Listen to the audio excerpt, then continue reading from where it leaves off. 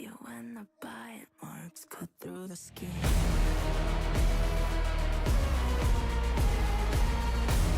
I like it when the bite marks cut through the skin.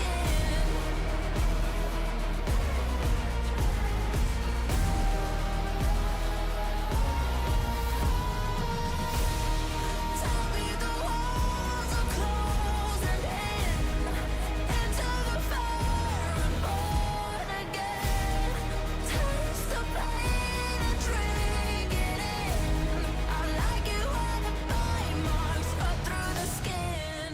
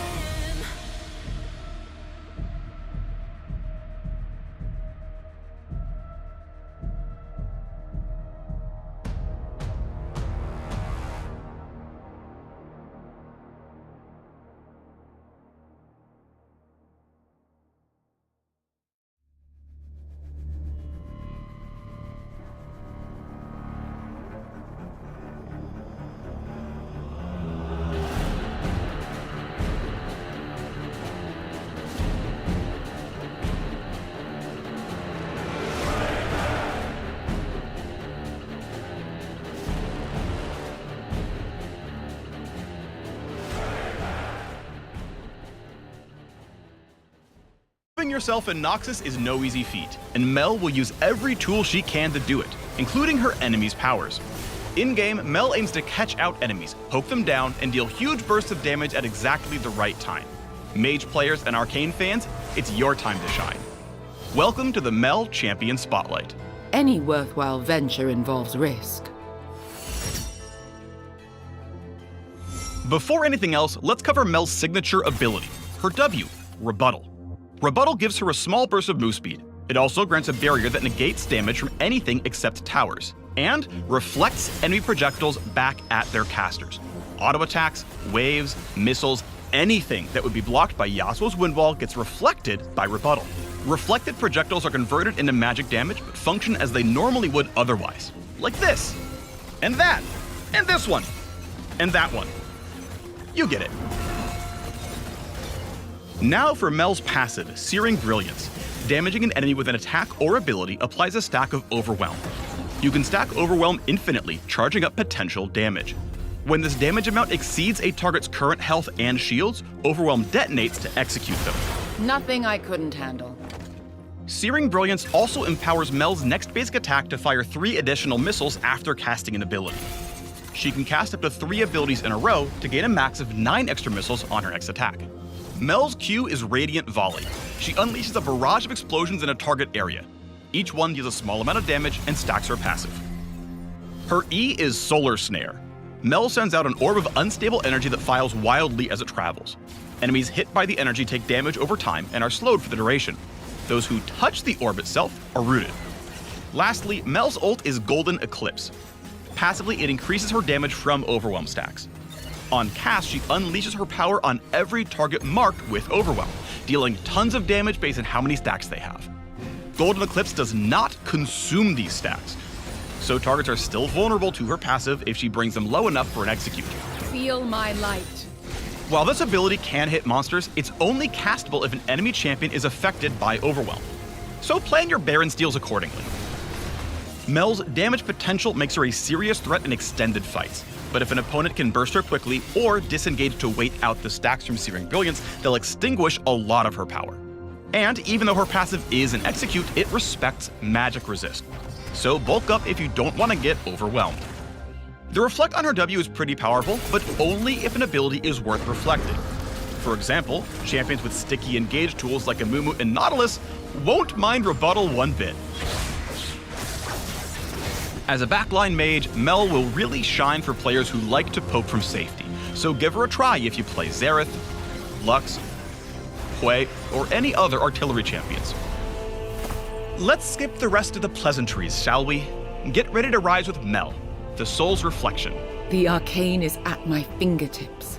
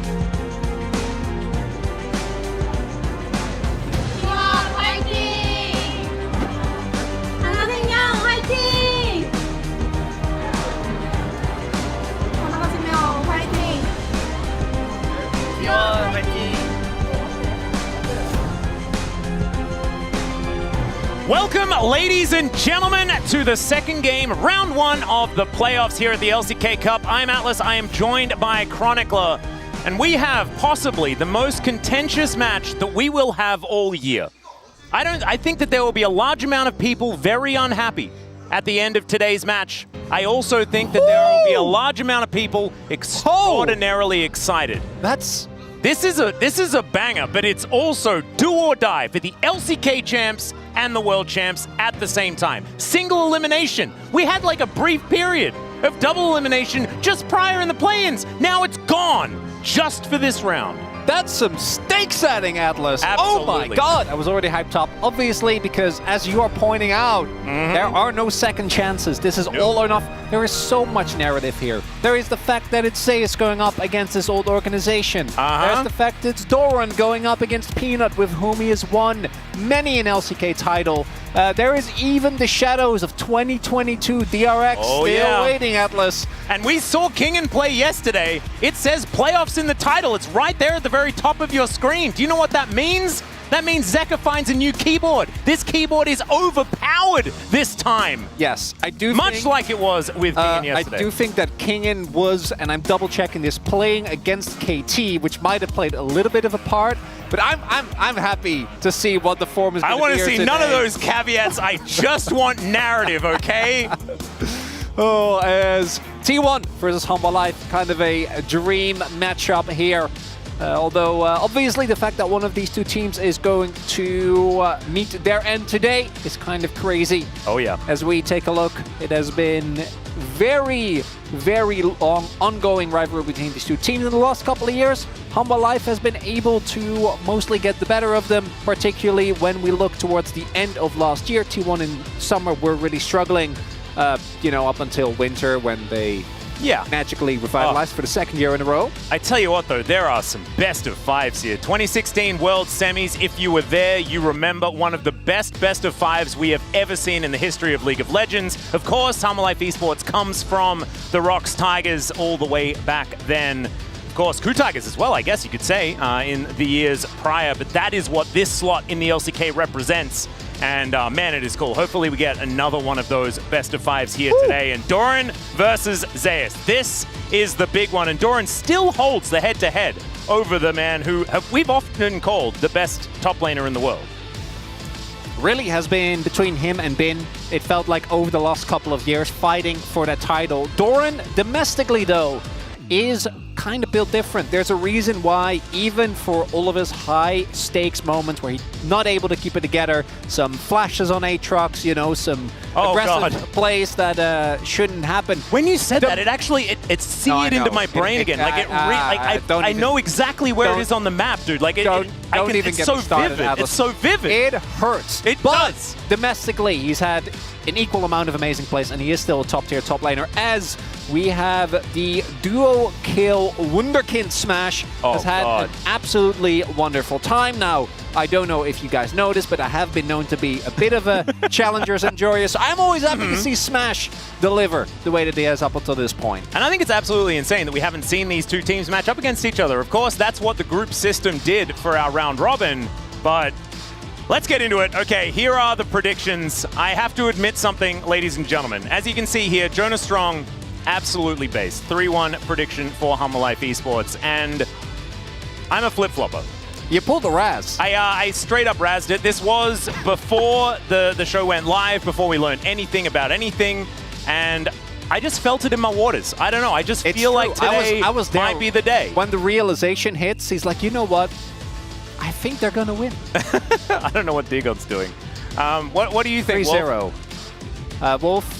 I guess it's written over there. I just wanted him to do some hand signals. There we go. Beautiful. I'm a believer in a long series. I think that Hanwha thus far, and I think the level of T1 predictions is very earned. Well, fan prediction. Whoa. It's T1. That fan prediction is actually much higher for Humble Life Esports than I was expecting. Making One out it of past 4? 20%, that is absolutely nuts. All right, let's welcome the teams now as Delight and Carrier having a little bit of a giggle before the fist bumps really come into effect. Of course, so many of these players know each other so well outside of Smash. Smash, very new, doesn't actually have the same sort of relationship as most of these players do have because they've been playing for so incredibly long. Some of our most storied players taking to the Rift here today for the very first time in the LCK Cup. It's just nuts. It's taken so long for us to get to the ultimate rivalry that we were talking about at the very beginning of the season when Zeus failed to go back to T1 for another year and instead joined this super team in Humble Life Esports that we on paper thought was going to be the best team in the LCK. That's what I thought. I think we all did. I don't think they look like that if you were to watch their previous games. Absolutely have not so far. And the large part is because of this swap right here. Really, again, want to highlight is that T1 played around Zeus. Zeus, some TF shenanigans notwithstanding, was a core part of why T1 played the way they did, why they worked, is because he's one of the best carry players in the world. But guess what? Doran, together with Peanut, has been generally in contention for, if not the best team in the LCK, at least a top 3 team over the last couple of years. And I think that for me, it is no coincidence that Peanut looks considerably worse right now than he did before. I think Hanwha Life as a whole look disjointed because they have to figure out how to use this man. Because if you just put him on tanks, that kind of defeats the point. And then on the flip side, for T1, I think that is also part of the reason why we see Smash, is because with Doran coming in, that man doesn't need any help. Owner can do whatever he'd like. Exactly, it's the Cuvée effect. That's why that Genji roster looked so incredibly good, or the Samsung roster, or whichever one you want to talk about, because Ruler needed all of the stuff. You give him all of the stuff, Cuvée has none of the stuff, but it doesn't matter. He's Cuvée, he still team fights like a god, or at least he did sometimes when we were getting to the World Championship. Just give him that Nar. in the regular It's season, fine. it wasn't great. But we needed a player like that for T1. It's the chefs in the kitchen conundrum. You cannot have too many. And this HLE roster, there's a lot of chefs that are trying to get to work, and not enough, stuff in the fridge. And it's so interesting to me because the last time we did see T1 actually play towards bot side was 2022, right? Remember, that was the Aphelios, Jinx, Thresh, Hyper Carry meta when Carry and Gumayushi initially came up, but they completely shifted away from that, and that did get them to a World Championship, so I think that didn't work out too badly. Yeah, no, that shift definitely warranted. And I want to highlight what you said earlier, too many chefs in the kitchen, because to me, everyone on Hanwha Live individually has had performances thus far, with maybe the exception of Peanut, where I'm like, okay, they can beat T1. But at no point have we seen them do it at the same time. And that is why I think it's so T1 favored right now. If Hanwha Live end up everyone playing to their peak the way that we have seen individually, this should be an absolutely incredible series. But thus far, just haven't really seen that, and T1 looked like a well-oiled machine this early in the year. Kind of crazy. It is absolutely nuts. Let's see what happens, though, as we dive into Champion Select. I do want to let everyone know HLE has side selection because they won the coin toss. That's how it works going into this one. And so they will be choosing blue side here for game number 1. Puts them on pretty good standing, I guess, but we just saw blue side lose a whole bunch of games yesterday. I don't think it's necessarily all that powerful if you play better League of Legends than your opposition, or if you just pick better champions than your opposition. Speaking of champions, we do have the Rumble, the Poppy, and the Galio all banned away here by Hanwha Life Esports. Understandable stuff. I think Carrier's Poppy has been by far the best that we've seen in the LCK. Faker's Galio needs no introduction, and Doran's Rumble was kind of terrifying. Kingan's especially was terrifying yesterday. That double kill in the bottom lane haunts me and my KT fandom right now. But this is the pick I thought would never get through this entire series. And T1 have decided to get it out of the way early. Yeah, we yesterday supposedly had a best of 5 in Fearless. It was a 3-0, so it wasn't really. I am hoping that the decisions that are made here actually will have the full effect as we get deeper into the series. It does require both teams to win games, so let's hope that that happens. But I'm with you. We see the Jace priority still being sky high, unsurprisingly, as the Vi gets picked up very early. Owner has been having an absolutely incredible LCK thus far. Possibly the best. It's between him and Lucid right now for individual form, but I wouldn't be mad at anyone that takes Owner over Lucid. I also have some, I think Owner, he's been some slight bias there on my end. And Owner has been incredible, which is crazy because domestically, he definitely has had his up and downs. He's had periods where he hasn't really been able to perform, but it's the fact that both him and Carrier right now are in good form that makes T1 feel very unfair. The Aurora is still a flex, could go anywhere, so we'll have to see where that actually ends up going. Well, Xin and possibly a Mel. We saw Mel get banned throughout the entirety of the day yesterday, and she's ignored at this point in time. The Azir going to be locked in here for Hanwha Life Esports. Super standard as far as composition is concerned. This is something that we've seen T1 play actually a whole bunch of times, is the Jace Azir with a Xin Zhao to try and be a little bit bulky but still get some early damage done in those early skirmishes. See what Faker is going to lock away here as Smash's Kai'Sa is going to be the priority, and that is a lot of dive already set up here for T1. Also frees up the need to ban on Ezreal. I think Ezreal, both incredibly strong right now, slots well into the, well, basically any composition, but particularly for Hanwha, makes it quite easy to, just leave him on his own, play towards that top side. Because my expectation is, particularly with this Chase, that's what they're going to do. One thing I do want to take a very early look at, and I want to check in throughout the day, for Hanwha Live, their drafts to me have been the least impressive out of any of our top 4 teams. Agreed. DK obviously is the front runner, but I think T1 has also had a lot of great angles, particularly when you take into account how the team function, what works for them. Gen G have been kind of all over the place, but Hanwha Live, This draft so far, I think when it comes to power picks, they generally have decent reads, but when it comes to actually cohesive team comps and executing them, I think they haven't really hit the mark just yet. This is a very versatile core that they have here, but we'll see how they end up rounding it out.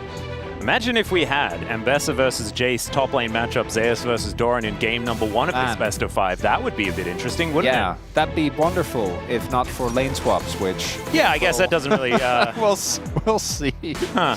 Yeah, I didn't want, because I would love that if we actually get the 1v1. I mean, in hopefully theory, it does happen. We could if somehow we have a lane swap avoided in some way or another. And I guess in the mid-game, we will have the matchup, but by then, there could be a whole skewing of issues here. As Ezreal and Alistair both going to be locked in, and that says there is going to be a lane swap, because that duo is not good, at least in the current iteration and in history's past. There was a time where Ezreal was way too broken, and so the duo worked just fine. But this does not spark too much early confidence in the laning phase. Nautilus is one we often see paired with the Kai'Sa. Not going to get excited until something is locked in, but I have heard the rumblings of Sylas support. It's going to be Pyke instead. Oh god, okay, Yeah, Carrier coming out with a bang to start this series off. Yeah, this is Fearless, so you don't really need to open up with Sylas support. You can save that. You know. I don't know whether you necessarily need to open up with Pyke support either. No, you definitely don't, but No. that's what they did anyway. And this is what I was saying earlier. T1 have just very heavily, again, leaned into a skirmish. That's what this is. It's very dive heavy. There's a ton of backline threat. How it all gels together when you actually try to play up 5v5s, because they're comp with great range, great poke, great engage. That's tough, but when you look at the individual matchups, I think T1 are going to be very happy, and particularly that Pyke is such a big reason of why T1 have been able to snowball so many early games. And in like early skirmishes, the Humble Life comp to me just isn't that Oh, impressive. it basically does nothing. Yeah. No, champions like Azir, Alistair in the early levels, right? I'm a bit worried. Zinzao alone, I think, is not going to be enough to keep this all together. And I think Humble Life need to very carefully navigate their way through a good early game to get to the point where this composition can definitely do some damage. Yeah, someone's going to have to put out a whole bunch of fires. I don't know who it's going to be on this team, but right now I'm looking at that bottom lane, and I just don't think that they're going to be able to help very much in the early few levels where this team certainly should be able to get some things done. Kai'Sa, of course, not the most important, but that Pyke is what we're looking at. And if Kerry is unlocked, this game could be over real quickly. Let's jump into the rift for game number 1.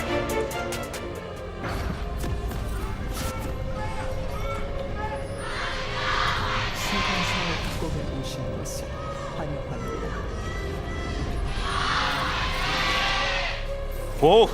Extraordinarily loud, and normally I get a little bit pranked because I'm on the wrong side of LOL Park, and so I'm like, wow, they're so loud. T1's on the other side, and I was almost deafened.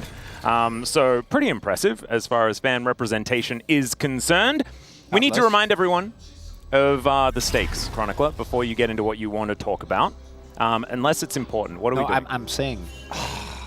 I spoke too soon. I was hoping no lane swaps. Oh. The lane setups were good, and then the backs came in, and now it's cooked. So that's on me. Yep. Apologies. We Continue. could just have upside down lanes, though, by the looks of things, because not a lot of defensive vision, and so it looks like the Alistair Ezreal are going to be sent towards the top side. So maybe we'll just have Australian lanes. Yeah.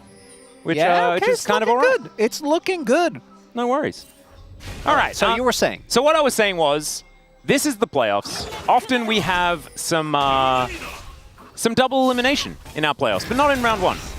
And so the stakes of this are either our LCK champion of 2024 goes home, or our world champions go home. That's how this one goes. Whoever wins this best of 5 keeps themselves alive in the tournament alongside Nongshim, Gen G, and D+. Can't believe Nongshim is there. I know, isn't it crazy? So It's funny. very weird. Oh, amazing. I think Zeus, based on the bar, did get all the experience. I think Zeus is also a pretty good Jace, if memory serves. Yeah, he is the lightning guy, and that was between the Cat and Jaces. Yeah. Oh dear, the cow not quite figuring it out as Carry is also going low. Will Viper commit? That's the question. Is he actually going to die? Yes, he does. But now Viper might be able to clean this one up. Carry needs to get out of vision if he wants that grey health back, and he's not going to be able to do it. The Arcane Shift. Carry moves over, and it's a double kill for Viper. That's the start we're looking for! That's it! That's why we wanted that standard lanes, Chronicler! Immediate 2v2 action in the top lane. And I understand why T1 wanted to go for them. Alistar level 1 is a cannon minion. Yeah. And you have Pyke. And you had a level advantage. I'm pretty sure that like throughout a large part of the Delight was also only level 1. The fact that Viper didn't even use his barrier or his flash. No, they were too busy trying to collect the stake. Well, they got the stake. But I think that was a bad deal, Atlas. Yeah, it wasn't served well either, you know, it was overcooked. I would agree. Let's have a look at it from Viper's perspective. This guy pretty good at Ezreal. He was the reason why we laughed a little bit when Aiming was saying that he was the best Ezreal in the league. Because this guy exists. Yeah, that's the key thing here is the fact that... yeah, and Aiming's really good. Void's stun. Both avoids the stun, but also that Carry actually was level 1 throughout a lot of that. So I guess the early experience, because Smash was the only one that was level 2 throughout most of that sequence. Plus the fact that Viper went for PTA. I think the early PTA damage, we saw this even more pronounced when it was the pre-nerf Ezreal, where he basically was just winning every single lane. But his early damage is actually crazy, and it's also important to note that we always talk about Kai'Sa being a big counter into the Ezreal. That really is more for what happens in the later stages of the game, where she is one of the few AD carries that can actually get on top. I think Kai'Sa is one of those champions that can have good isolated It was the same reason that Vayne was like a counter to Ezreal, because you could run him down level 6. Yeah. It's not because at level 1 you're stronger. Ezreal's just kind of crazy in that regard, and Viper being able to pick up an early double is going to be good. Now I do think T1 have the tools to actually lock him down, which is always going to be hard, but with the amount of backline dive that they have, they're not going to be feeling too bad. I also don't think that just only the 2v2 is enough. I still think Hanwha Life is going to have to be very careful, very deliberate with how they play out a lot of the skirmishes, because that's where I feel like T1's strengths have lied so far. Yeah. It's specifically rotations around the map, getting Pyke to where he needs to be. But it is a wonderful start, because if Hanwha Life can get through the early game unscathed, I love their team composition if they can just set up a position, poke away, and 5v5. And I do want to say that it is a big deal that it's the 2v2 that got ahead. Because for me, that is the point of weakness for HLE in the early game. Yeah. And if Viper gets ahead there, then as you can see already, you've got 43 to 36 on the bottom side of the map. Zekka's doing absolutely fine in the mid lane, both of them using their teleports to make their way back. And so you can see that just in the isolated, lanes in general, things are going fine for HLE because Viper and Delight are doing just okay here in the top lane. Getting an early lead is so big because it also locks Pyke to lane, which is exactly where you don't want him to be. Yeah. Right? Like, if Pyke is just laning, that's always going to take away a lot of his power, as we are seeing the 1v1, and Zeus is having a great time here early on. Yep. Both top laners also having already used their teleport. Owner does not have his ultimate yet, still level 5. Delight, level 4, Bone Skewer just somehow going to miss. I actually feel like that if Ezreal had a toupee, that would now be on the end of the Bone Skewer. Maybe he does. We need to check the Bone Skewer. As Peanut's now going to move up, see whether there is going to be any scuffles. It looks like no, just going to be some grubs considered. I think a lot of people would look great, but I don't think Ezreal could pull it off. I'm not going to lie. I mean, I'd have to see it. I don't think we have to. I think we can just know. Yeah. I don't see it. Just imagine it. Yeah, no, it doesn't feel great. It feels wrong. His hair is, part of what makes him Ezreal. That is a very good point. It's all right. Grub number 2 going to go down. Should be the 3rd, so a feat of strength, or at least a portion of it, going to be collected here. And Peanut going to go about his merry way. That should be exchanged for this Mountain Drake that's alive towards the bottom side of the map. So no harm, no foul there. And Carriot just going to be moving himself back. Smash taking a few Mystic shots here in this lane.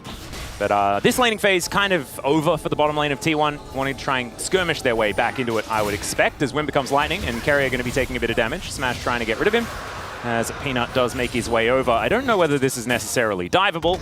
They will be able to get a nice crash, and maybe a plate for their trouble, as Peanut looking to try and get them away from the area. Yeah, zoned off this entire wave.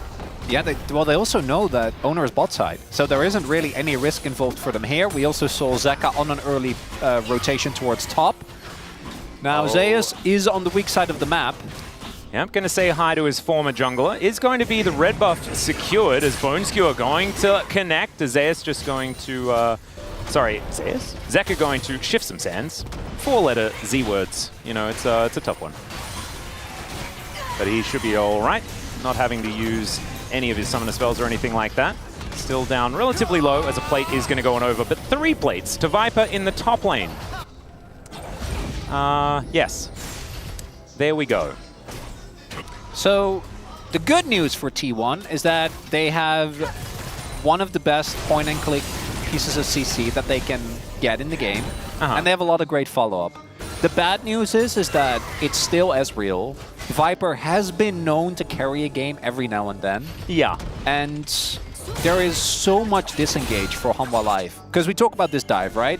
But even if they kill Viper, if your fight then gets split up by Zeka getting a big shuffle, by Peanut splitting up, I think... And it's a triple threat comp. Yeah. You kill Viper, you probably still die to Zeus and Zeka, who do a lot of consistent damage to themselves. Yeah, it depends on how many resources you have to invest to actually kill the Ezreal. I was sort of assuming that you had to throw the kitchen sink at Viper to kill him.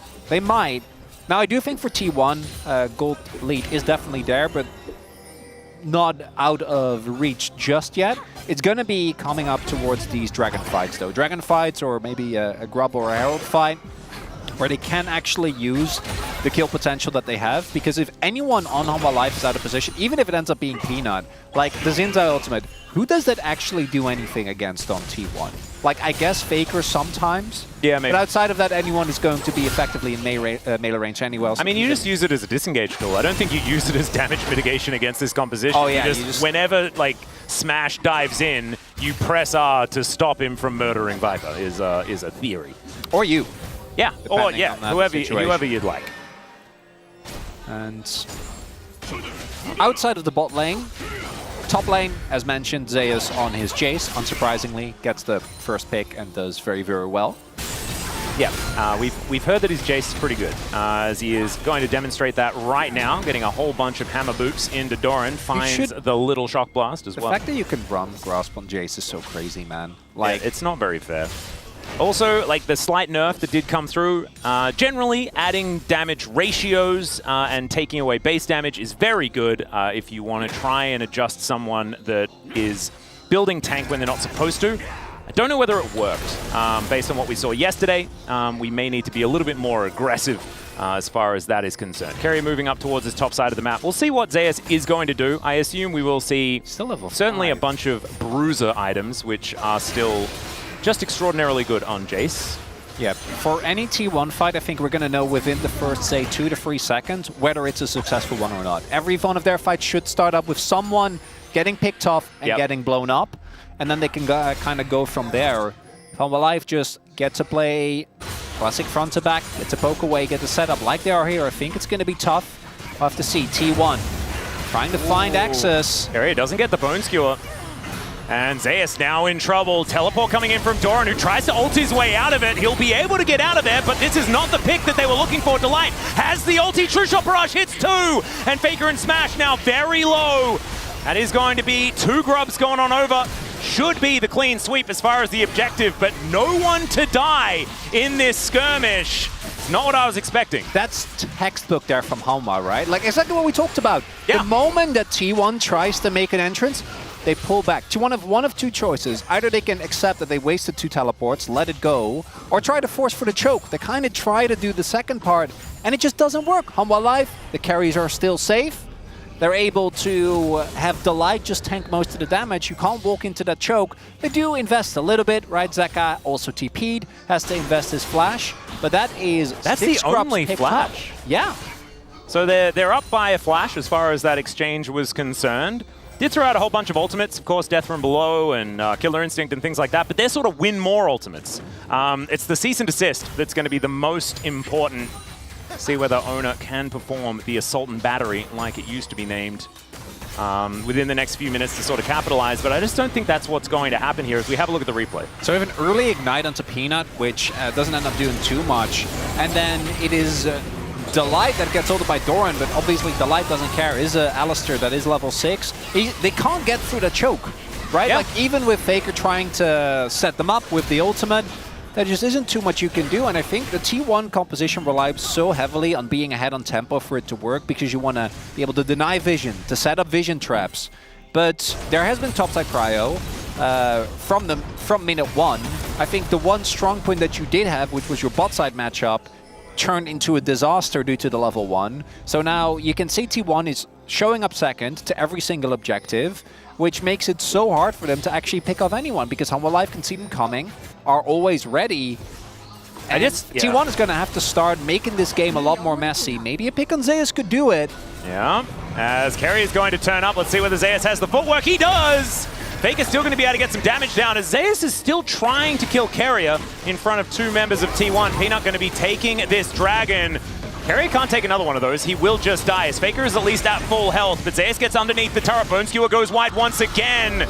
Zeus has his ex-teammate downloaded by the looks of things, clears out the wave, and he is just fine. Carrier has had a really good LCK Cup.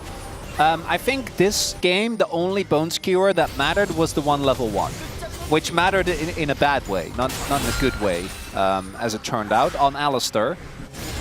Thus far, Zeus is not stopping. This guy is angry, avoids the damage as well as he makes his way out, grabs himself a cheeky grass proc before delivering Doran the message that he's not allowed in a lane with him. And this is the big problem as well, is HLE, they have a great team fighting composition, but they also win the 4-1 with Zeus as powerful as he is right now.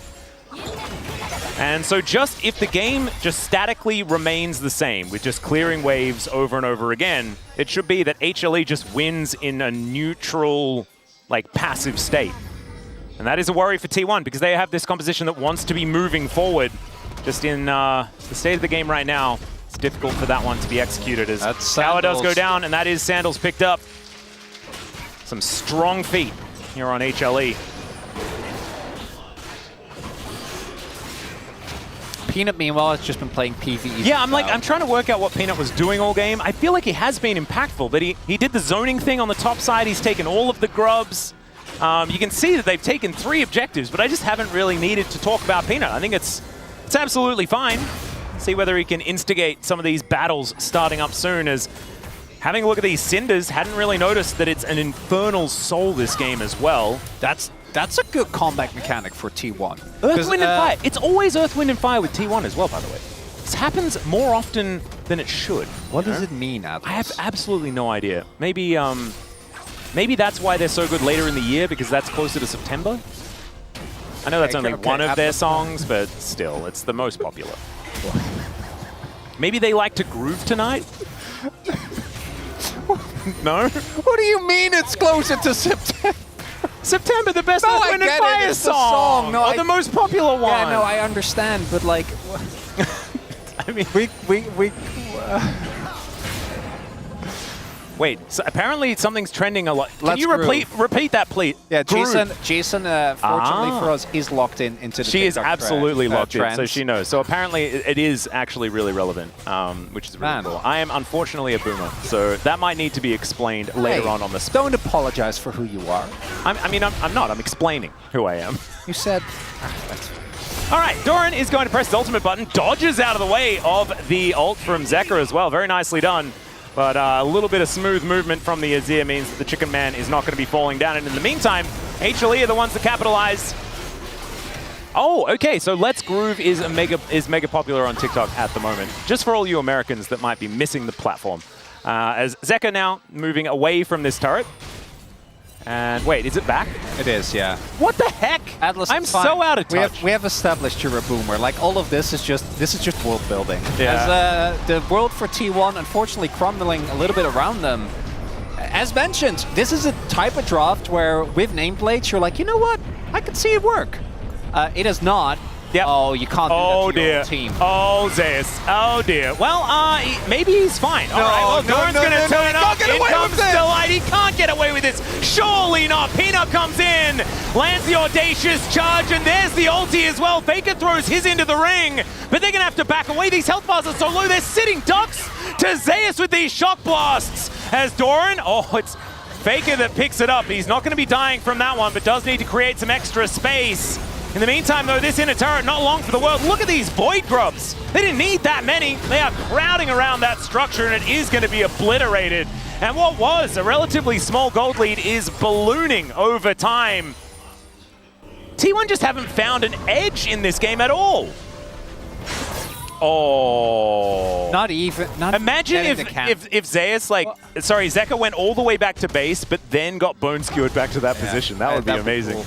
It's like the old Darius Apprehend, if you remember. You know what the worst part is that wouldn't even kill. They wouldn't even die. It would just cancel his base, but it didn't even get bad. Yeah. Can someone back me up? Yeah, can someone cover me? Oh dear. Well, I mean, almost. The Vault Breaker missing was such a big deal. The Bone Skewer as well. And he's just like, yeah, actually this is really good. Double Pulverized from Delight also helping out. 나 퀴 한번 돼. 얘가 한 번만 더 써볼래 이거? Zeus actually extremely vocal here. Just letting them know that he's got Powered Shock Blast. Take it slow, just poke, just take the turret. Very nicely done here by HLE. I just want to tell everyone as well, this is not the HLE that we've been watching throughout the rest of the tournament. No. But it's the HLE that, again, that was promised, It was promised, and it goes back to what we were saying. We have not seen a game where everyone on HLE is playing well. I think all 5 players throughout the LCK Cup thus far hasn't happened. And right now, it looks like that's what we're witnessing. That's now another Drake going over. Now T1, I think they get one more Hail Mary, be it a crazy Baron call. They need to start getting someone ahead. They need to be able to leverage the kill threat that they have with the amount of pick potential, because we are very rapidly getting into the point of the game where there's just never going to be an opportunity for them to single someone out. And then this comp just doesn't do anything. Yeah, they may not even be able to get this turret. Looks like that is going to be the case. So we're ticking closer and closer to Otacon time. Some blood petals being picked up across the map. Wait, it's Voracious? Man. Wow. Yeah. That's out of control. Who would have thought? As another support gets a little bit wrecked by someone going back. And HLE just looking for their next objective, their next place to find an edge. And T1 wanting to meet them there before they get there. That's the biggest one. Ooh, Riftmaker done now. So that's 2 item spikes for the carries on Hanwha Life. Gonna be feeling good going into this Otacon fight. My guess is that they're gonna start it up and try to force out a response. Again, T1 trying to retake control is very tough. They are generally going to be relying on just picking someone off, but if Delight is standing guard, it's not going to be easy. As the top lane turret still standing as well, just gives so much safety over. And they might be looking for a collapse. Faker, though, definitely going to be fine, is Aurora. Yep. And maybe a cross map instead. It looks like they are abandoning, but Hanwha Life actually matching the rotation. Carrier almost just straight up dead to Viper throwing out a couple of Mystic shots. Yeah, he does have the spike. You saw Viper's brain work there. He like registers the amount of damage that Mystic Shot did, and he's like, oh wait, I kill him. And then Arcane shifts forward. Not quite able to take him down completely, but that's certainly putting some fear into the support of T1. Look at the vision. Yeah. F0. Like, an owner can't walk up. Nope. He sees the silhouette. Oh, good luck retaking this that area. Are we just going to... No, we're going to TP. We're going to try and do it, but... The smash flank. Let's see whether this is going to work out as Faker throws in the ultimate, gets on in there, but he's just going to explode. Otacon goes down as well. Zeka grabbing the kill, and now T1 need to run for the hills. You cannot fight that which cannot die. And HLE now moving towards the top lane in a turret. Where does the good news start for T1 in this game? You took out Jace and Ezreal. Oh wait, it's a best of 5. Yeah, that's where it starts. Actually, to be honest, maybe it's worth it. Well, still not how you want your game 1 to start, Atlas. Probably not. They might be able to kill Zeka as Ona takes a little bit of a ride underneath the turret. Great Bone Skewer comes on through as the flash out from Zeka will keep him alive. He gets hit by his own teammate's True Shot Barrage. Flash him up, down goes. No, never mind. He is going to ult his way back in though, so that will kill Doran. Faker with a fair bit of damage, trying to eliminate the minion wave where they can as Viper hitting so many of these shots, and they have Otacon. So he can just take the free back there. Zeka gonna do the same thing. I need to stop messing their names up. Oh my goodness. Bounties are now available as HLE move to a 6,000 gold lead. Yeah, I do think we have with this play reached a point where there's just no shot as Faker goes in, but it's exactly what. Look at the light. There's just acting like the big scary bouncer. Yep. No one on T1 can come close, and even though giving up Otacon is going to feel horrible, honestly, I think T1 kind of had the right idea. It looked earlier like they were just going to rotate and try to get turrets on the rest of the map. That was definitely the call. They haven't lost a turret yet. Like HLE have kept everything up. Even at this point, if they do, it's I don't think it's gonna really matter. And Hanwha Life showing up in this first game, the Waters. Yeah. They predicted welcome, something. yeah, at the welcome to the source. LCK Cup, Hanwha Life Esports. We missed you. It's great to see you here. As Zeus behind the inner turret that is definitely going to evaporate. Hey, look, he's building damage. He is. Dirk in his inventory. I mean, he does have a simple inventory. All right, Carrier gonna get knocked into the sky. Faker once again going very aggressive, but able to utilize that ulti to keep himself safe. Still, I mean, Carrier died, and I didn't even really notice. As HLE, they have some worse for wear health bars. 13 seconds left on the Otacon buff. And they've wiped out the entire outer ring of turrets, and they've taken the top inhibitor turret as well, as we do not even have Baron for another minute 20. Carrier trying to set up a play. That's the life. So he just ults and then is fine. Yep. But at this point, T1 is going to have to try and go for Hail Marys. There's not really anything else that you can do. I think they are very well aware of the fact that the game is not moving in their direction, and they may as well just go for whatever play they can find. I think that's why you had Faker ulting in that Otacon fight, because, like, obviously, if you don't do anything about it, they just take the buff, and then you lose. So you need to at least make them work a little bit for it. It's pure desperation. Oh, yeah. Right? And it kind of, to me, this goes back to Hanwha Life matching the lane swap, then Zeus having an incredible early game in the 1v1, which took away one of the possible pressure points, and then the bot lane 2v2 being a disaster, so you never get Pyke on the map, and then this composition just doesn't really do a whole lot. Yeah. Unfortunate thing is, as well, is that we haven't had all that much action. 5-1 in the kills. It feels like this game has been very, like, it's been intense. Yes, but it's been a lot of fighting. Not very bloodthirsty. No. That's not what we're promised if they see these comps. I see a Pyke. Yeah, I do. The other side of the map really didn't promise it.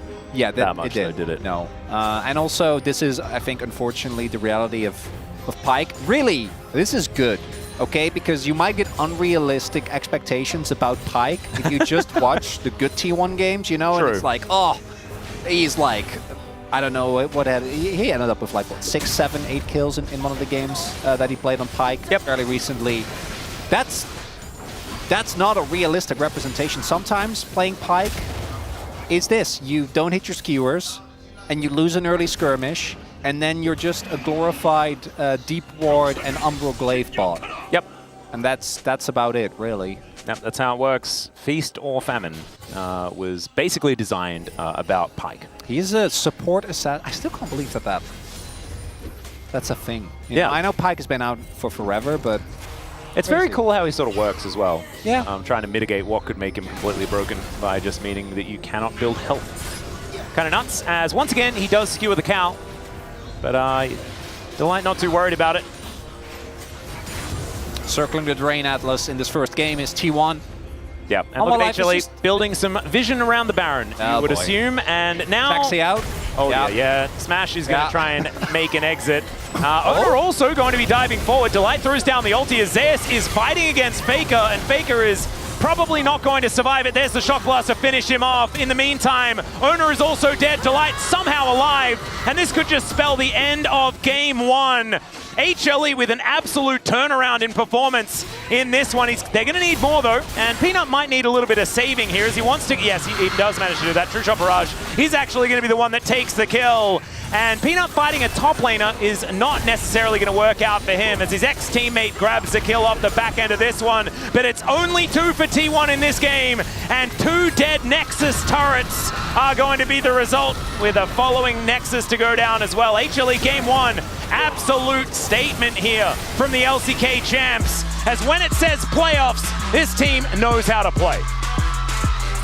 Want to echo what you said earlier, Atlas. Welcome to the LCK Cup, the Hanwha life that was promised. It's just game one. We're not going to go too crazy. This is a best of 5. Anything can still happen. We have seen many a team fall into the trap of win game 1 and then get swept. Yeah. But I do think it means good things for this team, for the LCK, and hopefully also for this series. This is the Hanwha life that I wanted to see cool, calm, and collected, and actually aware of how to use all the moving parts. Shout out to Viper. I think him and the Light are obviously going to be the big thing, but Zay is also on probably his most iconic champion, having an absolute masterclass. Gonna be feeling great about that. Yeah, I think that this was a whole lot of comfort picks as well for HLE. So if you are a T1 fan, one of the things that you can look at is the fact that Zayas can't play Jace again. Zeka can't play Azir again. Peanut can't play Xin Zhao again. Definitely one of his better champions as well. And no Ezreal for Viper is always good news. So Zayas, if you were one of those people that was spamming mean things in chat, I hope this sends you a message of please stop doing that. It's not nice to be mean, because then Zayas is mean to the enemy team. That's how really that one is. As some Zayas fans, it's just a 1-0. I know. It's just one game, guys. And this is T1 as well. They can have absolute shockers and then just come back and win. You never really know what the real result is going to be. But one heck of a game, number 1 for HLE. And now it is time for us to go to a short break. When we get back, Space is going to break that one down. We'll be up to game number 2 of this best of 5.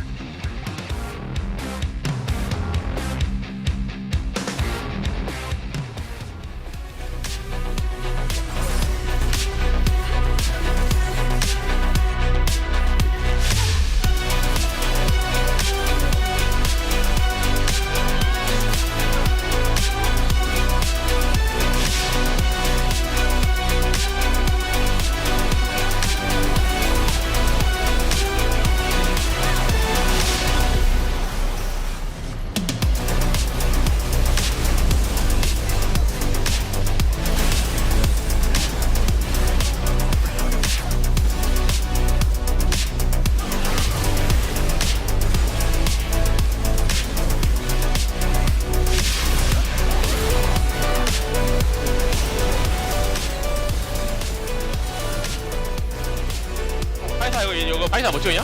애들아 여기 파이크 쪽을 봐도 돼. 파이크 쪽이야. 카이사 나 포탑 설치할 수 있거든. 3개. 좋아 여기 있거든. 카이사랑 애들아 파이크 볼 수 있어? 카이사 노플이야. 봐봐. 파이크 노플이야. 이지바드. 봐봐. 맞아. 카이사 동. 야, 안 뺏어 이쪽. 야 오라 잡았어. 우지 안 볼래? 얘도 그냥 앞으로 질러줘. 잠깐만 끝나. 내가 안 뺏어 집 끊어볼게. 탑에 라인 없는 게 미드 올래? 미드. 야 미드 라인 가져. 야, 내가 집 계속 끊으면 끝나지. 끝나. 죽어도 돼. 안 뺏어 도공. 오로라 공 쓰고 죽었어. 잡았어.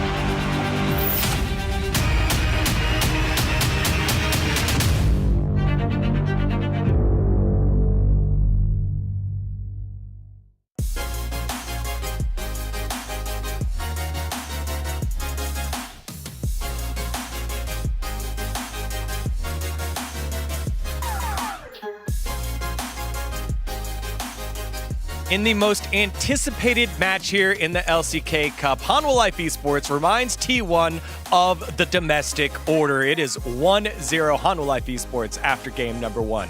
Digon here alongside Ox and Wolf, and that was a very explosive start into a very controlled Hanwha Life Esports win here, Ox. It really felt like T1 just had no ins. You know, their composition was obviously focused around being able to dive on the enemy team, punish these backline carries, but there was so much peel from HLE, so much range. As soon as they got that lead, it just never let up. And there was a couple of attempts where T1 kind of looked like they were maybe interested in fighting, and that was all we got for pretty much the entire game. It felt like Hanwha Life Esports' draft was just a lot more flexible in general, had a lot more outs, and could scale appropriately. I felt like they weren't necessarily reliant on picking up something like the Mel that completely went through this draft, whereas T1 definitely had a clear game plan, but it started to fall apart towards the end of the draft because they knew, okay, we're locked in to basically go in and snowball this game, and Hanwha Life, if they don't get crushed by us early, we'll just run away with it. Let's get to it. Highlights are pretty early in this one, and it all starts with that bot lane duo on the top side of the map going all in, and Hanwha Life Esports responding. And I feel like this is just a situation where, you know, obviously Pyke Kai'Sa can be quite strong level 1, but they end up really disrespecting the Ezreal, who, if he stacks up his spell flux and has to press the attack, if he gets that proc early, can really be powerful. And we see moments here like Delight going into the brush. The lost vision for Smash just means he takes a couple of extra autos. And we see in the interaction here where Carrier tries to get the level 2 to get away, but ultimately fails, and Viper's just insanely fed off the back of this. Yeah, I mean, this is one of the big back-breaking moments, honestly, early on in the game. And I think putting a lot of damage into the Alistar means that you're not going to win that exchange because he's just so tanky. Even though he doesn't really have abilities in the early laning phase and doesn't do that much, this ends up being a massive lead here for Viper on this Ezreal early. Kai'Sa's kind of, air quotes, you know, the counter pick to Ezreal, but it doesn't necessarily matter if the Ezreal gets ahead and your whole composition is trying to dive onto the AD carry that's so mobile. Yeah, I feel like the big function of the counter pick of the Kai'Sa is, you know, later in the game, you can dive onto him once CC connects, you can solo him out. If you're this far behind, you're not capable of doing that. You dive in, he just arcane shifts into you and kills you.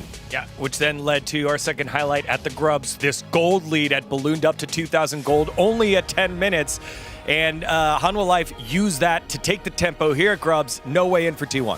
You can see T1 didn't have a ton of vision here, have to kind of slow play this and cautiously try to approach. And this composition just needs to be able to blow somebody up instantly, right? And you can see this teleport in is so desperate, it's so late, and Hanwha Life Esports get the kite back. Look at how far away Owner is here.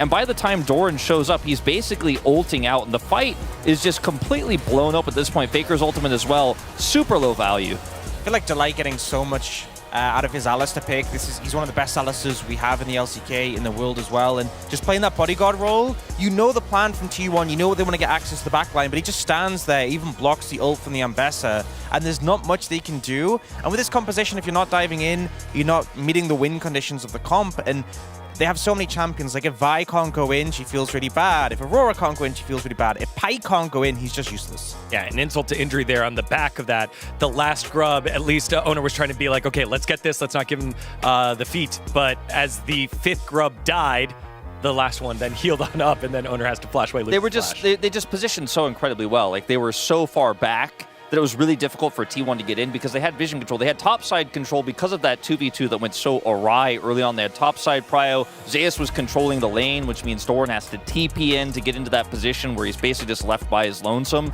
And Hanwha really knew how to play against T1's comp. Yeah, and then from there, just no way on in. And I think we've seen so many times where T1 has someone, whether it's Owner, whether it's Keria, to make a play. Pyke, just all you need to do is land one of those hooks and it feels like you can make a play.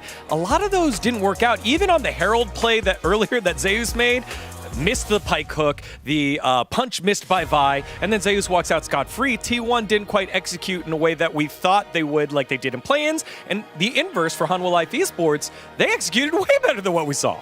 I mean, look at the Preds here, only Atlas and Jonas Strong going for Hanwha Life Esports. I think if you're a T1 fan or a T1 Predator who's hoping to get your Preds right, you're not going to get it right with 3-0, but I don't think this was a bad game by T1. They ended up messing up a 2v2, they lost control of Grubs, but their comp really couldn't do anything from slightly behind to massively behind, and it was just a snowball from Hanwha Life. I don't think you should look at this game if you're a T1 fan and go, oh, T1's off today, this is going to be rough. I think their draft really hamstrung them into such an awkward situation. They really had no outs in this game. And I think if we move into where they actually finally get their first blue side pick because they lost a coin toss for the first game, they'll have a lot more options. I do think it's worth also talking about the impact of what's been picked so far and what they'll have in the rest of the series, because obviously I think picks like Jace for Zeus pretty big, the Azir for Zeka pretty big, but on the other side, they've lost Owner's Vi, a pick he's really comfortable on. They also lost both Ezreal and Kai'Sa for Smash, which have been two of his best performances since coming on a T1. I think that's always going to be a big consequence because it is a best of 5, minimum of 3 games. We are going to see pools get shortened. I feel like generally I expected this to impact the side of HLE more, but both teams are going to lose things as we go through these series, and it'll be key to keep an eye on that as we go through. Yeah, we've seen Smash play Ashe before. We know Viper can play Varus very well, but that AD carry pool is going to get smaller. Also, like what you alluded to earlier, Wolf, Mel went through unbanned and no one really took a look at it at all.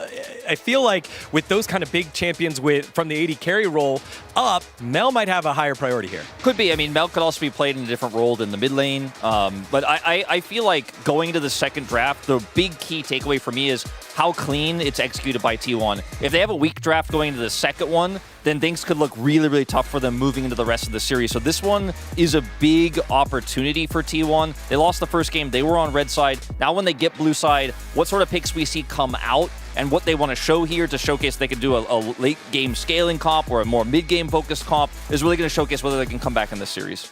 Yeah, any final thoughts here, Ox, before we throw it back to the guys? Yeah, I mean, I think we kind of saw, we talked a lot about the Zeus Doran switch, and when they're allowed to lane up each other against each other without any interruptions, Zeus on a pick like Jace will have that edge. So I think trying to shut down Zeus more and making sure he doesn't have an advantage, because I think Jace into Ambessa is really rough for Ambessa, will be important for T1. All right, well, in that last game, Atlas alluded to what Ezreal would look like bald, and kind of wonder, what would those two guys look bald? Let's send it back on over to Atlas and Chronicler while they ponder that one. Well, you don't need to ponder half of it. I've been bald. That happened, Dagon, if you remember. Chronicler, though, not sure. No, I'm doing actually the opposite right now, where I'm trying to grow my hair as long as possible. Cousin It style? I don't... Wait, that's the hairy guy from Addams Family, right? I guess I don't... No? I or is that just the hand? I can't remember. That's I don't know. I think so. I'm not sure. I'm not that one of them. well in tune. Anyway, there is a guy that's just all hair. It's Grug as well. Do you remember the Grug books? No? You're completely losing me here. I think that might be Is this Australian. the H thing again? No, that might be just an Australian thing.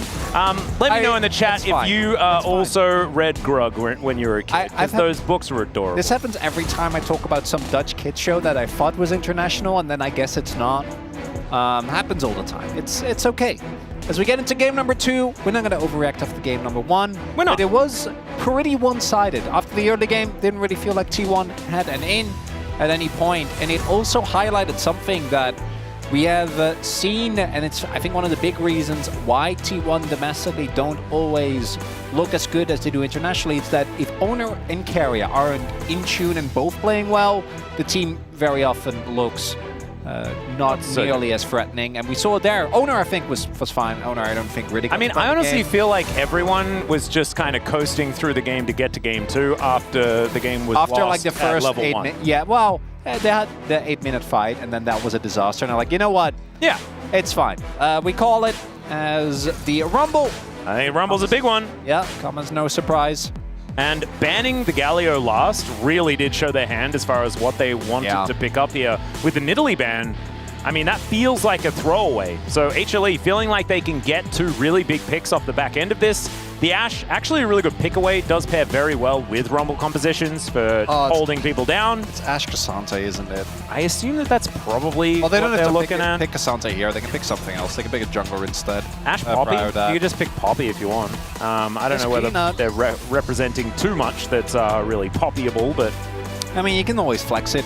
Right, you can go to either Delight or Peanut. The Zero's already taken out, unfortunately, so won't have access to that combo. See what they do decide to do is, of course, Zeus knows exactly what he's up against here. Will it just be Cassante? Looks like it is just going to be Cassante. Owner and Faker now, what are they going to be locking down to show us their first 3 picks here in this draft? Rumble really does allow for some creativity. In the draft, I'm expecting Owner to pick something with a bit more damage, unless they just lock away the bottom lane. Put Smash and Carrier in a more comfortable position, and that might be the way to do it. Or it might be just give me the Lee Sin, we're winning through topside. Oh, okay. Victor would not be give me the Lee Sin. That would instead be one of Faker's more successful champions this tournament, but not necessarily one that makes us think, ah, yes, this composition has a true identity. It's a sort of a you can throw him in anywhere type situation. So then you pick up the Lee as well. The one thing you do need to be a little bit worried about is you need an engage support with this. You need Nautilus or you need Rel. You need someone that can set up for these big AoE, AP team fights. I think the Wukong actually is amazing in that regard. It does mean that you are looking at a quite rough early game. So this is basically T1 fully correcting after what was an incredibly lane-focused draft. Like, okay, Hanwha Life clearly did not give us any ins to try and play that style in the last game. We're not gonna accept that, as the Zyra for Peanut is something we've seen often. Obviously, if you haven't watched League for, what, like 9 years, you can be like, Ash Zyra, it's still here?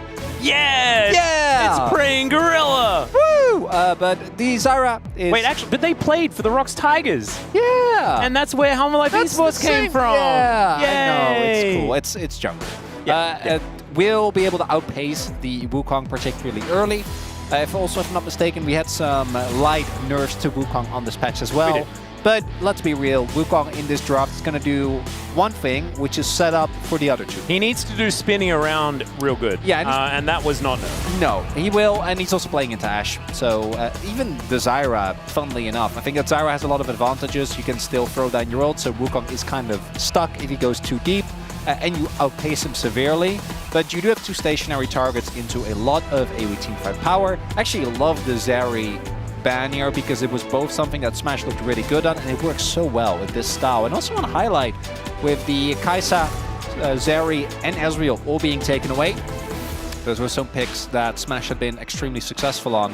Rakan, also a Carrier Classic, taken away. And then most likely it'll be like a Rel or Nautilus pickup here for either team. Maybe...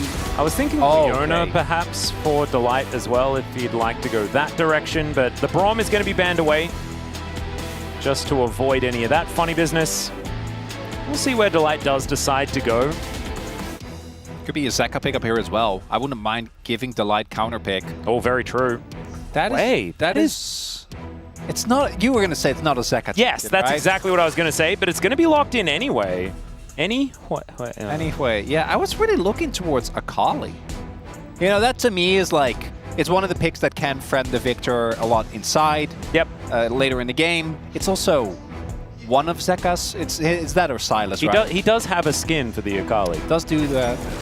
Did do that a couple of years ago. And there's the Poppy we were talking about. I think that this is not necessarily the most Poppy value because there's 3 champions that just don't even notice Steadfast Presence. But you can stop Cassante from doing some Cassante things. That could certainly be good and does limit Delight's choices as far as what he wants to be locking in here. It also is one of the picks that, again, will have a really big impact when they roam. And Jhin is a AD carry that's pretty self-sufficient, so you can just leave him on his own. Yep. As there is the Leona, always going to feel a little dicey playing into the Poppy, but it's Ashe Leona, right? Like the amount you can still press R. You can press R, and you can follow up. The amount of setup that's here is great. I do worry a little bit for Hanwha about that Wei. I think that Wei is really one of those picks that when it looks good, it looks amazing, but it's not necessarily Zeka's wheelhouse. And it also means that Hanwha Life are playing this comp a lot more on kite back as opposed to what I think I was initially expecting, where they try and play a lot more aggressive. When I saw that core come out, their kite back is amazing though, and they have a lot of damage.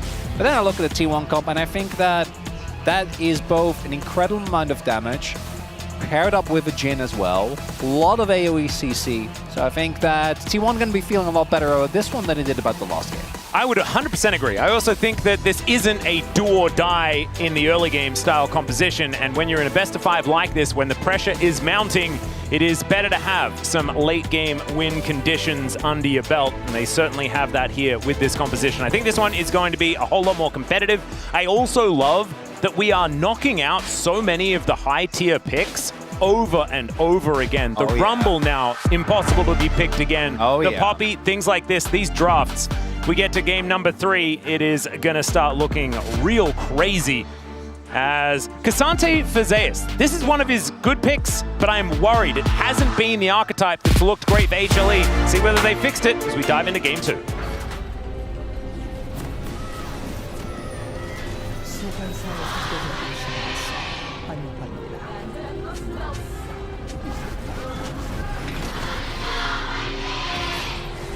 All right, looks like the Humble Life Esports fans have come alive a little bit here in Lol Park. Maybe they were doubting just a little bit moving into this best of 5, but now they've realized, wait, hang on. This is our team that we were waiting to see all year long. We're good? Yeah. Like, question mark? Which is also how DK fans feel, I must imagine. I mean, well, that's in a different way. That's like a, wait, we're good? Whereas Hum was like, we were supposed to be good, then they weren't, and now they're like, hang on, wait a second, we were right at the beginning? At least DK had 0 expectations. I still have 0 expectations. Oh yeah, no. If you're expecting like DK versus Nongshim not to be something that DK fans should be sweating about, then you've got it wrong. That's all right. Let's have a look at this. Is the lane swap happening? It looks like it's not. Looks like we're gonna have standard lanes once again. This time on the correct sides of the map as well. We'll not see the Aftershock tech. We've seen that a good amount for the Cassante matchup as both. I do feel like level 1 will not be very fun for T1 in this Viper lane, I guess. went Hawkshot first. That's kind of crazy. It is, and he does spot out the jungler with it. So that must be because they weren't 100, like, because we didn't see an invade, right? Neither team secured deep vision. So I imagine that they thought it was a lane swap / wanted to know for sure that it was a lane swap. But it does mean that your level 1 is a lot weaker. Now, as we can see, that isn't enough to make it bad. As Viper still able to fight for a level 2 priority. The dancing grenade looked so sad. Still, Deadly Flourish coming down here as Delight pushed into the turret. Eclipse is broken, so it's completely fine. Still, very even trade here between the two. This is a better look for T1. Big win for T1 as they get 2 sums out of Hanwha. As Viper also used his barrier there, and then Smash cleansed the Ignite away as well. So didn't take too much damage from that. Nicely done. The carry and the light. They were already having fun in the pregame. They were. The walkout was just them giggling at each other. It really does take away from some of the drama, you know? No, we can... Come on, Atlas. We can create drama wherever we like. I mean, I did my very best in the opening. You really did. Yeah, I really appreciated it. Some might say that it was heavy-handed. I would disagree. Yeah, no, that's not how it is. Peanut has finished his clear at about 3 minutes. Not too bad at all. And he is now moving into the enemy jungle.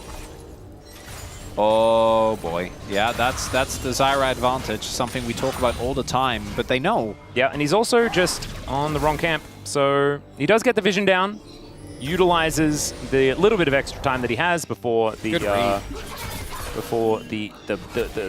the crab spawns. Scuttle River. Yeah.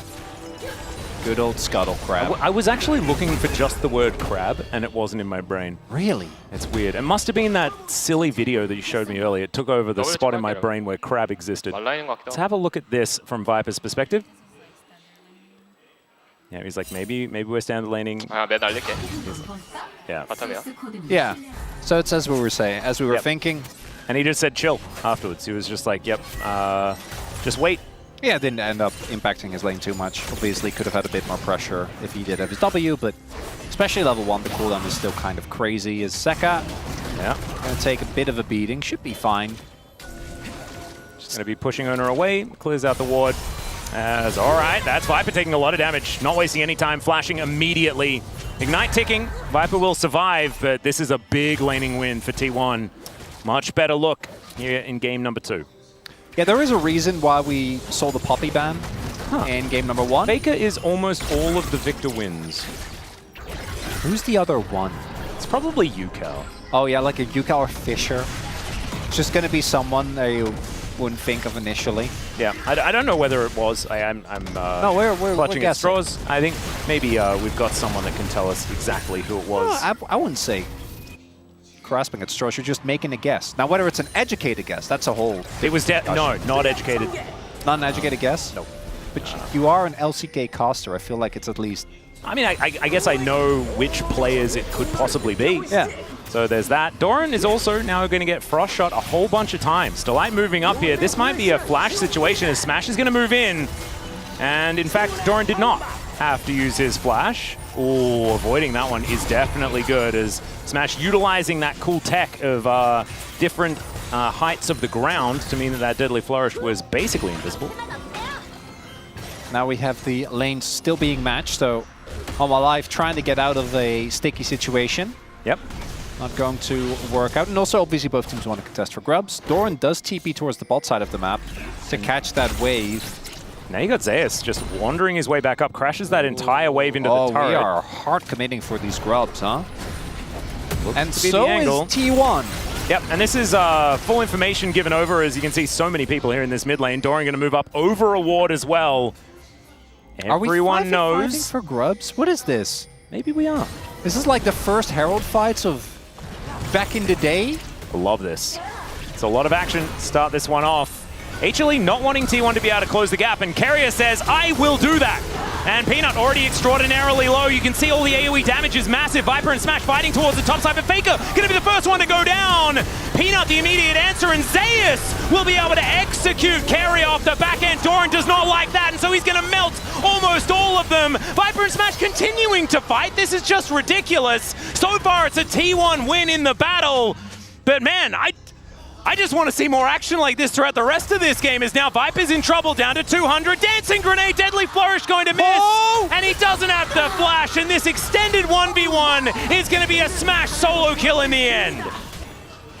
That's why you pick Rumble, baby. Play for these early fights. I was a bit worried for T1. They didn't have the Wukong out crucially, but neither did Peanut. Didn't have his ult available. Zeka also with a costly miss, I'm pretty sure, of the ultimate. Because yeah, a little didn't bit see much of the spiraling despair. Yeah, he missed it. A little bit of extra damage, I think, would have gone a long way. So fight starts off, Carrier goes in on Peanut, and then this looks okay, but they don't actually kill him immediately. And Zyra is one of those champions that, as long as you get the damage off, and there you see it, which means that was actually Zeus pushing him out of it. Yeah, it would take a...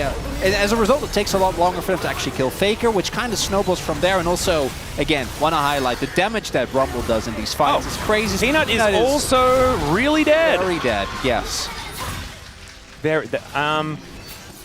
Do we need a replay of how that happened? I don't think so. I think he was just in the enemy jungle, and there was enemy there. Yeah, with Zyra, it is one of those things where if you are in a bad position, there isn't really... There's no outs. And he's also getting out-farmed by a Wukong now. This could not be very much worse. Yeah, dying twice will do that. Well, we are going to see it. Okay, just getting some vision, and now getting some damage. Huh. Did half the health bar there of Ona. I'm trying to look like only bot side camps were up, and maybe they were making the read that they were playing for Dragon, because this was after the Grubs fight had concluded. Peanut was already back towards top side of the map. That's a pretty costly mistake, though. Yeah, Zeka is just taking a whole lot of Chaos Storm damage. Does have his ultimate back up again in a couple of seconds' time, so there we go. But Faker is really starting to dominate this one. You can see in that last fight, Zeka actually did manage to get a kill, and he's doing just fine, but Faker with those 3 assists, and just with how he's able to now play out the lanes with the extra prior that he does have, certainly working out for him as Peanut spots that ward going down. I think knows that he's not going to have access to this blue buff. Unless.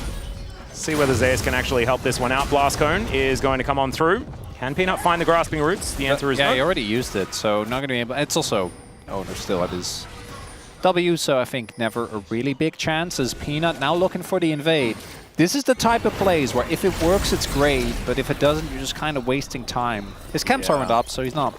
He also just learned that Doran was roaming up as well, so knew that the catch was not going to be for the enemy team. It's probably going to be for them. Unfortunately for Hanwha, the team fights do not get better anytime soon, which is really, I think, a core issue. And what makes this T1 team comp so dangerous is that T1 can basically start a fight at will because of the fact that they have the Wukong available. And we saw that Keria was the one that set up that one.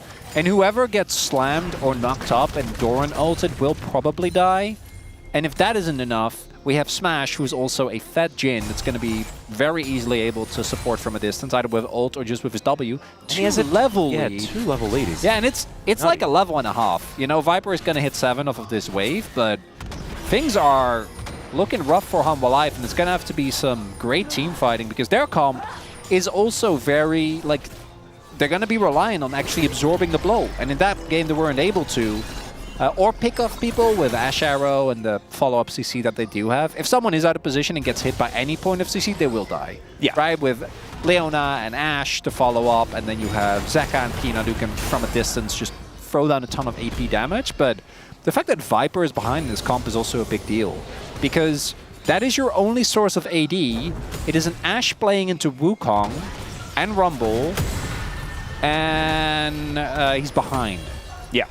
He's not going to be having a great time. No, not really. Well, maybe eventually he will. I'm still having that clip, you know, from summer finals where Viper did the thing against Hayes and Co. That was cool. That was also, what, like 40 minutes in the game? Wasn't too bad. This is Zeus just being barbecued here towards the bottom side. T1 now looking for some more grubs. It's going to be 4 now picked up. Delight wanting to try and contest the river here, but it's so difficult. Yeah, Grasping Roots comes down. There's the Stranglethorns as well, as Owner is getting taken down exceptionally low. The Ignite ticks and takes the jungler away. Now Peanut just trying to set up some of these plants to push T1 out of here. A good little fight here for HLE as Faker explodes! Okay, Zeka, I'll be right back. I'm just gonna kill Faker real quick underneath this turret. That did way more damage than I was expecting. Yeah, well, it caught Faker off guard. He had flash. Like 100%, if he thought that would have killed him, I imagine he would flash as Hanwha alive. He'd also almost walked out of it as well. It was almost just, he was gonna be okay. That's all right. Those 2 kills are a big deal. As we'll see, Peanut is still getting zoned away from this and probably won't be able, he didn't get a single grub out of it as well. And he really wants to deny the 6 grubs, but I don't think he gets to as the rest of his team has to back. I mean, grubs were nerfed, so it should be fine, right? We saw 6 grubs, though, in the last game, and it was still doing a fair bit of work. Take another look here, as Delight does get CC'd, but this is it's the classic engaging on the tank support with Aftershock and the W. Eclipse, Delight actually can take a ton of damage, and then Zyra does do her job, able to land everything. As we take another look here, so Faker has gone for Airy, which obviously really good, very impressive early in lane, but not quite as strong as these long extended trades. And then here, just completely caught off guard. And wow. I'm not gonna lie, I know that it's one of those skill shots that does an insane amount of damage if you're just by your lonesome, but I was not expecting that amount of damage. No, me neither. And neither was Faker. Ended up dying, and that is one of the big win conditions for Humble Life. Getting Delight noticed Keria there. Yeah, I don't know. Just kept walking towards the brush. Still going to be okay, as now Viper looking to try and protect this outer turret. Smash wanting to grab himself another plate. And with the grubs, might actually be able to do so, as it turns out. Still just a hair's breadth away. All right, Peanut. I guess Peanut's just going to go for the classic Leandries and Rylai's and just be as annoying as humanly possible. And Peanut also, I mean, has them lined up here. There's the Grasping Roots. That will connect, but I don't know whether this is going to be enough. Viper having to flash here towards the top side of the map as the arrow connects onto Keria, and the turret is angry! Viper picks up that kill. Somehow Peanut got an assist. Not entirely sure how that one worked out, but maybe it's just the Rox Tigers Zyra Ash combination value there that's giving it to him. As Deadly Flourish going to get blocked there by Delight, once again looking like he wasn't even aware that damage was coming towards him. Faker now looking for some revenge against Zeka as the Chaos Storm flies down. He gets speared though, and there's the Spiraling Despair. Takes the double tap of the damage, and that is going to be an evening out of that particular exchange. As Multi's now on cooldown. They seem to just always be on cooldown here in this mid lane, as now Peanut He's going to face check and get cycloned immediately. Stranglethorns comes in, finds the grasping roots, and actually wants some more damage. The flash forward, and Ona finds the Q. Zeka, I don't think he's going to be able to kill him on his way out. And Ona just says, yep, see you later. Oh, Peanut, he could have walked out there. I think he tried to set the kill for Zeka, which would have been big, as Keria is everywhere. Yep, there's the flash out from Zeus. Don't know whether it's going to keep him completely alive, but let's see what's going to happen. The ulti knocks him up, and he gets the shield, and looks like Doran not willing to tank too much more of this turret, so they'll let him live and back away. Doran holding onto the flash. What a game number 2. We already have had more action, I think, than in the entirety of last game by 15 minutes, which you love to see. As we take another look here, this is it's what we talked about Viper doing the thing, crucially able to get out of the chain, get the arrow, and the moment you get CC'd. And Keria was so close to actually getting the stun off the heroic. He didn't get it into the turret, that is the big deal. Yeah, which is why he was able to do, and then here... Good flash. Yeah, but I'm also pretty sure Peanut could have just walked it. And then at least he would have traded 1-for-1. Peanut, I'm sure his damage numbers are still going to look good, but been a bit up and down on this. Zyra. It's been one of his more questionable champions, I guess you could say. Like, he often spends a lot of time in the death chamber, but does do a lot of things. He does, yeah, he really has embraced the old Zyra playstyle where you had the passive, and I think he just never let go. That was the one I really liked playing. I know, you always talk about it. Yeah, that's why I brought it up. Probably. Thanks for that. Yeah, it's okay. You always know what the things that I want to be talking about. Is this turret is by its lonesome, should be first turret blood going over to T1 here, as HLE just wanting to get themselves a Rift Herald. And so the teleports come through from Doran. Okay, he's going to show up. They want to fight for this, but that is going to be the Herald coming on through. Zeus looking to try and start this one. Has already broken it up as the equalizer. It goes down. Zeka taking so much damage. He shouldn't be there. And that's 2 wiped out already. Viper is free hitting, but the Chaos Storm is so dangerous. And Smash is over the wall. They have nowhere to go. They're in the blender, and that means a triple kill for Faker. Zeus is now going to move towards his turret, but it is on 0 health. And he's the last man standing. What are they supposed to do? He's going to look to try and get back. He does have at least the empowered recall, so that is going to allow him an exit. But T1 are already trying to kill this outer turret in the mid lane. This could have just broken the game open. A little too much for HLE to deal with. Not worth. I love this approach from T1. Even with Faker being taken out of the fight initially, like, look at the range with which they confront the backline. That flash from Doran, absolutely peak. Doesn't matter that he ends up dying. Doesn't matter that he ends up getting stunned immediately. It forces Peanut and Viper, and then you have Smash with the ultimate on top. You have the equalizer ensuring that they can't walk out, and then you have a flashless Ashe stuck in a bowl. Yeah. And then the rest of T1 very happily ends up threatening that backline, taking that kill, and yeah, there is a price that generally should be willing to pay for picking up a Herald. That was not a good deal, unfortunately, for Humble Life, but it's a good deal for the series because it means that we are not looking at any 3-0 shenanigans, Atlas, and that will make me very happy. I don't want to repeat yesterday. No, I don't think anyone wants to repeat of yesterday, and it's not even scoreline dependent. Yesterday was just a little bit of a roughie. It was, yeah. It's not the end of the line yet for Hun, but their team fighting does remain quite strong. Their poke is good. Yep, they've certainly got some tools. The sieging capabilities are there with people like Zeka. As okay, Equalizer just going to be thrown on top of Peanut, and the Spiraling Despair is exactly that for Doran. He just gets wiped out. Zeka going to grab that kill, and there's no response here for T1 so far. As it looks like positioning around the Dragon is what we're fighting for. Zeus looking for an angle, but there's a Cyclone from Ona. Peanut going to explode.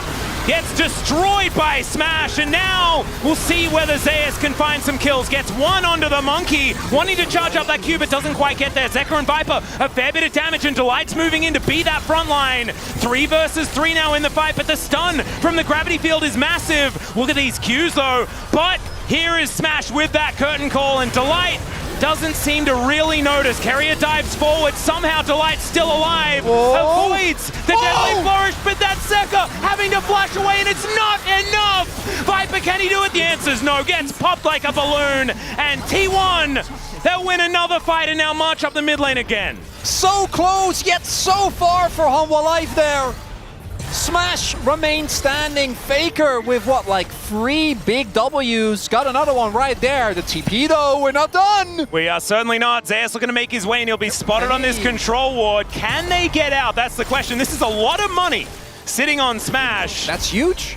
But no, in fact, they just get out. And it's not even really, it's like 87 gold as far as the bounty is concerned. That All right, feels so wrong. couple of key things. Wonderful start to the fighter for Hanwha Life as they find the pick onto Doran, take him out, and you think that should be enough. And I actually think they should have just gone to Dragon here, but T1 is threatening immediately to try and play towards that mid lane. Then Owner, beautiful start to the fight. There's the layering of CC we talked about. Zeus doesn't get to move because of the W, and Keria knocks away the front line. Zeus was already chunked, and without the light there to set up for Zeka and Viper, they can't quite play it out. And then here, crucially, yeah, the movement there on that Victor, I think, ends up being the big difference maker. And the Jhin value comes through, even with the light positioning in a way where he doesn't get slammed. There's still so much damage available. And then look at that edge there. He gets pushed in effectively by Smash.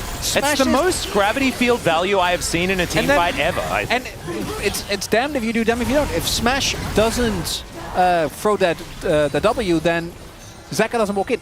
Obviously, in hindsight, if he flashes away, flashes out, maybe they can win the fight. But I think that T1 are just matching them. Owner is the one that sets them up, and it has been Faker and Smash that have been knocking them down. Yeah, Faker looking so good on this Victor. Certainly has been one of his best champs so far this tournament, but man, it just looks so different. I remember, we were like the first few days of the LCK Cup, we saw a lot of people picking Victor, like he was seeming like the cool new thing that a lot of players were going towards. And I wasn't buying it until I saw Faker pick it. And I'm like, now I know. I guess scrims might have looked like this for these other players. And that's why this champion is so popular. Because Faker is going to be, like, the damage charts are already reading definitely a lot as far as what Faker has been able to put in. And that's every single time he plays this champion. It's looking absolutely brilliant. Yeah, it's also remarkable after, well, obviously it was a great one, but a very lackluster summer in MSI. As a Delight is, I think, probably in trouble. Depends on Owner. He doesn't want to commit the ult, which I think is fine. Well, the arrow connects here onto Keria. A bit of damage here. No grasping roots up yet for the thing, so wasn't able to chain the CC. But last year in spring, it was Chovy first, and then a little bit of gap, and then Faker, and then a huge gap, and then everyone else. Yeah. Chovy is not in the conversation for best mid thus far, has not had a great LCK Cup. It's Faker and Showmaker. Deadly flourish, and no grasping roots, has to flash immediately, and the bullet going to tag him. He's dead already before that final one does even come through, and that means no jungler for this Arakan. T1 with full control. Owner knows it. He's going to start up the buff. And Faker just waiting here. We'll be able to push out this wave, but no one can approach. Face checking this team is so hard. Zeka knows it. He's in this mid lane. And there are bounties already. It's looking like a repeat, but with opposite sides of game number one, right? T1 absolute domination in this game. And oh dear, when they turn the lights off, I get so scared. Faker gonna find the death ray as that is right on the edge. Not quite going to kill the Ashe. Atlas, there was one very funny irregularity in this game. What's that? I want to see if you can spot it. It's not Peanut dying for a sixth time. That is, I think, unfortunately, something we do see with Zyra, where if you start falling behind, like you are in immobile mage, you will just kind of die on repeat. Really nicely done there again. I think Owner and Faker have been, for me, the two big standouts in this game. What's the irregularity? We are 23 minutes in. And there is something that should have happened that hasn't happened yet. Nah, don't. It has to do with Earth, Wind, and Fire. Oh, wait, we haven't taken a dragon? I know! What the heck? I know! Not one dragon! Not a single one! Wow, they must just know that it's like, it's the cloud rotation now, says T1, because it just always seems to be Mountain and Infernal and Cloud, and Cloud was just nerfed 5%, so it must be worthless. If you caught it in chat, you're very smart. Proud of you. Good catch. Wow, I can't believe I didn't even notice. Isn't it? No, but I didn't notice because there's been so much action. Yeah. We've been distracted. Well, Zeus not going to be able to dash out of that one. Doran going to be moving up. He is still pretty tanky, but this is an Arakan buff. And so HLE, not a lot of options. Peanut standing right next to this control ward that is outside of the brush. It's very, very cute. Arrow going to be sailing towards the top side of the map. Let's see whether it can... No, it can't. And they're just going to dive. Doran's the one tanking the turret, so he's likely to die here. Sent back home. We'll see whether Owner is going to be able to pick up a little bit of an exit kill, but they do just take the turret instead. Faker going to get pulled back. I think that this is going to be enough. Yep, that's most of the kitchen sink thrown at him. And so they at least send him back home. This is something that they're capable of doing, though. Peanut rotates up. He's able to pick that one as finally our first dragon is going to be started right before Baron is spawning. So, you know, Humble Life, they can just stall. Soul is literally not. I mean, Elder is, it's about 25 minutes away. I think we're going to be okay.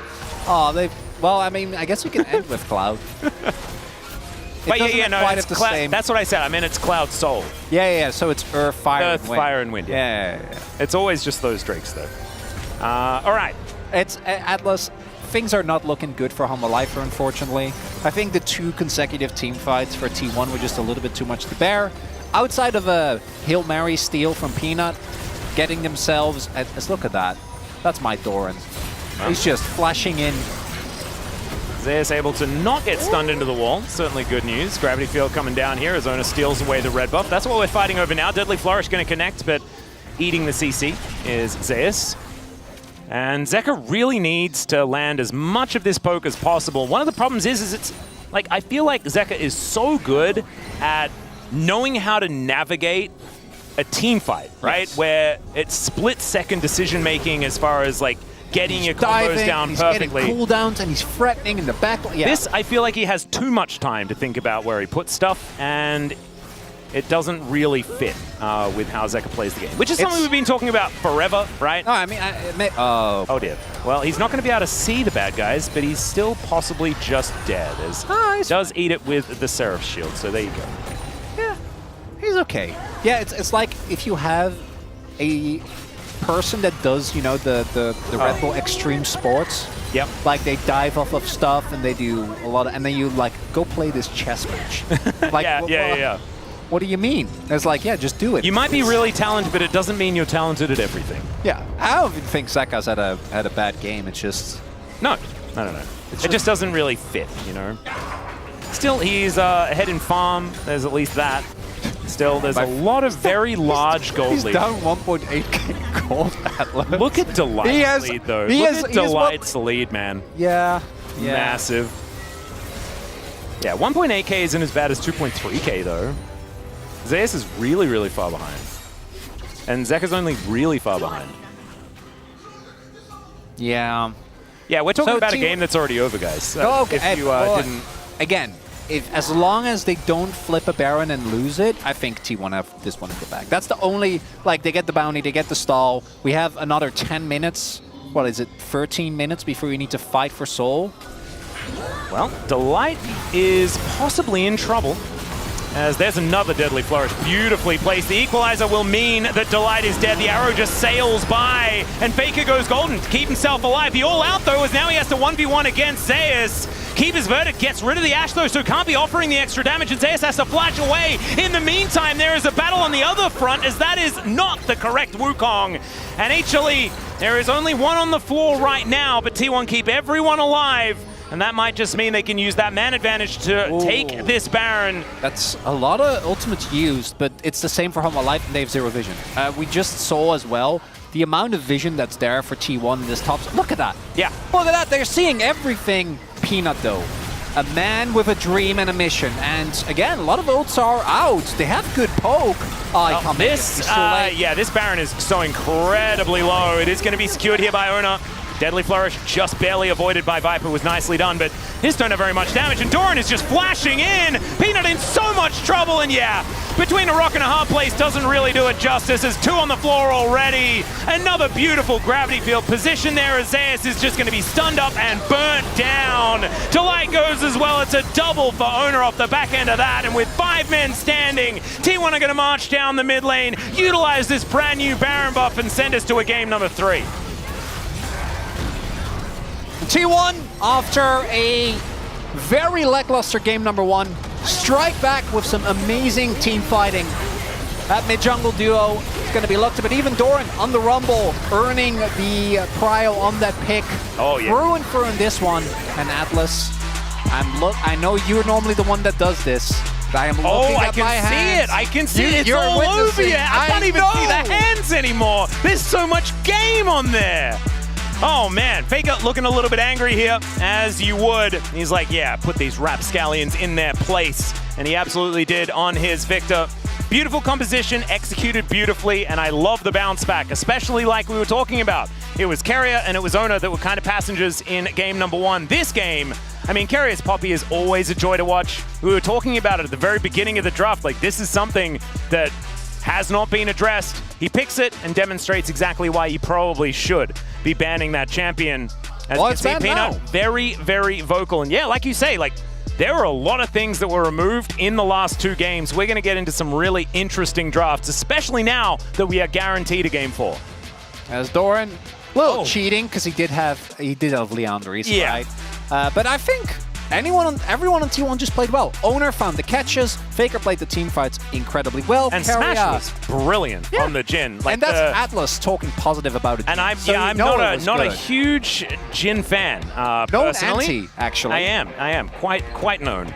But this was a brilliant performance. We are going to go to a short break. When we get back, the space is going to break it down. And then we'll have game number 3. It's a best of 3 from here. Anyone's game. We'll see you there.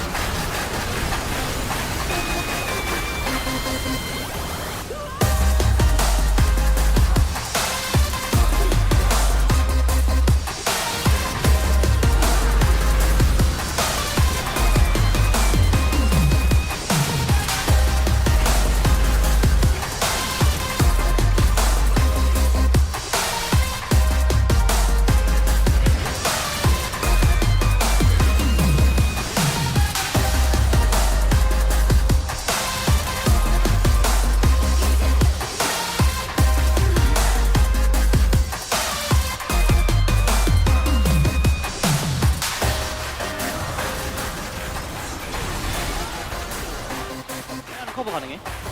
틀 누구 빠졌어? 다 있을걸? 베라가 일단 안 보인다. 일단 먹을 생각하자. 베라 안 보여? 후에 높여. 일단 먹어볼게. 아, 먹어봐. 베라 먹어. 야, 자이라 풀 들어온다. 먹었어. 야, 애쉬. 애쉬 높인 거 같긴 해. 나 뒤로 쫄릴 수 있어. 오케이. 살짝 가볼게. 후에 높이야. 오케이. 내 공간 한번 열게. 자이라 오페. 아래 보면 될 듯? 애쉬. 웨이. 싼테. 아래 좋아. 스타트 보면 돼. 높이야. 마무리. 왜 이래 이거 이상. 이러면 끝나겠다. 보내자. 끝난 것 같아. Proving yourself in Noxus is no easy feat, and Mel will use every tool she can to do it, including her enemies' powers. In-game, Mel aims to catch out enemies, poke them down, and deal huge bursts of damage at exactly the right time. Mage players and Arcane fans, it's your time to shine. Welcome to the Mel Champion Spotlight. Any worthwhile venture involves risk. Before anything else, let's cover Mel's signature ability, her W, Rebuttal. Rebuttal gives her a small burst of move speed. It also grants a barrier that negates damage from anything except towers, and reflects enemy projectiles back at their casters. Auto attacks, waves, missiles, anything that would be blocked by Yasuo's Wind Wall gets reflected by Rebuttal. Reflected projectiles are converted into magic damage, but function as they normally would otherwise. Like this, and that, and this one, and that one. You get it. Now for Mel's passive, Searing Brilliance. Damaging an enemy with an attack or ability applies a stack of Overwhelm. You can stack Overwhelm infinitely, charging up potential damage. When this damage amount exceeds a target's current health and shields, Overwhelm detonates to execute them. Nothing I couldn't handle. Searing Brilliance also empowers Mel's next basic attack to fire 3 additional missiles after casting an ability. She can cast up to 3 abilities in a row to gain a max of 9 extra missiles on her next attack. Mel's Q is Radiant Volley. She unleashes a barrage of explosions in a target area. Each one deals a small amount of damage and stacks her passive. Her E is Solar Snare. Mel sends out an orb of unstable energy that files wildly as it travels. Enemies hit by the energy take damage over time and are slowed for the duration. Those who touch the orb itself are rooted. Lastly, Mel's ult is Golden Eclipse. Passively, it increases her damage from Overwhelm stacks. On cast, she unleashes her power on every target marked with Overwhelm, dealing tons of damage based on how many stacks they have. Golden Eclipse does not consume these stacks, so targets are still vulnerable to her passive if she brings them low enough for an execute. Feel my light.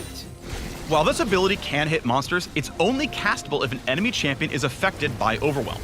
So plan your Baron steals accordingly. Mel's damage potential makes her a serious threat in extended fights, but if an opponent can burst her quickly or disengage to wait out the stacks from Searing Brilliance, they'll extinguish a lot of her power. And even though her passive is an execute, it respects magic resist. So bulk up if you don't want to get overwhelmed. The reflect on her W is pretty powerful, but only if an ability is worth reflecting. For example, champions with sticky engage tools like Amumu and Nautilus won't mind rebuttal one bit. As a backline mage, Mel will really shine for players who like to poke from safety, so give her a try if you play Xerath, Lux, Hui, or any other artillery champions. Let's skip the rest of the pleasantries, shall we? Get ready to rise with Mel, the soul's reflection. The arcane is at my fingertips.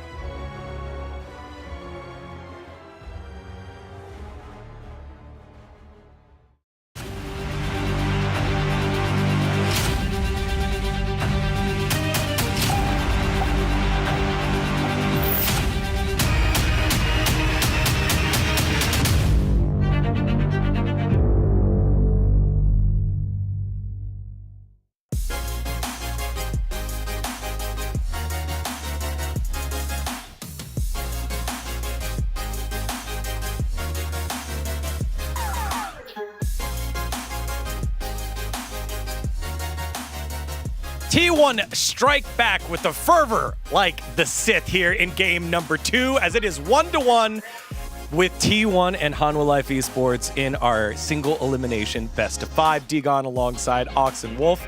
Ox didn't like that one. I think if you're going to use fervor, you know, Noxian fervor. Yeah. It's the Noxian season. It was right there, Digon. It's okay. That was right. Yeah, like also the in Empire Strikes Back, it's not really like a Sith thing. Were you going like episode 3 or? Yeah, whatever. Let's just go to the game. What did you make of this one? It was like a back and forth affair. Yeah, I mean, T1 definitely gained substantial advantages, but it wasn't quite as clean and calculated as game 1 was for Hanwha Life Esports. But I mean, to be honest, it's T1. They do kind of go fast and loose sometimes with it, but I think we saw a lot more life, which is really what we needed to bring this series into a more competitive one, because game 1 looked a little cooked. It's almost like Coma told T1 after game 1, like, just be more aggressive, be more proactive, because there were a lot of plays where they just kind of went in. Keria particularly always looking for engages. This fight was pretty insane because Doran is able to, in this clump of champions where you do see the Wukong ult go through as well, just cook. Like, let him cook. They did. And he did a ton of damage. We don't actually have the exact number he did, but it was a lot. We actually do. Oh, you got it? We got it. Thanks to our production for putting that together. But yeah, he does so much. And Rumble, you pick Rumble for these early fights, but the Equalizer gets a good amount of value, and he's just running around toasting everyone. And yeah, you know, a big talking point of the offseason was Doran Zeus, that trade between them. And both of them trying to live up and say, no, I'm the top laner, you won. It's crazy that Doran does so much in the Rumble, and Cassante does nearly as much as the tank champion. Yeah, that never changed. That number is a bit surprisingly high. He was kind of in the thick of things there, but it's those types of scrappy fights that make you nervous when you're running a composition like this, but when you actually are able to pull them off, and when the Wukong ends up setting you up so well for success, the ultimate there from the Victor, everyone's just in one spot eating that AoE, then you can just get a massive lead. And T1 got a massive lead after that play. Did you see that? The light did more damage than Smash and Faker in that fight. Thank you again to the production, because we were asking for that right away, and they're like, we'll see if we'll be able to get it. So that was awesome. Let's take a look at highlight number 2. Same spot, but this time for the Herald. Yeah, and I feel like this one just ends up going perfectly because you have both the squishies on the side of HLE, well, 2 of them, the Zyra and the Ashe in the pit, the Equalizer, the Wukong kind of cuts them off, and then Doran just dives in, you have the Jhin ult firing as well, and even though they managed to take out the Rumble, that last shot from the Jhin misses, they're still in the pit. They're still completely screwed here. All season long, Doran has done such a great job of maximizing his abilities while dying. Like, whether it's on Jace, like he just goes in, presses literally all the buttons, then switches form, presses all the buttons. In this case, on the Rumble, he's like, yeah, you could knock me up, you could do a ton of CC to me, but I'm going to burn you guys down. You're trapped in the pit. He zones incredibly well in this fight. He's so bold sometimes on these champions. It looks like, man, can he do this? Like, is he going to die? Of course he's going to die, but the team fight was already warped around the fact that he zones them away. They got so much of an advantage there. You know, it's the style of a player using a melee champion in ARAM. You hit the snowball, you go in, you die, but you come out the game with the most damage, and you're like, yeah, that's how I do it. Yeah, you know what I liked about this one is that it felt like T1 took the gloves off and went right back at Hanwha Life Esports, especially after that game number 1, where they lost basically control of it in the first 3 minutes and then slowly died on out. This one, they weren't afraid to scrap. But you know who didn't scrap too much was actually our friend here, the Mountain Drake. It was 25 minutes before the Mountain Drake went down. It's kind of crazy. And you know, like, you think about like the average lifespan of a dragon, like most dragons are gonna get taken, what, like 30 seconds, a minute after they spawn? Like maximum usually like 45 seconds after they spawn. Yeah, and like first dragon sure lasts a bit longer, but 20 minutes, that's like a person from the Middle Ages living till they're 400. Like, this guy saw dynasties pass away. You guys see it in the picture-in-picture. This is actually at 8x speed. This is the longest dragon ever lived. And we were trying to figure out what we would name him. We were looking up old names. You know, we came up with Harold was one of them. Look at him meditate. Like, I wonder how much wisdom he gained through his entire long lifespan. I'm so confused how it happened. Like, at no point did anyone just like ping it and go, guys, maybe... Was it like a gentleman's agreement? Was it just, I mean, we got better things to do? I theorize that it's mostly because T1 was playing around mid and top and constantly looking for pressure, constantly applying that pressure. Keria was always looking for those engages, and they wanted to keep a chokehold on the game, sometimes to their detriment. But I think that's why, because the action was constantly forced towards pushing Hanwha back, that they just never focused on taking the dragon. It's still going. Still there. Carnegie. Yeah, still there. You see the kills go to the top? Like, stuff is happening. Carruthers. Not there. What's he doing? Just throwing out names. Like that? Again, you know, he's been sitting there He's a like while. Getting the fly off of him or something? You know, he's got to stretch a little bit. He's been sitting there a while, just hunched up, waiting. You know, like when he spreads his wings when you attack him, he's waiting for that moment, but it's never happening. Yeah, this rift didn't change. It was the same rift the whole game. Like, I don't know where he's being spied on right now. Yeah, chat, help us out here. Sally the dragon? Oh, could be.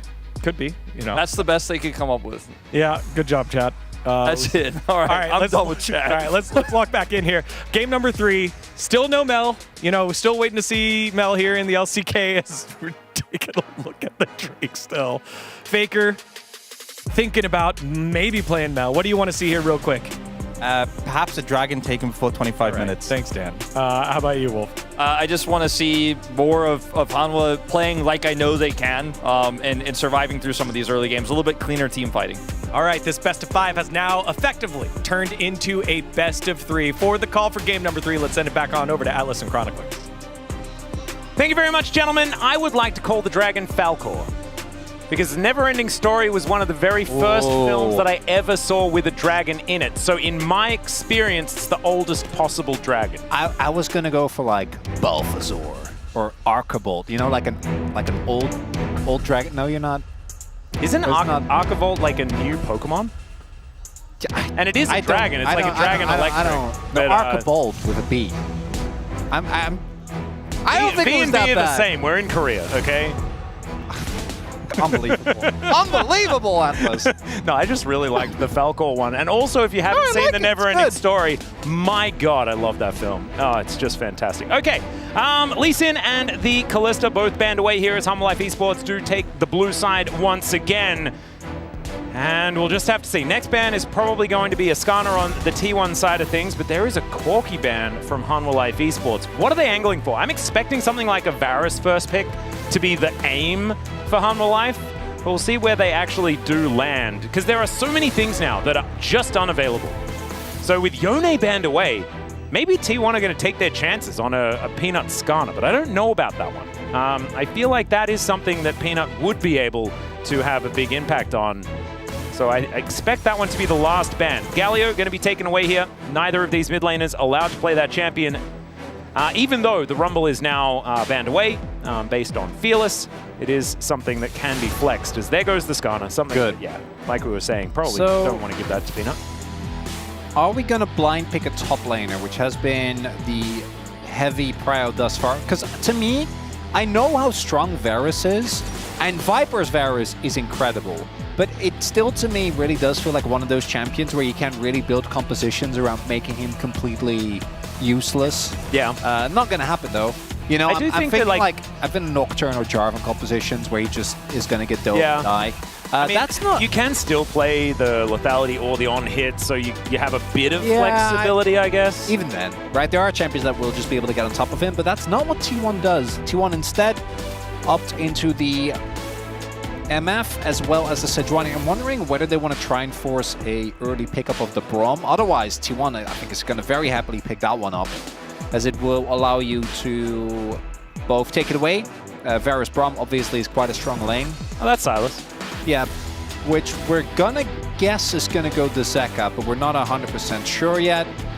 We're gonna kind of keep up in the air where everything is going. Most likely, though, that should be going to Zeka because he has had a number of good Silas plays. He is relatively good at the champion. Zeus is also relatively good at this champion. Yeah, his debut game was on NAR. It was very, very good, and I think he is still one of the best NAR players that we have. And we have a lot of them that love this champion. What is the setup or the pick rather going to be here from T1? Interesting is that I do think that jungle pulls and AD carry pulls are the easiest to pinch when it comes to we're getting deeper into Fearless in terms of how much you can ban away and what you're kind of left with. Faker's Akali. Is that what they're going to look at? Instead, it's Mel. So this is the first Mel that we're going to get here for the LCK Cup. And we'll see where it's going to go. Theoretically, it's Faker that is going to be playing it this time around, but has been flexed. I saw it in the LoL Pacific tournament. Played in the bottom lane by the Chiefs. Didn't win. But the Chiefs haven't been going so well over there. We'll see how Faker's going to do on this champion, unless Carry is going to play it in support somehow. Could Would be a thing. a very carry thing to do. Yeah. We'll have to see. Basically, all you need is a W to be useful. And you do have that if you're a support. Very true. That, you know, is on a good call. But again, it's Carrier. If he wants to play it like an early lane bully, it wouldn't surprise me. The man loves his ranged bot laners. And MF, one of the biggest strengths that she does have is that she is an early lane bully. I'm pretty sure it was also the Smash game where he got like, what, a double very early on MF, and then the game was kind of over. And yeah, and we didn't even like the draft, but it didn't actually matter what we liked or didn't like. He just kind of ran it over. Now, when it comes to support, we're also really pinching the pool for engage supports. Nautilus taken away, Rel taken away, Poppy taken away, Alistair. Whoa, with this? Leona as well. Is he going to do it? Into Nar was the original good matchup. I know, but this is... oh, he's locking it in! So... Okay! I have seen Doran have these moments before. Yeah. You're feeling it was as well, normally right? against T1, though. Yeah, no, Not with T1. But I know, like, this is... I've seen this a million times. Like, I can do the carry matchup. And he is a Sejuani as well. I'm still skeptical, though. We'll have to see what ends up transpiring here. The Nocturne, we mentioned him earlier, I think is just always a very solid pick. Is it going to be Peanut? I've seen that's the smile he has when he locked in Shyvana those few games. True. Little Scary could theoretically still be a flex, but I do think most likely that it's going to go the way of Peanut. And then do we like Renata here? I'm like double checking. Like Renata's open, right? That doesn't feel too bad. Deals well. It's not a Delight champion, I think is the main issue. Is Rakan is still open as well, which is bad for lane. This would mean it's Sylas support. Pantheon support. Unless, oh, it's, yeah, never mind. Pantheon support with the Varus. And then Pantheon is decent setup. Yeah, we've seen the Nidalee Pantheon work and fall flat on its face. Like, this is all for, like, the early setup so that you can, like, really bully. So this carrier just... Well, that's a LeBlanc. So that would mean that it's Mel support. Or that Faker is playing he's played LeBlanc. LeBlanc support as well. Yeah, it could also be that. But it's probably the LeBlanc. There's too many layers, Atlas. I'm getting dizzy. I know. The smell of onion is thick in the air. However, we do have Faker taking one of his most iconic champions. Cooking?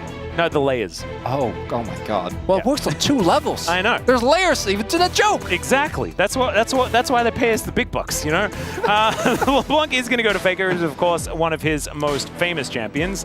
And the biggest question mark isn't even the Mel support. It's the Aurelia in the top lane for Doran. And I am really looking forward to seeing how this one's going to go. Because if you play it well, you cannot play the game if you're the Gnar. Okay. So we do have... Oh, okay, LeBlanc never support. mind. Last minute swap. Does mean Faker's playing a new champion. True. Even though it's not the LCK, I'm still... Is that 80? I don't know, man. But it still counts. You know, it's still him playing a new champion. Yep. And now Brains. I think it's above 80 now. Narratively, there could be no greater triumph than being subbed out for Zeus, right? Like Zeus taking your spot, and then you beat him in a carry matchup. That'll hit, but the alternative is that it's the classic Doran where he goes for the counter matchup after having a great performance thus far in the series, and then kind of gets boomed. Although I guess the Ambessa game was a bit rough, but that Rumble game, we'll see what kind of game we're gonna get from here. I tell you what, I'm just excited to see how this Mel is going to do in the LCK Cup. First time we've seen her here in Korea in our Tier 1 league, so let's see how she goes in the hands of the GOAT.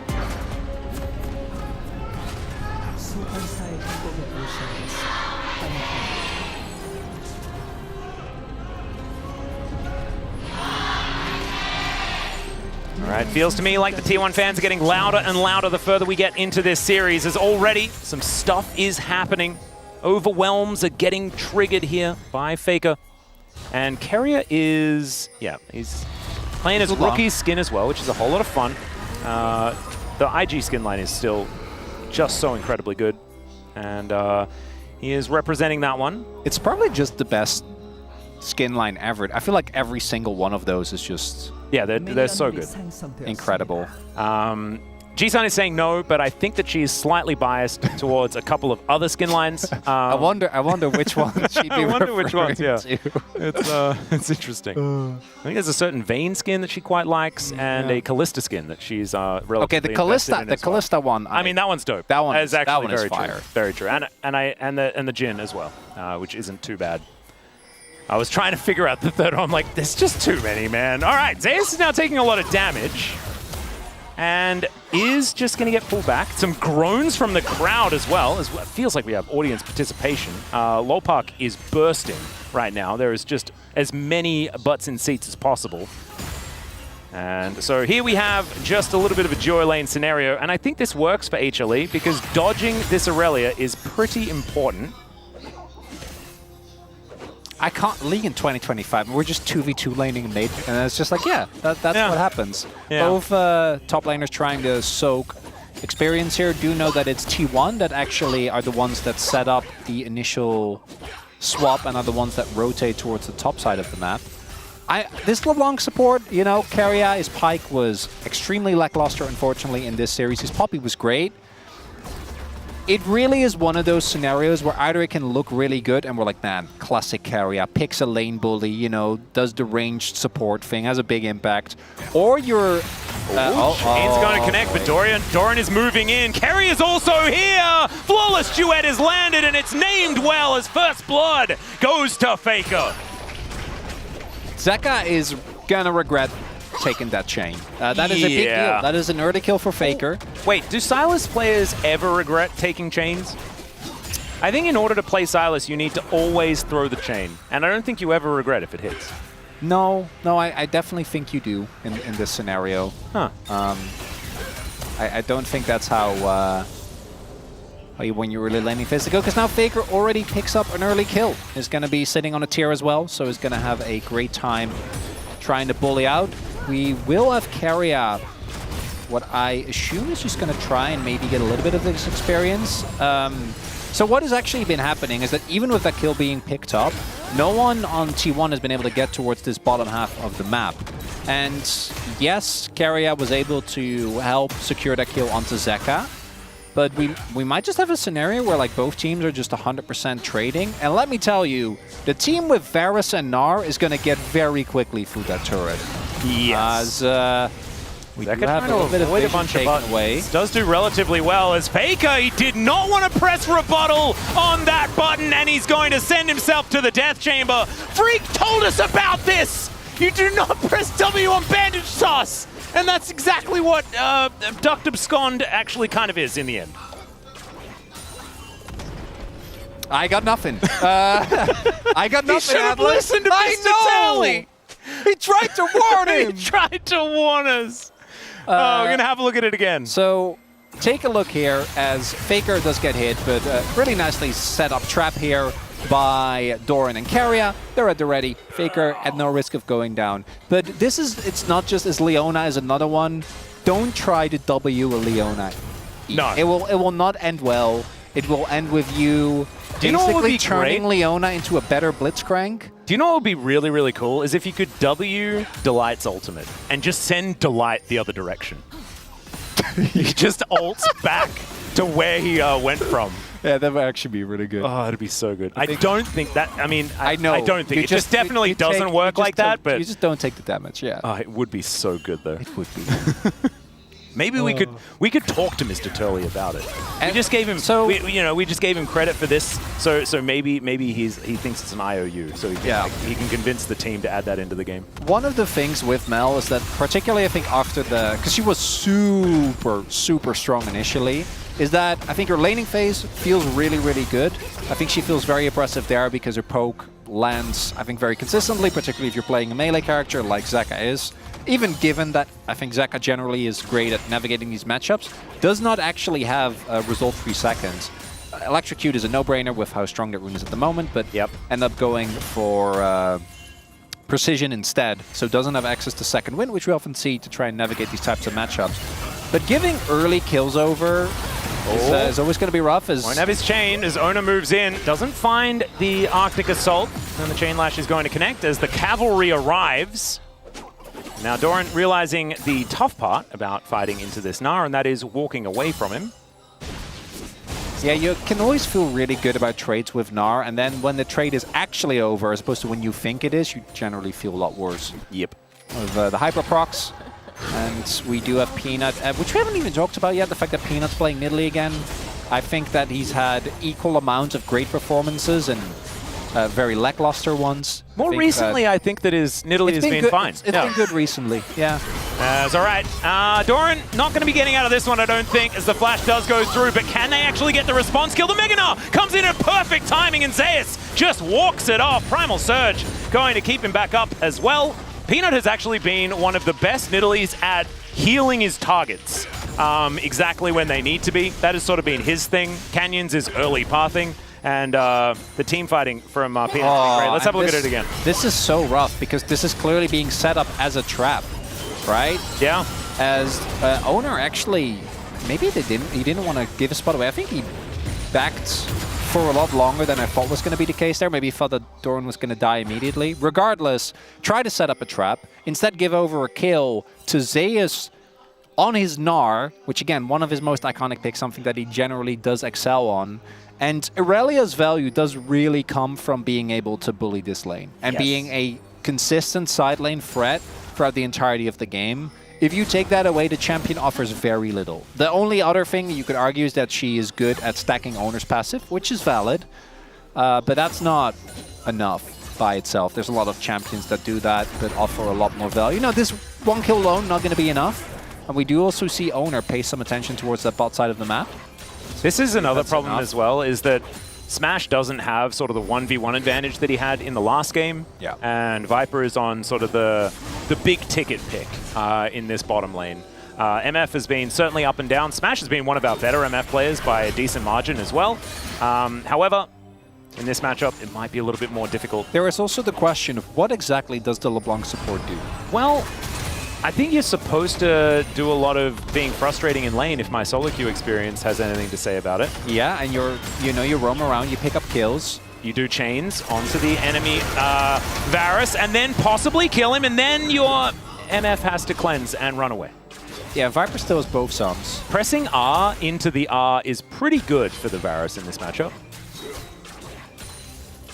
And Viper, not too phased by that whole sequence of events. Smash will be able to pick up the wave, but yeah, When do you think the Dragon's going to be taken? Oh, a lot earlier, surely this time around. Man, Falco was so cool, wasn't he? He was, yeah. I'm really glad that we got the full time lapse. Oh, I'm glad that not only did we pay attention to it, but then, as they often do, like the desk really gave us the in-depth analysis that we were. And that's precisely what we needed. Yeah. It's beautiful. All right, Doran is not really being allowed towards the lane now, but he's still doing absolutely fine in this matchup. Building as fast as he can towards item number 1, but things might get a little bit more rough. Carrier's going to turn up, but don't know whether it's going to be enough here when the Bruise brothers come down. Delight and Peanut just wanting to push Doran out of here. Viper's now going to turn up as well. And can Doran survive? The answer is no, ladies and gentlemen. I wanted to be more optimistic, but just the answer was no. We've got a potential teleport, as we see Jonas Strong alluding to. Zeka is going to be picking up the wave, however, and Zeus not going to jump in on that one. Just going to be grabbing that turret and moving on with their lives. Yeah, this is what it means to have been in the LCK for a long time. Again, I've seen this so many times, with Doran specifically, where like he has an amazing game, and then the counter pick comes in and you're just like, I don't know about that one. Well, Faker not going to be able to send that one back, but does avoid the Chains of Corruption, and the Piercing Arrow goes wide as well. Still Zeus hunting after Owner. The Naba not in a great spot, and that is a gorgeous bullet time. Still Delight gives it the door, and that is going to mitigate so much of the damage. Peanut grabs the first kill, but the immediate answer is going to be there. Stun comes through. Peanut might survive, but it's Delight that pays for his sins. And HLE backing away a little bit worse for wear. Good trade found there by T1. Did have to invest the teleport to come through here from Doran, but I think you'll still take that. The problem though is that the objective is still not looking too hot for them. As Doran, oh dear, is gonna get spotted. That'll be the end of that. But yeah, the grubs are still gonna go to Humble Life. So they give up a kill, but they get the grubs. So I don't think they're gonna be too upset about that. Sandals have already been taken care of with the bot lane turret falling. As we take another look here, good sidesteps from Faker. That part is fine, and then Zeus, as we have seen many times on the Gnar, is like, okay, we got an angle here. But crucially, really good ultimate there from both Smash and Owner, completely stifling the CC potential of that Pantheon. And the wrong carrier was targeted by Zeka as well, a little bit unfortunate off the back end of the fight. So that's what LeBlanc support does, is create a distraction. Honestly, he mitigated an entire Sylas in that team fight. Yeah. So that's value. And we also, I think Doran ended up picking up a kill as well. So that is going to help him with the gold lead that Zeus was otherwise able to build. So that is something. But there's still about a 1k gold lead here for Humble Life. And the team fights for Humble Life, I think, are... honestly, both of these are kind of messy, like I'm looking, and it really does come down to which of these two teams hits their key piece of CC first and blows someone up. And is Smash's Cone in the right spot? Yeah, we have so we have Smash's Cone, and then we have Viper's Arrows, right? Like those are the kind of the big ticket deal. And then it's going to be more poke oriented from Humble Life. And for T1, obviously Faker can poke, but I think compared to the Lethality Varus and Nidalee, they're going to have a hard time matching. Yeah, Doran charges up the passive, but yeah, just a simple dash does avoid the Flawless Duet. Gets him out of there. Carrier now moving towards this top side, and this is the closest one that we've had so far. Yeah. I don't have a feeling yet as to who's going to be winning this game. I do have a feeling that Doran might be in danger, but I think Doran may have that feeling also. He does, yeah. I think he pinged as well. It's Delight and Zeka setting up for it. All right, just getting a little impatient. They will shove this wave in and then move back into the fog of war. Carrier moving into this tri-brush. Zeka once again in his spot. Whose control ward will survive? Looks like probably none of them. As Carrier comes on over, takes that one away. Ranged auto attacks, pretty powerful here. Kind of cute that Delight is sitting on the Faker, or using the Faker ward. Yep. Deep warded, but it is T1 that's able to take control. Big thing there is that Carrier obviously has ranged autos, whereas Delight does not. So Delight has to commit a lot more to actually clear this out. Doesn't get to press Eclipse this time either. Yeah, Owner also in the area. It does have shield wall, I guess, which is pretty powerful. Zeus That's good. just wanting someone to turn up, but not really going to find the target. Even get extra resistances, you know, True. that's nice. If you use the Mortal Will. What's it, Mortal? It's Mortal Will, right? A powered version? Something like that. Yeah, I think it is.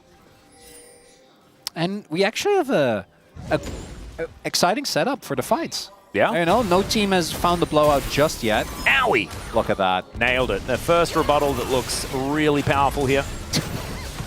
It's going back to the Silas chain, right? It was not a great debut, however, it's fine. It was a really good example of how having good Of how it reflexes could go wrong. really Yeah. can really wreck you. Yeah.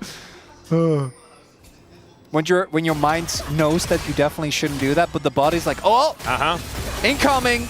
It is a thing that's coming towards me. I must mitigate it. Yeah. Mistake there. Happens for everyone.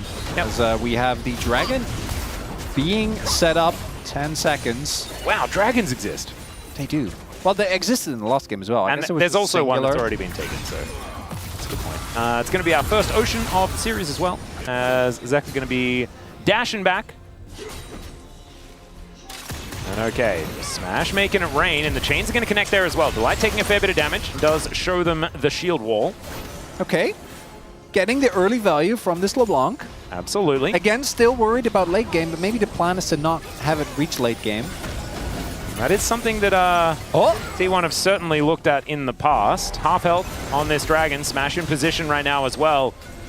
This Carrier probably not going to be diving back towards that one. That is a dangerous spear from Peanut. Nicely done. We also have Zaka, as you point out, on the way. Peanut trying to go. Yeah, not going to be able to get the steal, but can they find a team fight? That is the question.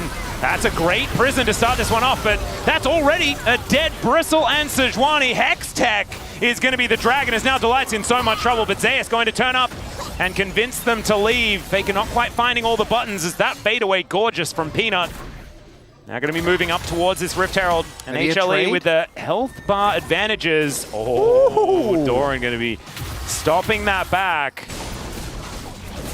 Okay, things getting a little bit spicy. HLE with a slight gold advantage, but an evening out of the Drakes means that no one really has a big advantage there. And the next one going to be Hextech. And that is so scary for either side. Carrier actually diving into this pit does push Peanut away, but Peanut will be able to now take this one down. Oh, clean auto smite there to come through. Yeah, there's the flash just to guarantee it, and Carrier will just be autoed to death. Zeus saying, not today, my friend. I am not messing around, as he just walks around this turret and doesn't get hit by it, as Faker does clear out the wave. Zeus is now going to be backing away. Is certainly no joke. As Owner comes back, all he wants is to be able to clear out his Krugs, and you can see HLE wanting to stop him from doing exactly that. Still trying to figure out the LeBlanc support. We're gonna keep a running He died a long time ago. No, I know, but I was contemplating. I know. I can understand why you were as well, because it hasn't necessarily found the same value that it did last time. Last time was in the Carrier Cook meta, where he would just pick anything that could just be hyper-aggressive in lane. Well, in hindsight, it's also crazy that we didn't just lane swap back then. And the key thing here is that Viper actually both finds a good counter ultimate, the TP is a little late, and the rest of T1 wasn't ready to follow up. I think they can actually have a chance to do some real damage to Viper there, as Zeus, Keria just straight up disrespecting with LeBlanc and similar characters. And you see this with things like Shaco as well. You can feel so incredibly impervious because of the mobility that you have and the ability to outplay. But sometimes you do just get caught off guard. Nicely done there. He's 3-1 now on this Gnar. And again, that's not going to get better. He's going to become a bigger and bigger threat in side lane. We've seen Humble Life win games, even this split, off of just him being a big threat in teamfights as well as Mini Gnar. Yeah. He is a monster on this champion, as we all well know. But the thing that's really worrying me, as I think Viper, Viper misses missed on purpose. He missed a bunch of things, actually. Yeah, that as we second can one, see, Zeus is in so much trouble. The Wrath of Winter bears down upon him. And that is Doran getting one back. They're going to need a few of those. But man, that was clean. Very nicely done there, showing that synergy between the Irelia and the Sejuani. And Delight in a bit of trouble here as well. Flawless duet's pretty nice. And Delight trying to keep himself in this one. Flashes away, actually. That was very cute. But Zeka not quite there in time, and Keria in position. Still, Vanguard's edge going to be stolen away here. Ooh, that's a costly flash. Pantheon is one of the characters that can really struggle when he doesn't actually get to find access to his targets. And without flash, that's going to be a lot harder as we take another look. Doran even a level up here, and then just a really nice ultimate from Owner. We know he doesn't have flash because it was used toward the top side of the map. And then here for Delight, I think thinking that the area was vacated. And then this flash, I think still feels pretty questionable, but felt probably like maybe if he flashes, then Zeka can extend the play. I think it was more just that Zeka was coming. And he doesn't even, like, obviously the knowledge that Keria already was rotating down towards, back towards the play, he wasn't aware of, but yeah, it didn't even matter. He just died to Doran. That is a flash invested, but I think you're still going to be not too sad about that, because you need to get this Irelia as a relevant friend in side lane. And Atlas, this game, it's actually even. It's still neck and neck, as Peanut going to be taking a little bit of a ride here as the chains slightly mistimed. Charge is going to be successful. No harm, still no foul. Trying. No, I'm joking. As we do have the next Dragon and its Hextech, and both of these two teams, I mean, basically any team would always love a Hextech Drake. The Dragon is just insanely strong, particularly the Soul. But especially when you have Mel, Nidalee, and Varus, any form of poke is the greatest. As that is a point-blank ulti. Flash out immediately from Peanut. As okay, I thought it was Smash that was about to do the damage, but unfortunately the bullet time was for Viper, who just executes him. Zeus going to solo Otacon as he started this one up already. Peanut making his way up, just trying to primally surge his way towards Otacon. As this ward is such high value. Control ward's there, so HLE not going to be surprised by Owner's entrance. I don't think they can do this. Keria's moving in as well. He seems to agree. Meganar is about to time out. Yeah, the wallop is going to be mitigated here by Zeus, and Faker gets out of the Gnar stun. Otacon going to have to be given up here, I think. And Zeka moving in. Exactly right. Keria going to be pushed away. But now Doran started the battle. The dash is forward here as the Glacial Prison going to get picked up. Doran still trying to dash around the fight, but that is going to be the shutdown. Delight gets rid of his former teammate, and Keria executes Zeka on the back end. Otacon's still mad. Okay, finally does reset. And now Owner at relatively full health. It's a big old shield here from Delight, but it's not going to save him. What an absolute mess here on both sides, but mainly for HLE. Not really with too much of a plan, and Viper once again throws a skill shot to Narnia. That's it! I saw the value for LeBlanc support right there! It's the tilt! Nailed it! Absolutely gorgeous. Because Keria, at the start of all that, takes a Hex Gate, and then just is an insane nuisance. Zeus? No, it's fine. I've seen him win these. Yeah, and he's got Mega Gnar. It's coming up right now as he wallops just to get the transformation. And so it is Keria allowed to live by his former top laner, but looking a little worse. Okay, so we go all the way back. And this is what you are highlighting as well. Viper actually finding the ultimate there, waits for all stacks are there, and then just pops him like a balloon.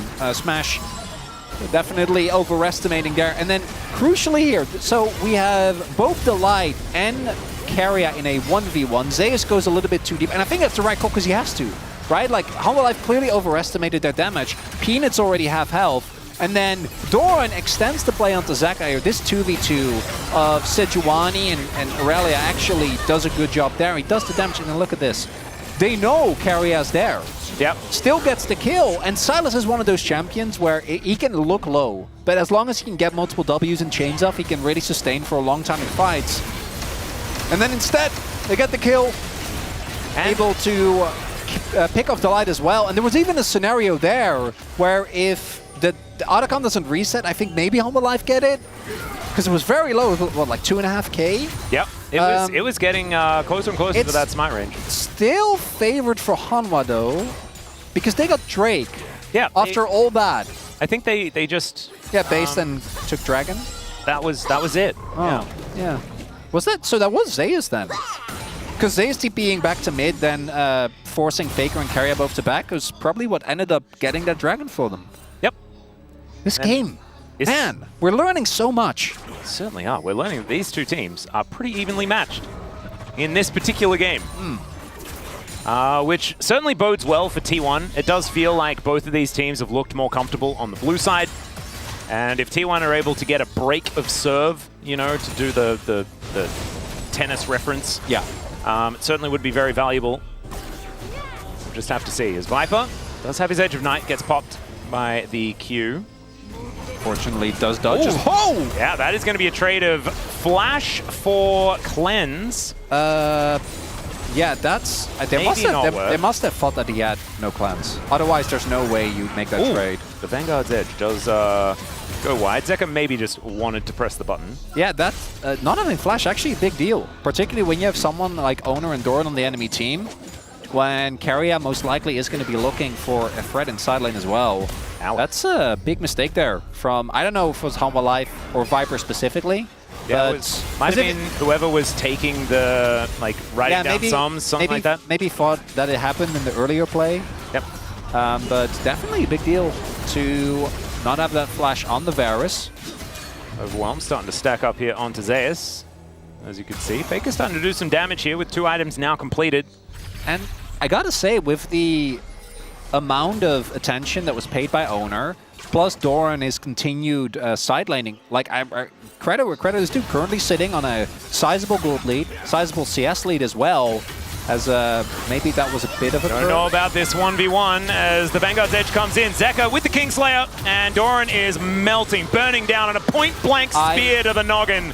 And that is a caster curse if ever I've heard one. Doran fans, make sure you come after Chronicler on Twitter. Certainly the one you want to be looking for. Caster curses aren't real, but that was unfortunate timing on my end. As Doran immediately dies and gets picked off inside. I don't know what the implications are going to be besides just, I think it was Pina picking up the kill. So more gold going over to the poke is always going to feel good as he actually gets the spear there mid-dodge, or Doran dashes into it depending on what you... what your read is, but that's a big deal because that, I think, is the damage that ends up being the difference maker. Confidence is there for Humble Life to keep going, and Doran is still dead. Maybe they just want to get the TP cooldown out and then leave it at that. Delight is also not Alistair, which was the last time we saw this exact scenario. Well, Zeus is now going to avoid that Glacial Prison somehow. That was a bit dicey. There's the TP. They might just back off of this and then just play for mid-turret. Yep. Or do both. Well, doing both generally is a little bit of a worry here, but Zeka does have the teleport available. He can sort of be anywhere. And Smash is in the mid lane. They can see him taking this turret. Oh, Owner still has flash. That's smite available as well. Are we flipping the game?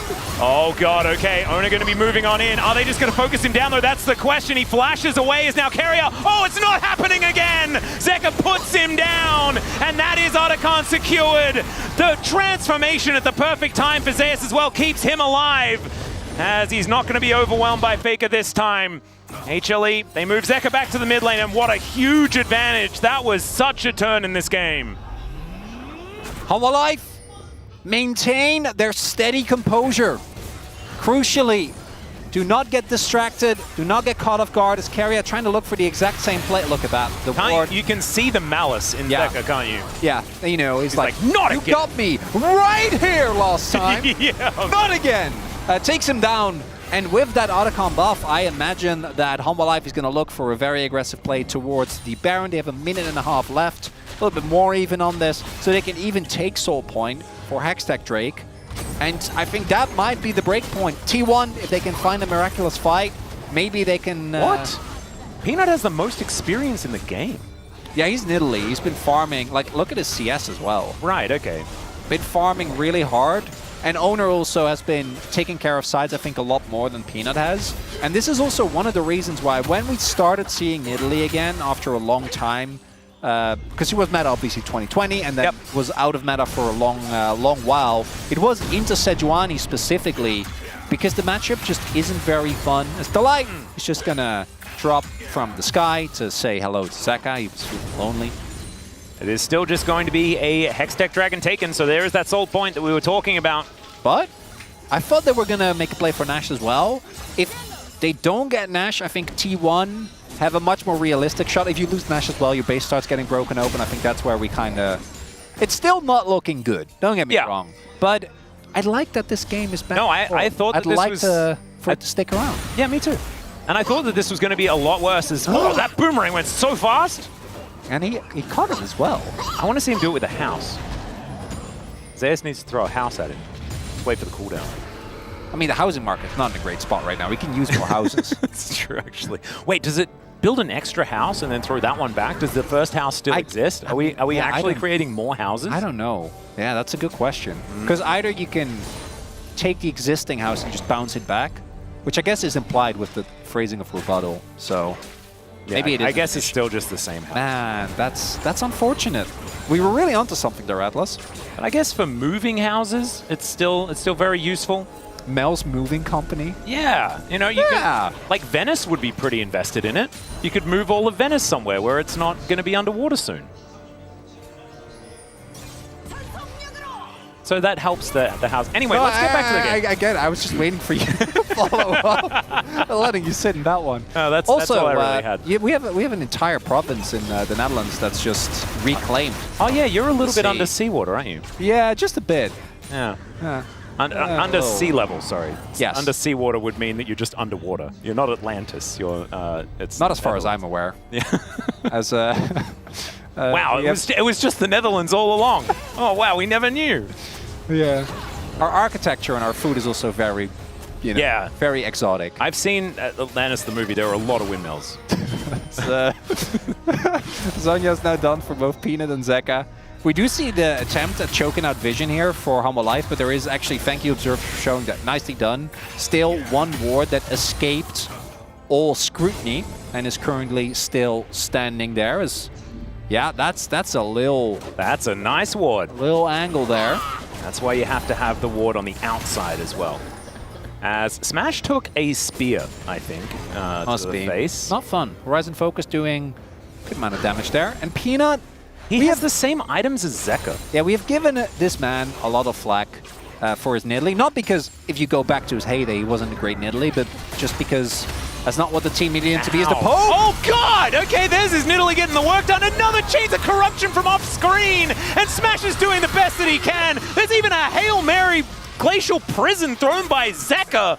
That doesn't hit him because he was a corpse already. And now it's going to be Baron time for HLE. We had such a lull for so long. It's like they waited for Otacon to be over and then decided to take the Baron. Thankfully, T1 with full vision given this ward. But they don't know the health bar of this Baron right now, as you can see by Jonah Strong and our Observer team. Ona gets that control ward in there. He knows. Doesn't have flash 3,000 health. Yeah, can he actually queue his way in? That's the question. He tried to get there. He's still dead. Oh my God, but here is Zeus trying to end the fight before it even starts. Doran just trying to keep a Baron buff alive, but he's not going to get out.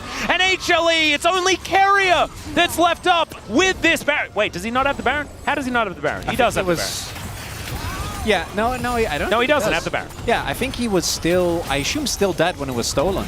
I guess so. Must be. Smash as well. They must have only just spawned though. That flash, really good time from, well-timed there from Carrier. But it's 2 seconds before they spawned. And so the Rebel Baron power play just doesn't exist. Yeah, And in a minute, it's Hex Texol. Earlier we were having a discussion about what it means for a house to be real or not. Is it really a Baron if there's no Baron buff? As here, wonderfully done there. Smash and Keria both upending getting caught, which means that so much of the teamfight damage for this composition is just immediately gone. The fact that Ona doesn't even have Flash there. The fact he makes it as the light is trying to keep him out, right? Just, they knew it was there as well. Stellarly done. And the only reason why this game isn't over yet, it's just that steal. Because that steal doesn't come through. Still, things are looking horrible. They got completely wiped in the fight. There's no Baron buff gone, or no Baron buff left. Whoa, nice footwork there from Faker. As I say nice, he gets completely destroyed. And Zeker is going to find the last chain. Goes golden there as well. The rest of Harmonic Esports trying to turn up Delight. He does it the best. Zeker dashes over all of those swords, and he almost actually survives. What the heck? Zeker, he was on like 1 health. Dora now just getting sniped here by Viper. The flawless duet is decent as that house is just sitting on the floor. And Zeus doesn't really care, still able to get that last auto to put down his lane opponent. And my god, the demolition of this base turret is just ridiculous. Inhibitor going down there as well, as now Ona just a sitting duck. The stolen glacial prison not going to connect, but Ona still has to get to this fountain, does get a little bit of healing so that piercing arrow does not kill him. But Zeker is just having the greatest time on his Silas. Kill and smash here, and Ona just has to look on as they move to match point in this best of 5. HLE, blue side seems to be their home, and they are now 1 game away of staying alive in these playoffs. Remember guys, this is single elimination. We're gonna lose one of HLE or T1 today. It's do or die. I'm pretty sure I saw Peanut use the Faker broccoli emote there at the end as well, as the Nexus was falling. As Peanut, I mean, out of any player, there are a lot of ex-teammates of Fakers in this game as well. And, man, for Peanut in particular, after that Zyra game, to just have an Italy game like that, so clean. Wonderfully done. Impeccable. And for T1, on the good side, it's very easy to point out what went wrong. I think that we kind of knew, right? The Doran counterpick, the Aurelia to come in, and then didn't end up quite working. They did try for a few too many. There was too many shenanigans. There was also the LeBlanc support. There was LeBlanc support, Aurelia for Doran, and a first-time Mel for Faker in the LCK Cup. And then also the reality of Smash. Last time we saw this in MF, it looked amazing. I think MF just hasn't been that good in the LCK at all. The game where it was where he got fed very early on. And Hanwha Life, currently sitting at 2-1. The Waters and Jonah Strong predicted a 3-1. I'm obviously hoping this goes to distance, because if it's a 3-2, we're all winning, except the team that loses. And if you're a fan of them, I guess you're also not winning. We're all winning apart from half of the teams that are playing today. Let's go to a short break on that note. Afterwards, we'll have the space and then possibly the last game, unless T1 can bring us to Silver Scrapes.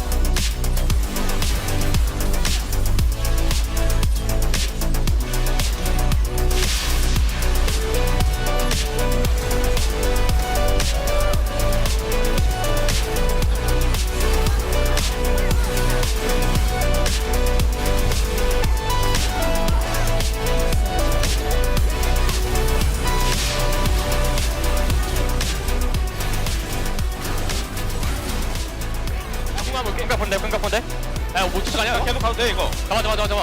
끝이지? 자, 보자. 볼게. 뭔데? 야, 여기 사이 봐줘. 나 봐줄래, 이거. 야, 미퍼 노플이야. 이래 밑을 조심해. 이래 못 봤다. 이래 점프 안 되냐, 이거? 나 해봐. 나 할게. 해줘. 세줘. 이래 해볼게. 이래 봐. 나 쫓아가, 원래. 나 Q 3초. 가면 잡아. 끝내각 나오지 않냐? 대박. 바텀 라인. 미포 노플이야, 미포 노플. 나 떼주공 타워 쳐줘. 타워 쳐줘. 오케이. 3초. 떼주공 뺏을 수 있고.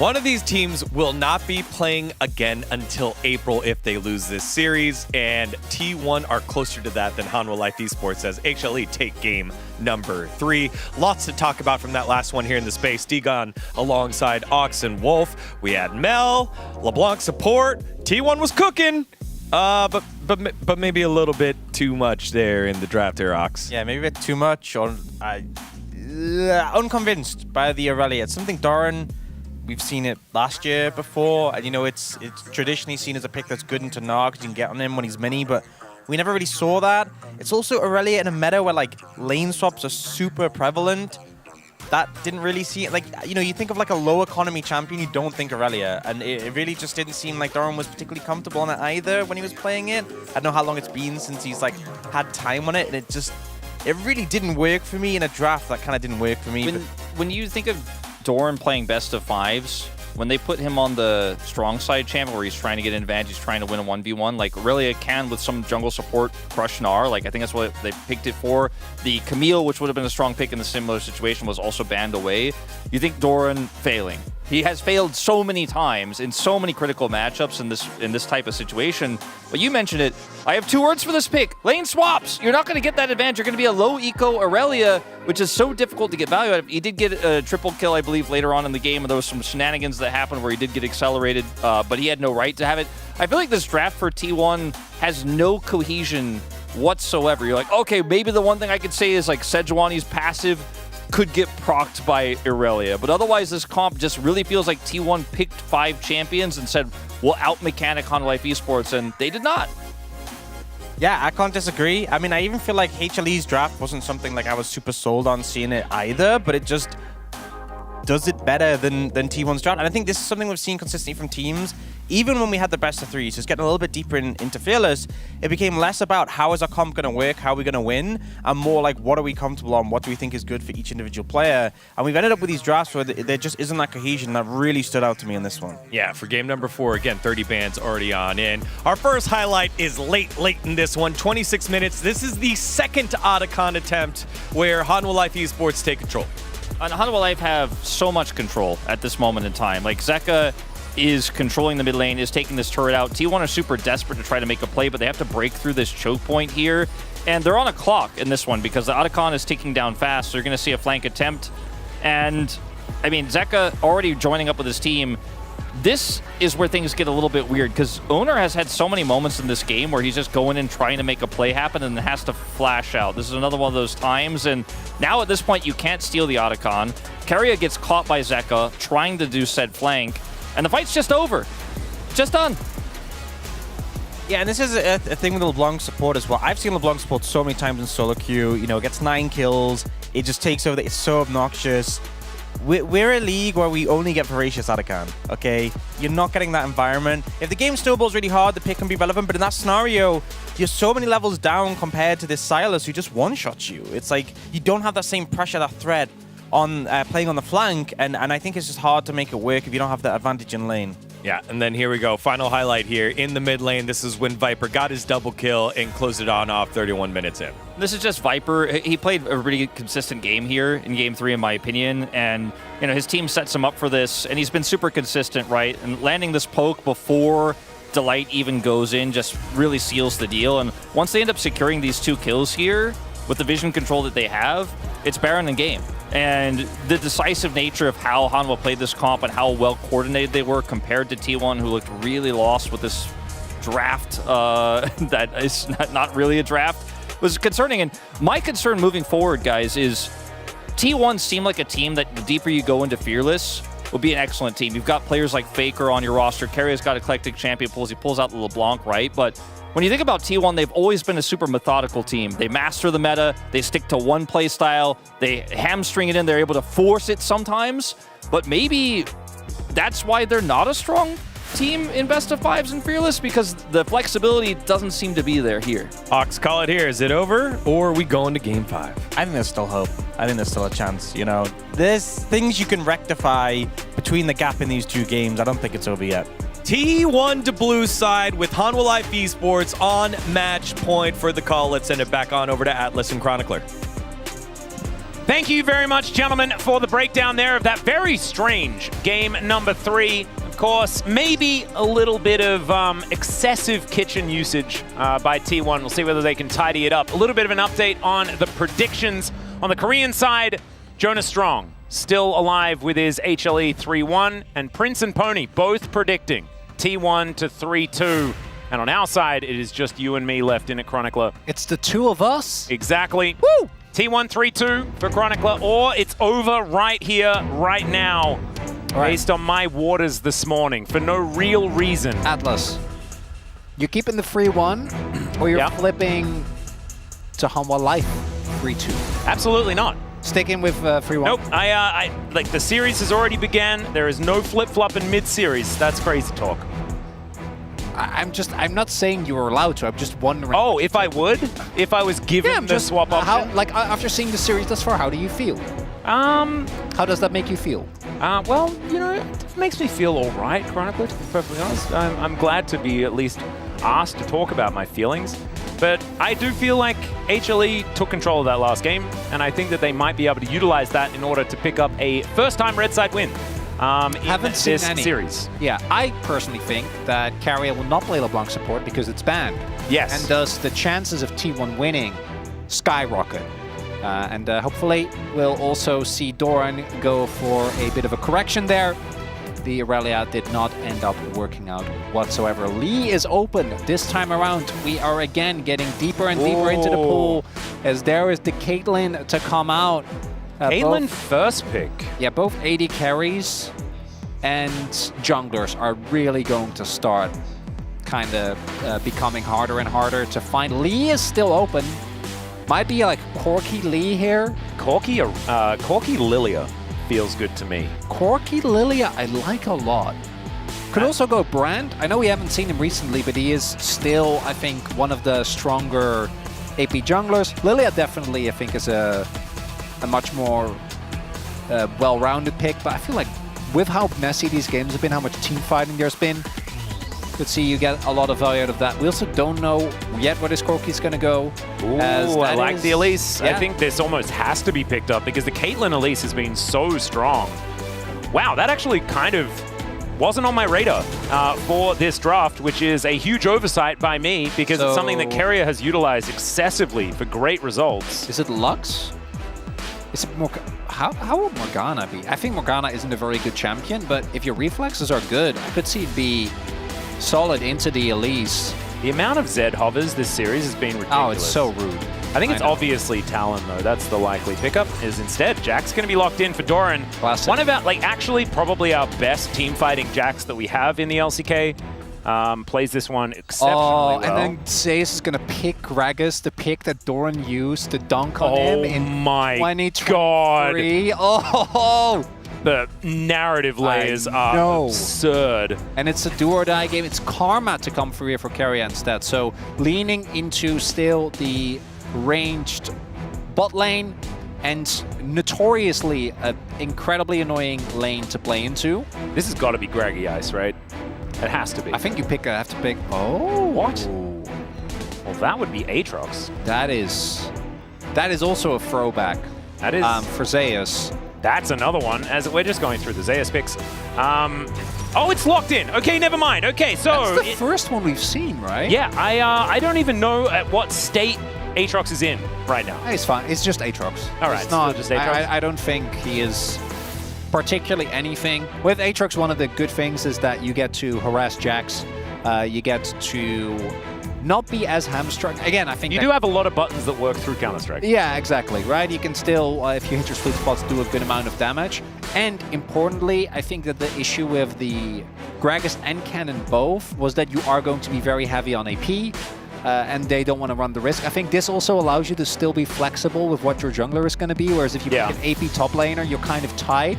And like we might just see full-on jungle bans here. There is also still the chance that this is not a top lane Jax, but a jungle Jax, which I'm pretty sure Canyon pulled out. Yep. I don't think that's likely, but it is a possibility as the Ziggs is taken away. Yeah, it makes sense, right? Because you're playing into a lead. Yeah, dodge the lane. Dodge the lane completely. Just go for something with wave clear. The other option that like would do something similar is what, like Seraphine? Just try and AFK wave clear, but Seraphine at least does sound like a pretty horrible laning experience. I mean, Viper is the kind of player that's very happy to play a whole bunch of things. There's a Lilia I was talking about before, but actually it's HLE that banned that one away. Might even still be Corki, right? Like, we don't... It could just be Corki bot and you lane swap. Corki Elise doesn't fill me with a whole lot of joy into a Caitlyn Karma. No, but again, we're in game 4 Fearless, right? So yeah, true. We're gonna be somewhat hamstrung. Does certainly call for a lane swap. That's absolutely true. Yeah, otherwise. Please, goodness gracious. Yeah. Final ban for T1. It is going to be Rakan. I can't believe Rakan is still... Which also signals that they don't know for sure that this is going to be elite support. It could also theoretically go towards Peanut, particularly with the fact that he's flanked by most likely 2 AD laners. And even though she is like out of the meta almost completely these days for quite some time, that's Diana. Ooh, I actually think Diana is in a great spot right now. Wait, does that mean that they just last pick Yasuo and T1 has to pick it away if they want to avoid the Diana Yasuo? Oh boy! Because then you can set up Yasuo with Aatrox Qs and stuff, and oh my god, that would be so fun. I think it might even be bad, but like it's fun. My goodness. Okay, Faker is going to go back to one of his most iconic picks. Every pick is one of Faker's most iconic picks, but this one's the Ahri. He's got that really cool skin on this champion. What is the jungler going to be? Well, I mean, Lee Sin is banned. Talon is a champion, but Nocturne is too. See what owner does want to pick up. Yeah, also got to look for your matchup into Diana, right? I think Diana is actually, as mentioned, in a pretty solid spot right now. Can kind of go the Bruisery build that we've seen a lot, where you go Leandris, Riftmaker, and you can even go Unending Despair. As Viego, this feels like a risk. Viego also got nerfed on this patch. His AD actually took a big hit. I want to highlight though, if there is a Viego, this is a Viego draft, right? Like I mean, it was always Yasuo. It was always Yasuo. We knew that. Yeah. The funniest part is that if the Aatrox wasn't there, I'm like, they can even have Zeus play Yasuo, but it's gonna be sick. I mean, they could also they could still swap if they felt like it, but I just okay, it's not Showmaker, okay? We're not seeing Aatrox mid. But it's not Chovy. I mean, Chovy did like to play a bit of Aatrox. Oh yeah. He also played at top when he was just a top laner for some time. The Viego, I do think, is very, very reliant, but I think if you look at the enemy team, you're relying on winning early game anyway. Like, I think fighting late game team fights against this composition seems like a bit of a nightmare. So indexing heavily onto getting early kills, getting the resets, and trying to play for the early skirmishes is a good call. Although T1 tried it in game number 1 and it backfired immensely. I think in game number 2 we did see that they were capable of playing very aggressively with that teamfight composition that they had there. Yep, and I think Silver Scrapes Enjoyers are going to be feeling pretty good moving into this game. We saw that the more you're experimenting, the less you're really finding the value. However, there is a lot of synergy that Humble Life Esports could find in this draft. So we'll see how it goes. This one, though, they stayed out of the kitchen. This is stock standard. This is, we want to reset. We want to find the lane domination with the Caitlyn Karma. But this Diana Yasuo, we used to see Showmaker and Canyon abuse this pairing so often. G2 fans are obviously very aware of it as well. Let's dive onto the Rift and see whether it works here in the LCK Cup.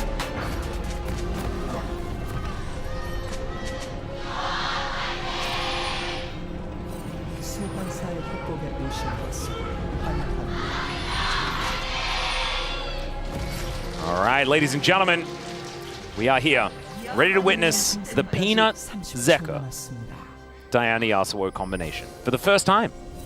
Bit of fun. It's a nice debut that we get here in game number 4. HLE, if they manage to win here, they will be staying in the LCK Cup, and T1 will be knocked out. And we will see them again in the LCK when it starts up. We have the wards being put down here. And yeah, I mean, Humble Life won the lane swap, right? Like, that's kind of the takeaway here. Interestingly enough, they might end up just not having Zeus in the lane at all, and instead just have him do the same thing where he lanes mid with Zeka for a little bit, and then once the threat of a certain dive, it's funnily enough, like with Karma Kate, it's not even going to be the elite situation where you're like, oh, I'm level 1 and full health, and no, you'll get poked down, and you won't get able to ever even dream about seeing a wave. As Doran should also know that this is happening and is respecting as such, so good for him. Yep. Viper going to be moving in. Has that fleet footwork, just in case the Caitlyn lane was a thing that he had to deal with. Going to sacrifice the first wave of minions there as well, as the Cocoon is pretty good there. Delight getting his eye in effectively. Yeah, I think he would try to get some experience, but didn't. As Zeus is... Whoa, what is he doing? There is a lot of vision here, so T1 is aware of this. Yep. I think Zeus may be trying to like harass Owner. Does know he's toward the top side, or he's trying to, yeah, he's trying to get around him to get towards this minion wave and possibly soak some XP, but looks like Smash and Carrier want to just be spending some time behind it. Yeah, they know he's towards the top side of the map, right? Yep. Zeka is also here, but like Owner is just going to hit level 3, and unless? Yeah, there you go. That was a bit sneaky. Owner moves into the mist and is going to be able to walk away with his prize. Peanut is also... He's very low. Quite low, so I'm not sure about the dive here. Counter-Strike's available. Oh! That's a really nice Cocoon. A late Counter-Strike, and they're just able to wait it out. The last tick of Ignite, not quite enough there, but Viper just going to get delivered a kill. Fleet footwork makes him real speedy as the turret gets real mad. Man, they are so dangerous, but he's able to take a couple at full health, and he'll be backing away. So that is first blood going over to HLE, a decent start. Yeah, the fact that Doran doesn't even get to really utilize his Counter-Strike there, really nicely done by Delight. No fear, just ends up finding himself his Cocoon. As you can see, Doran just gets clipped. All the damage already comes down by the time he Counter-Strikes. Ignite comes through, Peanut finds a Q as well. And then Viper very leisurely just walks up. Takes 2 turret shots, as we see, is a little scary, but nothing too crazy there. Didn't even have to use the power of Elise, right? Didn't even have to use the E and use that dive potential, as now we do have them matched towards the top side of the map, as thank you, Spider, says Delight, as that tanks the And also W thank from you, Owner. Scryer's Bloom, as that allows him to repel out of there. Nicely done. Carrier not quite finding the damage there with the Mantrid Q. Faking out, trying to stand his ground against Zeka, who is... Oh, Delight's here, he has Flash. Yeah. Peanut's turning up as well. It's a little bit early for the Yasuo-Diana combo. Still, they are going to be trying to push Faker out of this lane, and so far Zeka has actually done a great job as far as farming things out. Oh, this might be an opportunity here for T1. That's Viper just alone underneath the turret. And Delight is on his way, but... He's going to be on full vision as well as he does move up here. He's waiting for someone to turn up. Yeah, he has Flash. Oh, let's see. Gonna go for it. Cocoon's going to land, and it does! That is 3 in a row for Delight, and another kill for HLE. And Viper has been able to deal with these minion waves up until now. Let's see whether T1 can actually answer back, as now Viper, let's see what you can get done here. He's got Exhaust, as they're trying to tank this up. The force bomb value is gigantic. So far, he's not there. Flashes out of the Peacemaker. But they're now trying to wait for this to reset. Owner's underneath the turret. And will he go down? The answer's no. Enough movement speed to get himself out of there.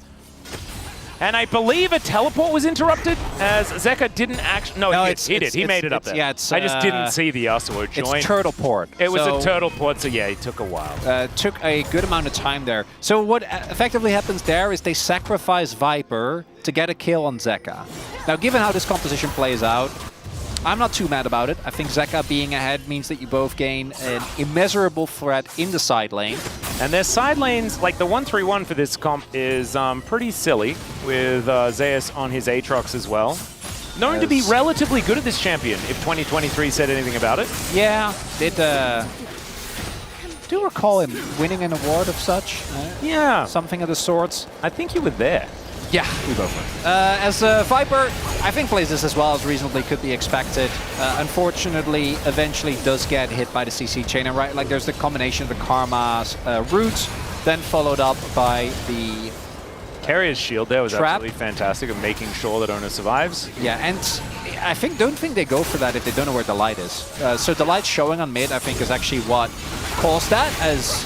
All right, Delight now in trouble here, as there's the last breath. Taking matters into his own hands, just takes down the jungler. No resets now for T1, as HLE is kind of split here as they do focus on the grubs. Viper, yep, don't move up there, and he doesn't. And that is going to be all of the grubs secured here by HLE. They grab themselves the portion of a feat of strength as Cocoons are connecting all over the shop. Delight, man. This Game 4 performance is absolutely absurd. And it's extra cool because this is a guy that, as good as he is, as well regarded as he is, multi-time LCK champion, is known not for this. It's for his engaged supports. It's for his ability to carry team fights on champions like Rel, Rakan, Alistair. And yet here we are, witnessing him kind of run circles in the early game. 100% kill participation, has been on point with these Cocoons. And look at where the kills have gone. Oh, yeah. Like, it's 2 kills for Zeka. It's like he's put money into the pockets of the correct people. Yeah.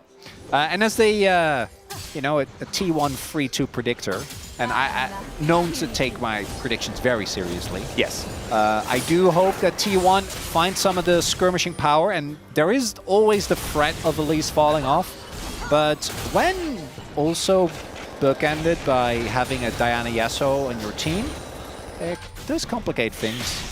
Good amount. Yeah, so far, the right start for HLE. If they get a double on this bot lane... Yeah, Smash in a lot of trouble. Moonfall up and available here for Peanut, but is going to let them live for now. Zone him off of the full wave, though. Faker can't TP. Owner's on his way, but this is... A lot of plates as well. Zeka. Yeah, Wind Wall going to be blocking a little bit here. Owner trying to move on up, but the 4-man unit of HLE is standing strong. They really want to get towards this cheeky knocker. Doesn't press the button as there's the Moonfall. There's the combo. Carrier taken down first here, but you can see they're focusing on Zeka. They'll be able to take him down. Smash. Free hitting as Viper just Valkyries his way out. Oh, no. Not quite able to catch up, and now Faker gets over the wall, finds the charm onto Viper. The Heartbreaker is exactly that for HLE as Viper goes down. And it is a 2-for-1 trade. Teleport immediately as Doran is going back towards this bottom lane, and Zeus doing the same thing. Great strike back here for T1. And a necessary one at that. If this Viego falls further behind, I think the game very quickly becomes unplayable. And I gotta really, little too much there, Humble Life. If that play comes through immediately, I think it's fine. As we go back to some happier times. Very nicely done here. The combination of Zeka together with the Elise able to get the kill. That's great. Going in for this ulti on Carrier, though, that's just one guy. Like, we can't do that when we know that with how long we've been sitting here, the response is going to be there. Then Faker fails the initial dash. Fortunately, has 2 extra. Still gets on top of Viper. And again, Owner picking up these kills I think is huge. Any Viego comp will stand or fall by how big of a threat he is when he starts resetting. So him getting the kills is big. Also means that Smash isn't as deep in the hole as he was before. It's not enough. Humble Life, I think, is still looking good in this game. But it means that the chances of a Game 5 remain alive. Absolutely. If they get a double kill there, and like Smash and Carrier lose out on all those waves, and that's just it, I think Hanwha just run away with the game. The problem is that if T1 get them like a foothold in this game at all, I'm looking at a late game here that HLE are going to really struggle to do anything in, right? The way that this comp scales, the range advantage that Smash has is going to be hard for HLE to mitigate. Of course, they have a lot of dive potential, but if T1 can ever get any of these Owner Faker resets, it's going to be absolutely crazy. The amount that these champions can do just in general, their value later in the game is exceptionally high. There's also who on these two teams can face check a brush.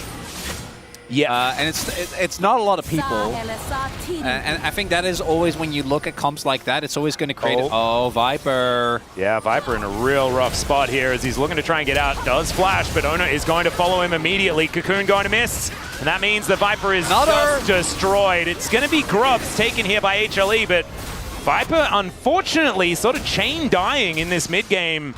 And Smash reaping the rewards, taking down these plates on the bottom side. Zeka trying to clear up what he can, and will be able to do so as he is, of course, the Yasuo. Dances around the wave quite nicely. But still a good sign for T1. If they can make Viper as irrelevant as possible, certainly going to help out. As I actually mistook Barrier for Exhaust earlier on, but the icon is just so similar now in my brain. I've struggled to cope. I think it's the color. Yeah. Yeah. I get it. There's a slight adjustment. Anyway, Wasn't able to utilize that effectively in order to keep himself alive. Yeah, I did actually remember, and then it was like, oh, I gotta get out, and then I completely forgot. No, that's okay. I apologize to anyone who did pick it up and was frustrated by the fact that I didn't identify correctly. No, all our that it was in fact barrier. All our viewers are nice. They would forgive you for such a minor transgression, I'm sure. I'm sure. I don't want to assume that, and I think they do deserve an apology. I will. I will assume that. Figure. Oh, well, that's fine. Yeah, I'm full of confidence and trust that people will. You are generally that guy. You're a man full of confidence and trust. I mean, you're a trusting man. I don't know whether you're a full of confidence man. I'm definitely not. But, Smash going to be trying to siege against Viper once again. Viper having a rougher and rougher time, but is still keeping up in farm quite nicely. Has those 2 kills and is almost towards his Trinity Force. Not the end of the world here for the Corki by any means. oh, and these fights are going to be explosive. On one end, we have Humble Life, who I imagine the main goal is going to be try and get on top of 2 out of Smash, Owner, Faker. Carry has an easy target, but realistically isn't really your highest priority with the combo, right? Peanut is going to go in and try to get as many people in the ult as possible. Outside of that, it's probably going to come down to like Zeus getting a couple of resets in fights. I think that the Humble Life comp, as the T1 comp does, basically stands or falls by how is the initial setup. This is actually very reminiscent of how the game felt when it was like peak Viego era in like 2021. Yep. It's like whoever gets the initial stun, the Viego, the charm.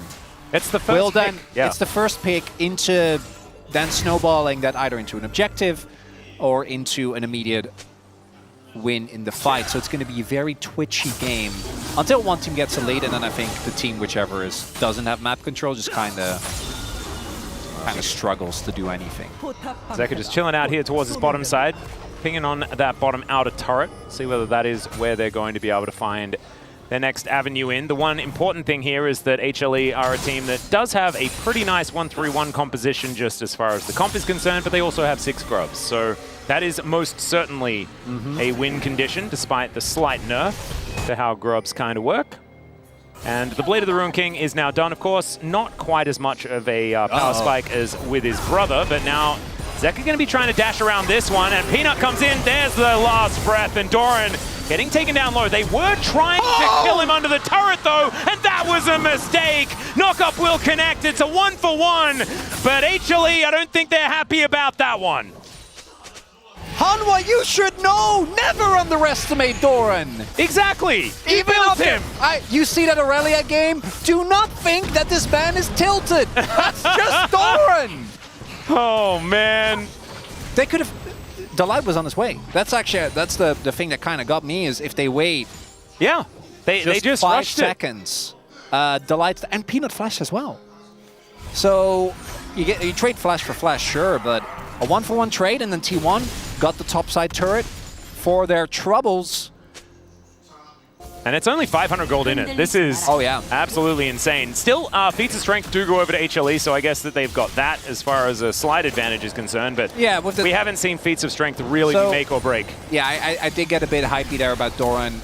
They still got a turret, which not only gave them Sentinels, but also because the gold was actually even earlier on, which is why we're looking at the gold lead the way it is right now. But 500 basically doesn't mean a whole lot. A lot of that is also on Elise. Yep. Symbiotic Souls getting close to be done here for Delight. I do want to highlight, though, hasn't died yet. And that's not how Beryl taught me that this is played, is taking out a look. Doesn't actually find the counter-strike and really gets hit here. Grandmaster's Might doing so much work, man. Mitigating so much. And does get tagged, but I think he's happy, although he doesn't look very happy. But I think he was happy with how that one went, to be perfectly honest. Actually, I thought he cookied initially, but he actually didn't cookie until he already got the kill on the Peanut. So maybe if he had that ticking, could have delayed it. I think he was always going to go down, though, as Faker has had a pretty silent one thus far. And realistically is just mostly going to exist as a tool for Owner to pop off. And also will be resetting alongside him as well. I feel like a T1 fight will look really good as soon as they get that first kill. That's really can be orchestrated. We can keep talking. It's just whoever gets any CC will blow up whichever target is CC and then kind of go from there. But it also means that having Prio, having the ability to be at an objective first is a really big deal. As we now see, T1 actually still trying to contest this. That's interesting. I think it's definitely gone. Maybe an exit kill? Well, I mean, that is a very dead Delight. So there's the way of the barrel coming on through there. Zeka trying to take down Doran once again, but he knows that that's a difficult task. Owner on the flank angle, and now Peanut's in so much trouble and will just be deceptively orbed to the face. That'll take down the Diana. Now they should be able to collect this Rift Herald. Oh man, I can hear these silver scrapes. They are echoing in the back of my mind, Chronicler. Oh, an elimination series going all the way. Oh my. You did the stake setting at the top of the Atlas, and it looks like... And it was depressing from the outset, right? We had to say goodbye to one of these teams. And it's even more depressing now because they're playing so well, or so weird and wonderful. It makes it better. It heightens the drama. There is definitely a lot of drama. There is a lot of drama, as Delight is unfortunately learning that he is at level 6 Elise against level 11 Jax. Doran, as always, with the Steel Mental. For me, though, what the crazy part is the fact that I really thought they were going to be too late on the play there. It's the teleport from Faker that comes in there. It's Doran harassing, and it's the rotation speed from Owner in particular, because I thought they were going to send a trade for Dragon. That's now the first time we see an actual gold lead here for T1. It's not on and done just yet. Whenever there's a Diana Yasuo in the game, I think we're always going to be very reluctant to call anything too early. But it is looking... Oh, Zeus. Oh, they don't know. They don't know. Wait, yeah, Delight moving over as here is the flank angle for the Aatrox. The last breath not actually going to come on through as now Zeus is just flipping around the fight. The World Ender might just be the end of the world here for T1 as Zeka avoids a charm by ulting Carrier and taking him out. And HLE, after a horrible fight topside, head to the bottom lane and completely redo it. And we criticized Humble Life for not knowing how to play around Doran, and now it's the same for T1. We've seen Zeus make these flanks before. He was on your team. He did that a lot. He did. Particularly on the Aatrox. Sets up the fight. Smash is taken out immediately, and without the consistent damage gone, and T1 scrambling. They will end up losing this dragon. Now, this is only the second dragon. It's not the end of the world, but it's Zeus with a wonderful flank here that forces the response. Delight also taking carry out of the fight, meaning that there's no way for Smash to really stay alive. And you see as well, the side laners not ready. Faker, the charm misses, but also... I mean, that was a reaction from Zekra, I think. It was well placed. But here's Zeus just talking about how good this angle is, and I think we all agree. Certainly looks nice. It's now not such a great angle. However, able to get himself out of there. Owner stunned up. He would be a perfect first target as Foss Bomb. Not quite enough. And Peanut finds the E from out of nowhere. Carrier trying to take the Diana for a walk, and that is going to cause Peanut to disengage. As Cocoon is going to land from max range. The Repel gets Delight up into the air and out of harm's way. Oh, this is so dangerous. You can see the Jax looming. Doran is 100% the key component of T1 right now. He's so incredibly strong. He's what it feels like as Delight. He doesn't know. He doesn't know. He doesn't know. Oh, God. And he finds him again. The pesky spider is just going to be bonked. That's a lamppost. And I think, yeah, Spider not going to last long against the lamppost. Let's have a look at this replay once again. The face check is what Zeus really falls into. And Zeus able to flash out nonetheless. And again, if you don't get the initial reset, even without Owner dying, that would have been rough. The fact that Faker has to flash is actually a really big deal there, as it will make the setup for a lot of subsequent fights a lot harder. And then we take a look here. So he just jump scared. No, and I actually thought that Yasuo spotted him, but he definitely didn't. I'm not 100% sure whether he needed to flash, because the light didn't have his. So I think it was... He flashed the Cocoon. There you go. Make sure that he to make sure that he gets the, yeah, okay, good catch. But I still don't know whether that was necessarily worth, because I think Delight just dies. Yeah. Still? We'll see whether the lack of flash is going to be a problem for Doran. They definitely cannot do this. They're just trying to elicit a response, maybe get a TP from Doran, but he does not have his available. Top lane turret also looking mighty fine here. And will get taken down. I don't think T1 care too much about that. And the gold blade basically even, Atlas. 21 minutes in this game again. I'll be close, though. That ward actually just out of the control ward vision. They can see that Peanut is fighting this, though. T1 with full information. They need to retake control. Doran still doesn't have his TP available as the Herald is dropped. All right, this is an interesting response. We'll see whether HLE actually react to it, as Smash has put up a bit of a wall around these little Otacon walls. I think Otacon's gone. Yeah, but they don't really care about that position. Ona trying to get in, he's almost in range. He steals it! And now T1 should be able to massacre the fight once again! Ona just rips it away from HLE! Oh, these smites have not really been going Peanut's way throughout this matchup in general, but Ona just keeps on doing it. That's Silver Scrapes right there. That was the moment. That's where we started hearing it. Oh, get your recorders out, everyone. Game number 5 looking a lot better after that smite steal there by Owner. Able to dodge away, doesn't get clipped by the cocoon.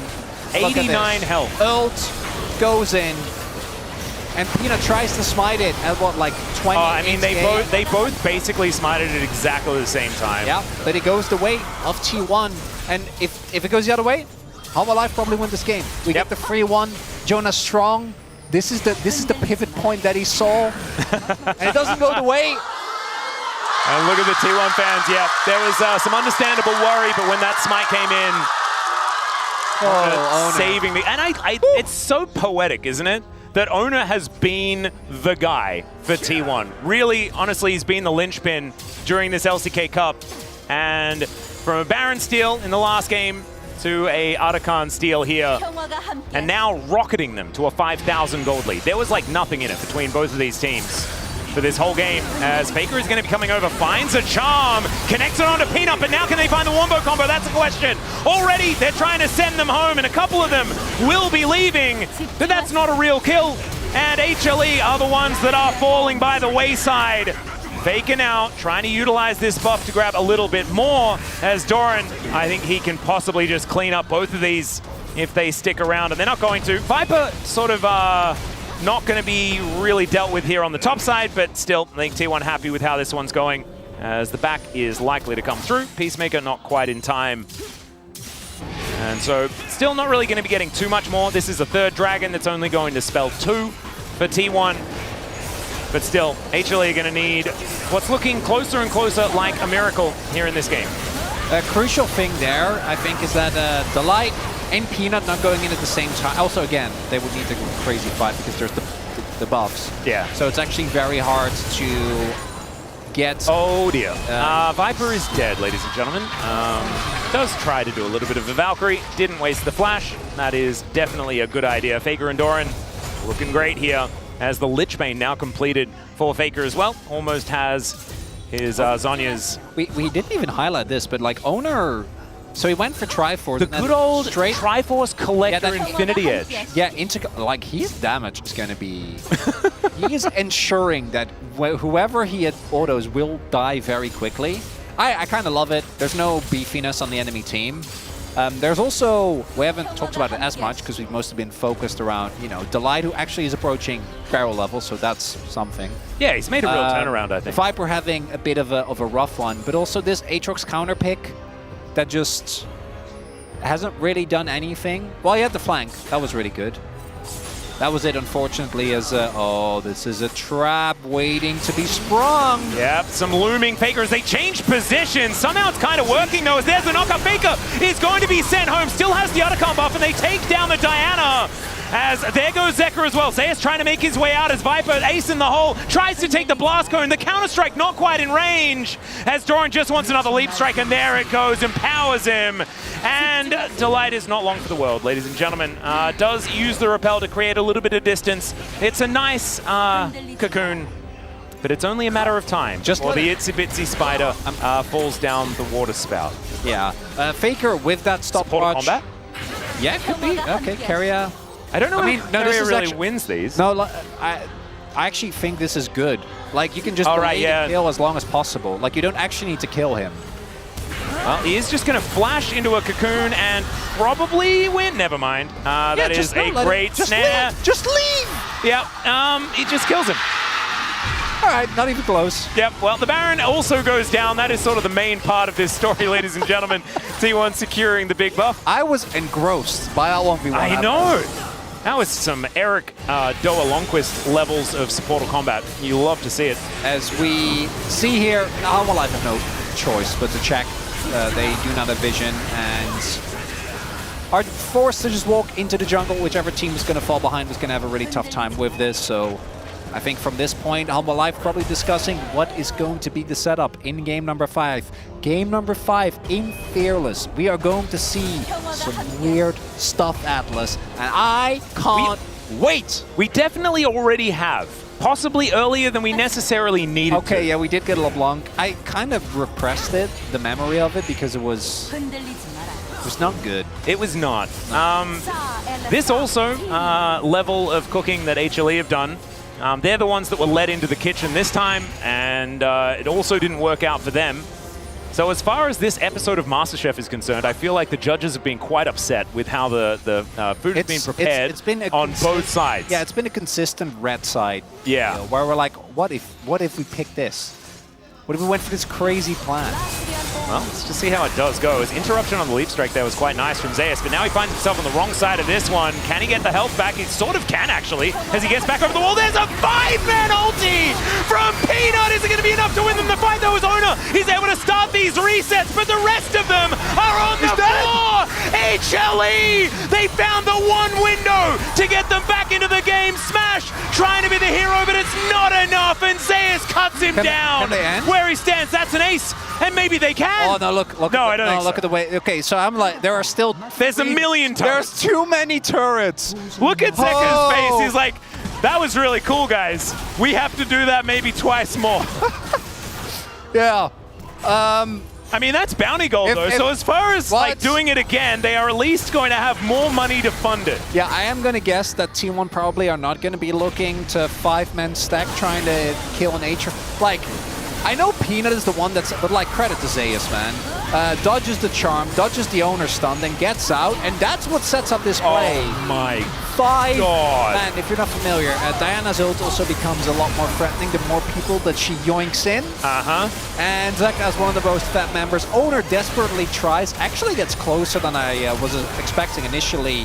Smash also, like, really playing the best that he can, but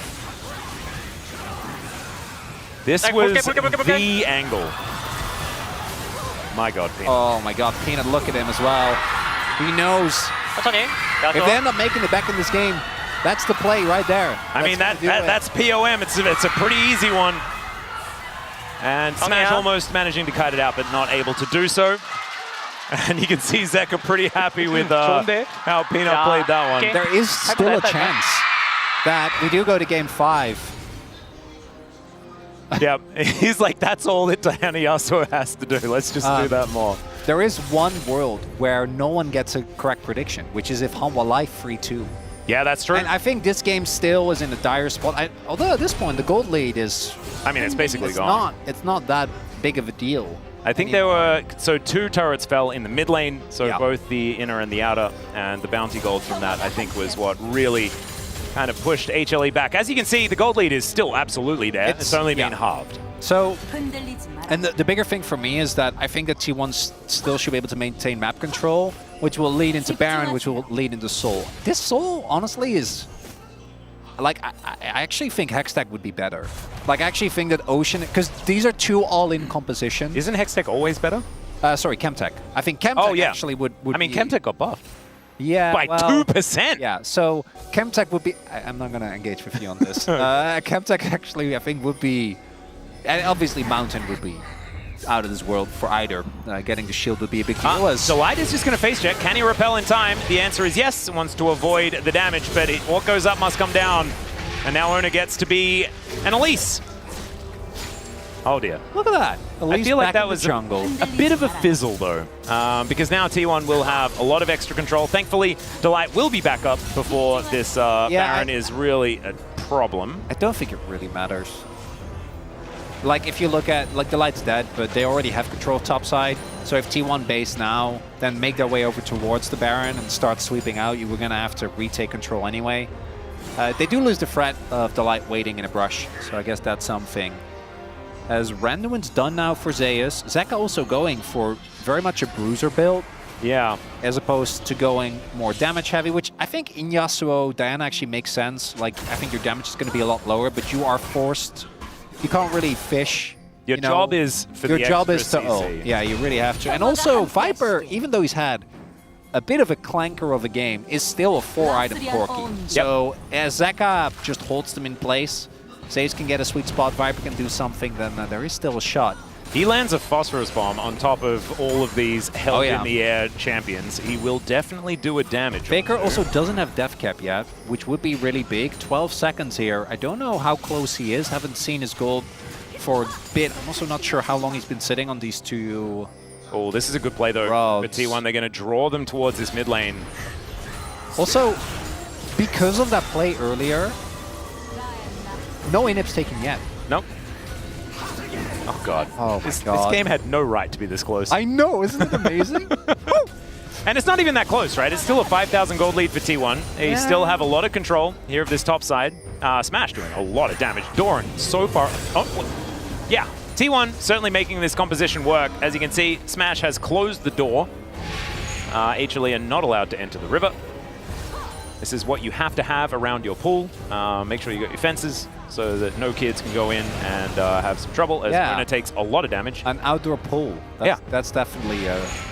it's the Netherlands. The weather is just... does not allow for such things. Yeah. Well, it does. Like, you could. But I don't know why you would want to. You can maybe use that thing, like, I don't know, a month, a year, if you're lucky. Unless you're like, do you like swimming in the rain? I do. Actually, swimming in the rain is amazing. Do you ever put your head underwater whilst it's raining? Oh, that is cool. It's actually super awesome. As Faker, he's going to find Delight once again. Smash puts a bullet in the spider.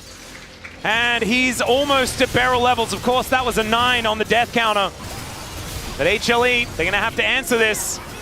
Because Baron could really spell the end. There's another one. Viper just walks into him. He is able to block the last bullet as Zeka does throw down the ultimate here. Peanut looking for Doran. Viper trying to kite him as best he can, but oh man, that lamppost is so dangerous. Ona and Zeus are fighting towards the top side, but HLE are just falling apart. And Ona now just slinks into the mist and looks to try and take down his former teammate, and he doesn't. Zeus puts him in his place, but I don't think that one really matters. Faker now looking for his shot as Zeka fighting against Doran, and Doran says, no, buddy. It's only when we're teammates that you'll be able to get the best of me.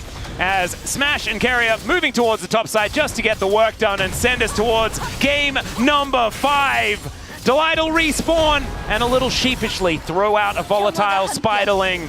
And T1, they're wanting a little bit more as a flash over the charm this time around. A flash for Delight as well, but that doesn't quite work out there as he wants some more supportive combat. Carrier says no. He says that he just wants a game 5, and T1 will push us to those silver scrapes, keep themselves alive here in the LCK Cup playoffs. It was a little dicey after that 5-man ultimate, but Faker, unfazed, unbothered, gets 2 back-to-back charms, and I think that T1 were already still in a good position, right? They were still taking that Baron. Yeah. There was no choice for Humble Life to make it out, but the moment that second charm, the first charm is like, it's Delight. The second charm, we kind of knew as soon as Viper was taken out. And Humble Pretty Life, uncharacteristic clanker there for Viper, as you can see, looking a little bit forlorn. Yeah, and that was Corki. What's next? Like, are we Vladimiring? Is that where I mean, we're at? Kog'Maw hasn't been picked yet. What about Teemo, Atlas? But I mean, there's still Zeri. There's actually still quite a few different options that could be quite interesting. But Smash's Caitlyn is super good. Remember, this was also the first pick for T1 on the blue side. And sometimes when you throw your first pick out to something like this, it can fall flat on its face. Like, that could have been how this game goes, but Smash's Caitlyn has been very reliable. And you see that moment at 21 minutes where Owner just smote a little better. Just a little better. That's what gets us to Silver Scrapes, Atlas. Without that, if Humble Life get that, particularly with how the rest of the game played out, no dice. That's a free one. Instead, we're going the distance. And now you guys get to witness one of the most beautiful tracks ever. We are going to go to that short break. The Space going to break it down afterwards, and then we'll have the final game in the series.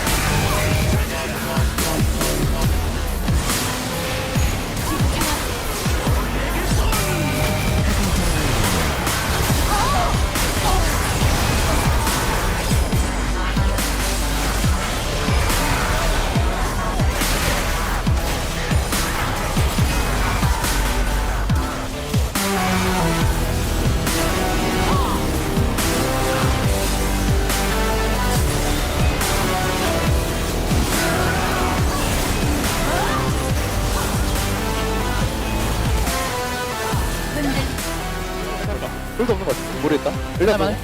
왜냐면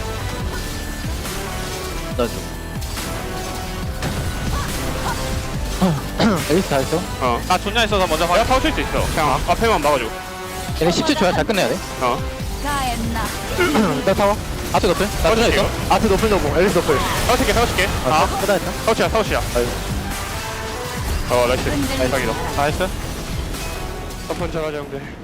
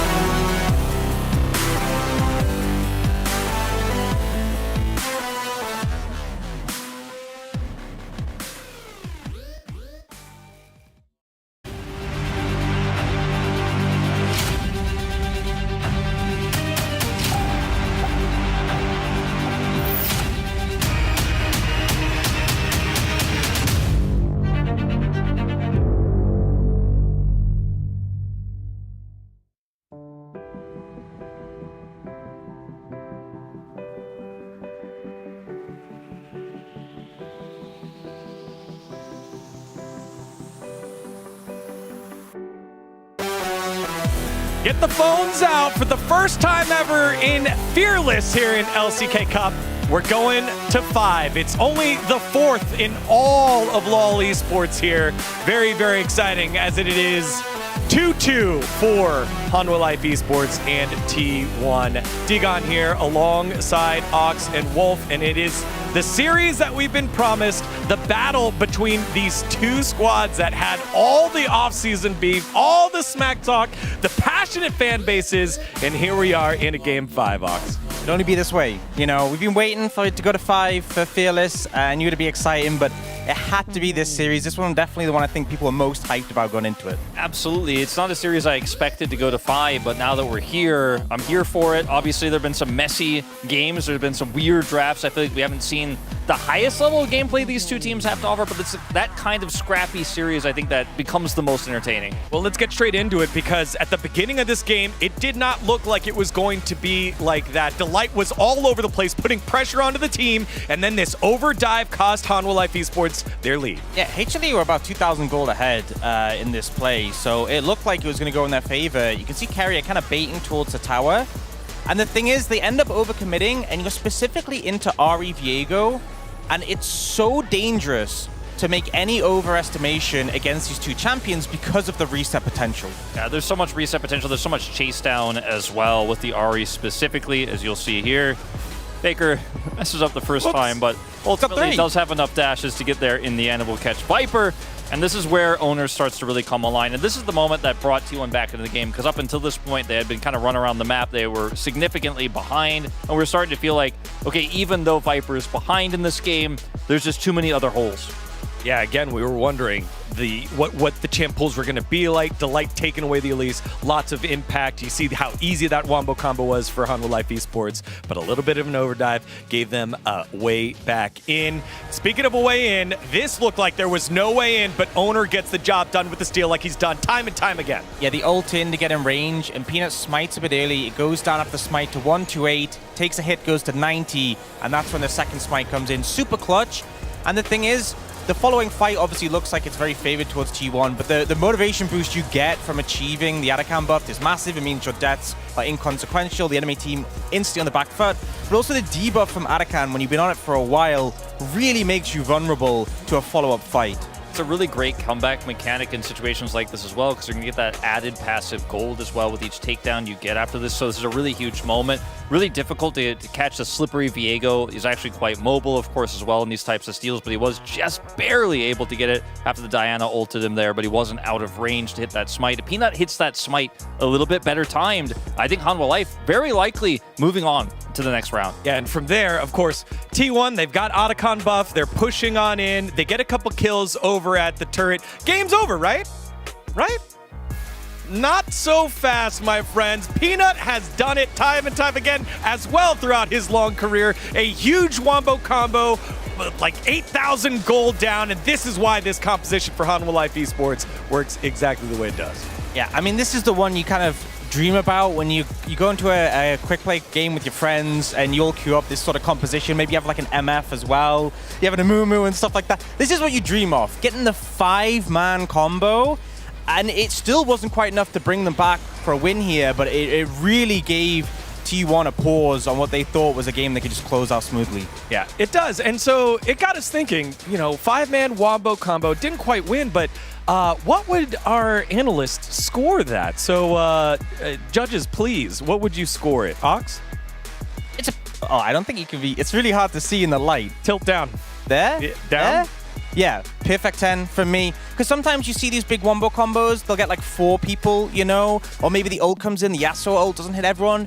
All 5 people hit by the Diana ult, all 5 hit by the Yasuo ult. It was perfect. No notes. I mean, for me, 8,000 gold down, the last Rocks Tiger, one for the fans. I don't think you give him enough credit. I'm going to give it a 10.1. A 10.1 out of 10. No one ever asks. Legal. No one ever asks what the host thinks, and I knew what they were voting. I give it a 9.9 so that it's an imperfect 10 out of 10, right? Why did they for lose? T1's positioning, like they messed it up? So it was imperfect. Anyways, all right. Why did they lose the point? Here's the Fearless bans that we have. The first time ever here in the LCK Cup. We're going all 5 games, which means 40 champions already banned out. 10 more will be banned out. 10 will be played. We'll see 60 champions after game number 5. What are a couple that are sticking out to you here, Ox? So a big thing for me is a lot of 80 carries taken out of the pool. Zyra Khan's still available, particularly as both the Light and Carry have had really good recon performances so far. I think it makes a lot of sense as a duo you could snap up and have a lot of power, especially as like the later end of that game. We saw both the Light and Viper getting caught out. I think they could really get a lot of value out of this. For me, it's the Tristana pick, which you guys could obviously see on screen already. I think the flexibility between mid and bottom gives teams the opportunity to hold that as a flex. The ability to play around top side with some of the picks that are left available, like Renekton, for example, could give you a ton of grubs. You can take that grub advantage into the Tristana to have side lane control. So for me, that's one of the big picks I think could come out big in this final game. Again, the bans that have been consistent on both sides were the Yone, Skarner, Kalista, and Galio. Then there have been 2 kind of open bans here, so that's why they were looking, our analysts were looking at those couple. All right, last chance to flip-flop if you want on predictions. It's 2-2. You switch in here. Any switchers? I never flip-flop. Never. I never swap. Never swap, never flip-flop. Let's send it on over to the man who flip-flopped in the morning and looked like a genius. Up 2-1, Hanwha Life possibly winning one. That one was Atlas. Or will it go 3-2 T1 like most of us predicted? Let's head back on over to Atlas and Chronicler. Like most of us, which is Chronicler, actually. So which one of us predicted? I think it was talking about the T1 prediction. Oh, right, okay. But I am glad, because I can't do it because it'll sound catty, but you can call them out. So thank you for that. Because we all know how much I care about predictions. Yeah, no, you wouldn't want to like open the door even more for people to call you out for being a little bit of absolutely not. A little bit of a jerk about the whole predictions thing. That's okay. We tolerate you as best we can. We just can't quite find anyone better here in Korea at the moment. So if you are a commentator, please just reach out. Just send Atlas a tweet. I'm sure you can. That'd be amazing. At Atlas TV on Twitter or whatever it's called now. I'm pretty sure that one is enabled in America. As everyone's got their phones out, the Silver Scrapes is ringing through LOL Park. T1 fans, nervous, excited. HLE fans, kind of used to it at this point in time. It's been a bit of a roller coaster for this team just in general. Some ups, some downs. We'll see how the tank is going to work moving through this game number 5. The blue side, a theoretical advantage. But we'll see what it's actually going to give them. Yeah, is it still? Because for me, one of the things with blue side that makes it so strong is that there are champions that regardless of matchup are always busted. Right? There are champions that are just so good into basically anything that slot into any comp. We are so many champions down. Yeah. There is just, I feel like as long as we ban things like Skarner, Kalista are probably going to remain banned, unless, and again, we are in game 5. You can do absolutely outrageous tactics here. You can fully ban a single role. You can try and get a priority pick for yourself. You can leave open all the OPs. Although, I mean, looking at the drafts, not a whole lot of OP. Well, it looks left. like maybe it's the let's ban away a role and pick Maokai. That is, or pick Skarner if that's going to be left up. Because now they kind of have to ban both. Oh dear. There it is. So Kalista is going to be left up and available, or the Skarner is going to be left up and available. Well, so what does HLE do? What do they do? You could ban Kalista and then kind of force the Skarner ban. That might be something that they could look at. But it then means that that blue side advantage that you've been given becomes a whole lot less valuable. So the Galio is going to be the ban instead. So one of either Kalista or Skarner or both are going to be left up. And so do you just ban Nautilus? Maybe you just ban something else entirely and go for the trade. Yeah, try and trade here. We'll see what T1 their plan is. Theoretically, have the ability with red side to get counter picks. I think Skarner is still too strong. I think you have to ban Skarner. I mean, they did. That one. Okay, the Nico is going to be banned away. So Skarner first pick. A lot of the things that you pick alongside it have been played or banned already. And then you probably for trade get Kalista Renata.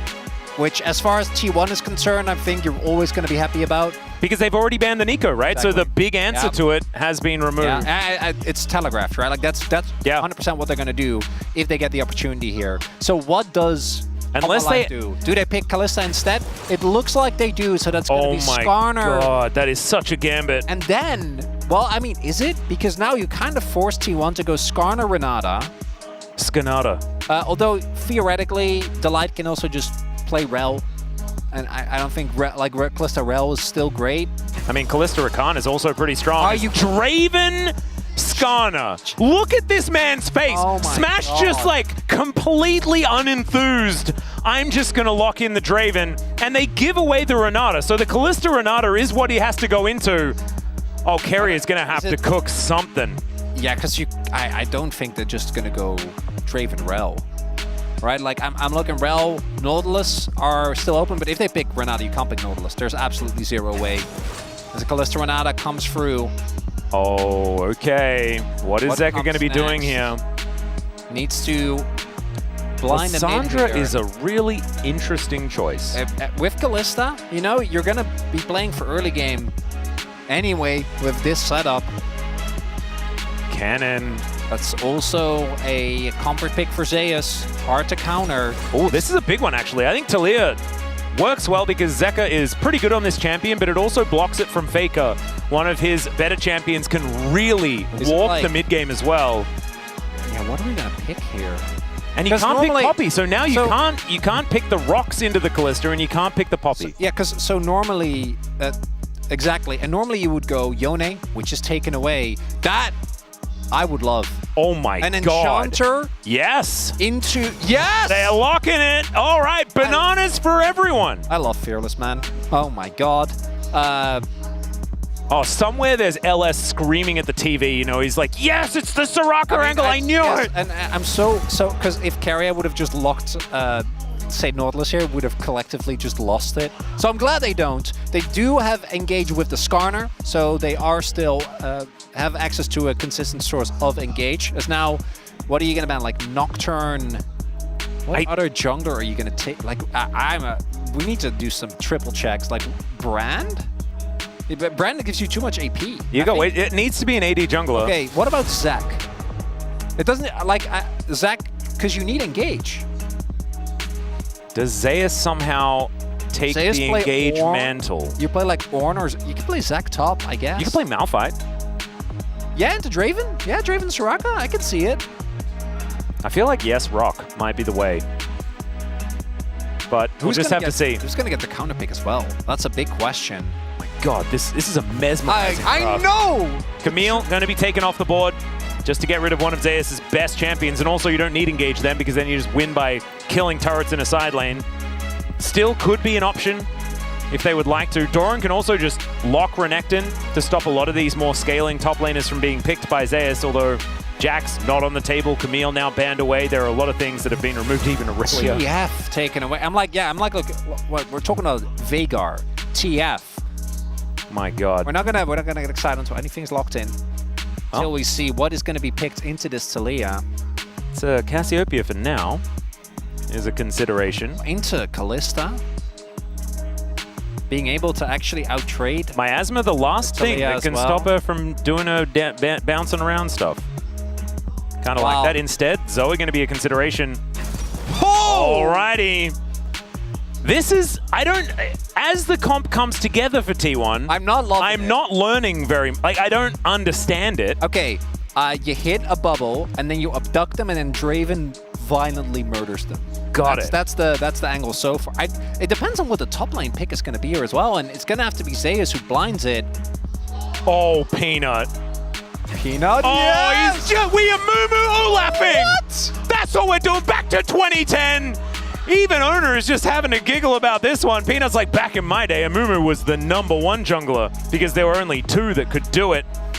Well, actually, there was 3. There was Rammus as well as Warwick, as Anivia, for Doran. Wait. Fizz. Okay, no, we're just cycling some stuff. It's fine. Yeah. It's fine. I mean, Akali's still up. That's a crazy thing. So Akali's going to be locked, likely going into the hands of Doran. Is it What do you mean it's Doran Akali into Olaf? What is happening? Yeah, what? I'm so confused. Wait, and it's Doran Draven, and it's going to be Zoe Soraka bottom lane. They're still swapping. They're still swapping. I kind of wanted the, I know, me the too. Zoe Like, Soraka. wait. The magical girl bottom lane. Yeah, but like you hit a bubble and then you have the root. Yeah, then you have the sun, and then no one can do anything, and then Starfall, and then you both die because you don't do enough damage to kill them. I gotta admit, completely lost me on the Akali into the Olaf. Like I looked at Kerry and it's like he's got his hand on his head. He's like, what happened? Because I'm personally agreeing. I don't quite know what happened. However, T1, if this snowballs, like imagine if they win this game. That would be absolutely absurd. Still, HLE, I think their HLE draft looks like a draft. I think HLE feel pretty good, right? You have good team fighting. You have a really strong bottom lane. I'm thinking specifically about I guess you hold off and then eventually beat him inside, but I feel like Olaf can get so beefy that it's hard for Akali to actually take him down reliably. And they don't really have much that can cut down a tank. Like Draven is not necessarily known for being the best at doing it. Of course, if you do get those cash-ins, it's something that can work out. That this is maybe some extra time in the kitchen. Let's dive into Game 5.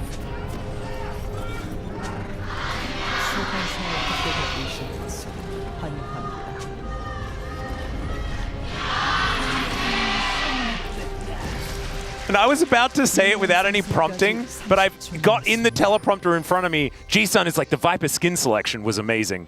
And as we can see here, it absolutely is. Woo! 10 out of 10 there from Viper.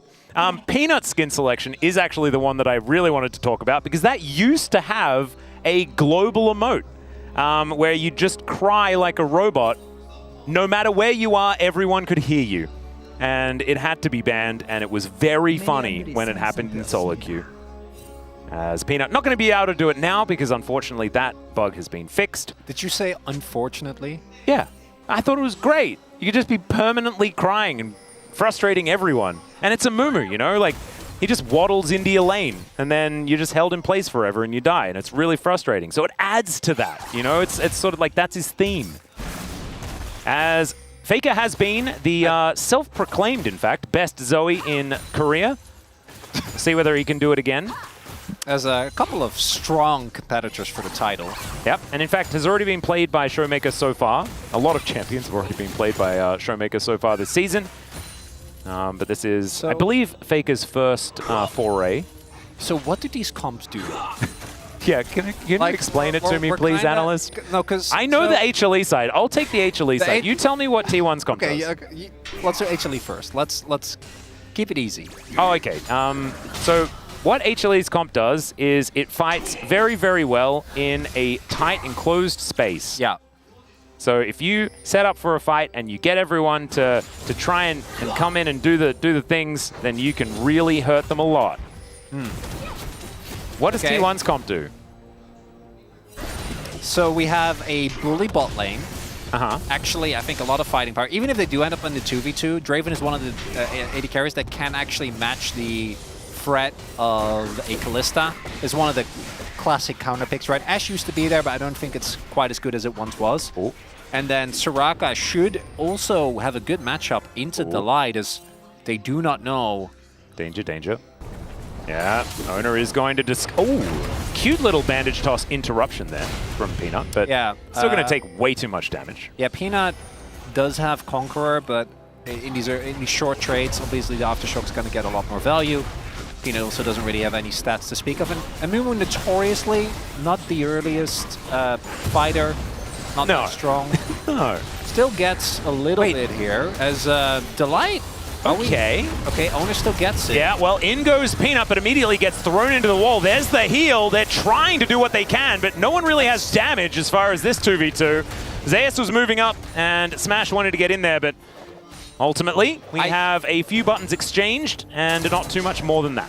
Yeah, that's going to be a big win here for T1, as Owner was able to pick up the red buff there, and now he's going to get the crab and then clear his topside jungle, so he's going to build a tiny lead. And Mumu, it's a level 6 jungler. You want to get there as soon as possible. Do note as well, by the way, Smash actually going for the cleanse here, which I think probably good. yeah, into Amumu definitely. I think a solid I think call. into a Renata as well sounds like Yeah. a pretty good thing. As Flash. Real Having to be Flash. invested there from Faker. Yes, of course. Oh, now I have to keep track of whether it's a real know. Flash or not. Oh, man. Oh, Zoe. Okay. There are certain champions that used to... Oh, Delight trying to safeguard Zeus here. Would he be on time? Well, Zeus going to do his very best here. That undertow is working quite nicely. There's the flash forward. The full commitment is a handshake. He's so good, and Owner is going to be taken down. First blood and double buffs for the Olaf. Oh, it may not be over yet, as the undertow does slow down carriers. It is, in fact, over Oh now. my God, Delight. All right. What Ooh, bandage impeccable toss. arrival. Unfortunately, not able. Oh, he has a second one, of course. Doran's That wasn't available in 2010. Wait, is Peanut fine? Well, we'll just have to find out. Okay, I guess he is. That was a little. I mean, he's a little Mumu. scary He's not there. fine. Because he's a Mumu. It's just always a bit sad. Okay, so Never now really fine. Owner does actually end up falling behind anyway. Oh, goodness. Okay, Viper's having a better game. The crowd just loudly yelling as the spear hits. Doran will be able to get back, but the fact that not only does Zeus stay alive there, but he also is able to get a counter kill onto Owner, who invests his flash as well, is absolutely huge. As we're taking a look, Owner is only level 3, and I think this dive, like that's a level 4 Olaf. Look at the value, man. The flash handshake, and Olaf is one of the champions where as long as he just gets the auto U with his W, like it's really hard to take him down. Yeah. And that's the HLE fans pretty psyched about how this one's going. Oh, dear. Oh my God, I can't wait. I mean, to it's see still what this game is. it doesn't actually mean all that much of anything at all. I think that we are just so invested in how this game is going, and I understand you at home probably feeling exactly the same way, because Wallpark absolutely electric right now. There is a Skarner on the Rift. This champion has failed to not even lose games, but to die. Smash. As Smash is just looking to try and kill Viper. Delight moving up. Owner is taking a trip through the wall, and the Fates call will say he's going to be fine. Yeah, has to be invested still though. That's barrier gone. As a Smash doing a great showcase. He has a BF sword, by the way. Yeah. So his autos hurt like a truck. That is not a bad first buy. No, pretty good. And Smash, that is something that we haven't really talked about yet. This composition is going to very heavily rely on Smash picking up a kill early on. Like, not too early, right? He wants to stack his passive as much as possible. But I think they need a cash out.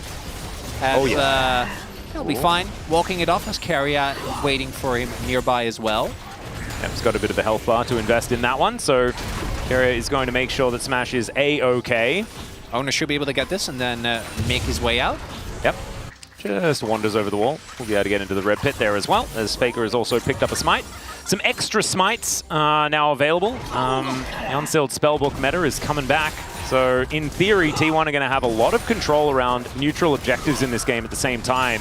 The more I think about it, the more there are angles for T1 to make this composition work.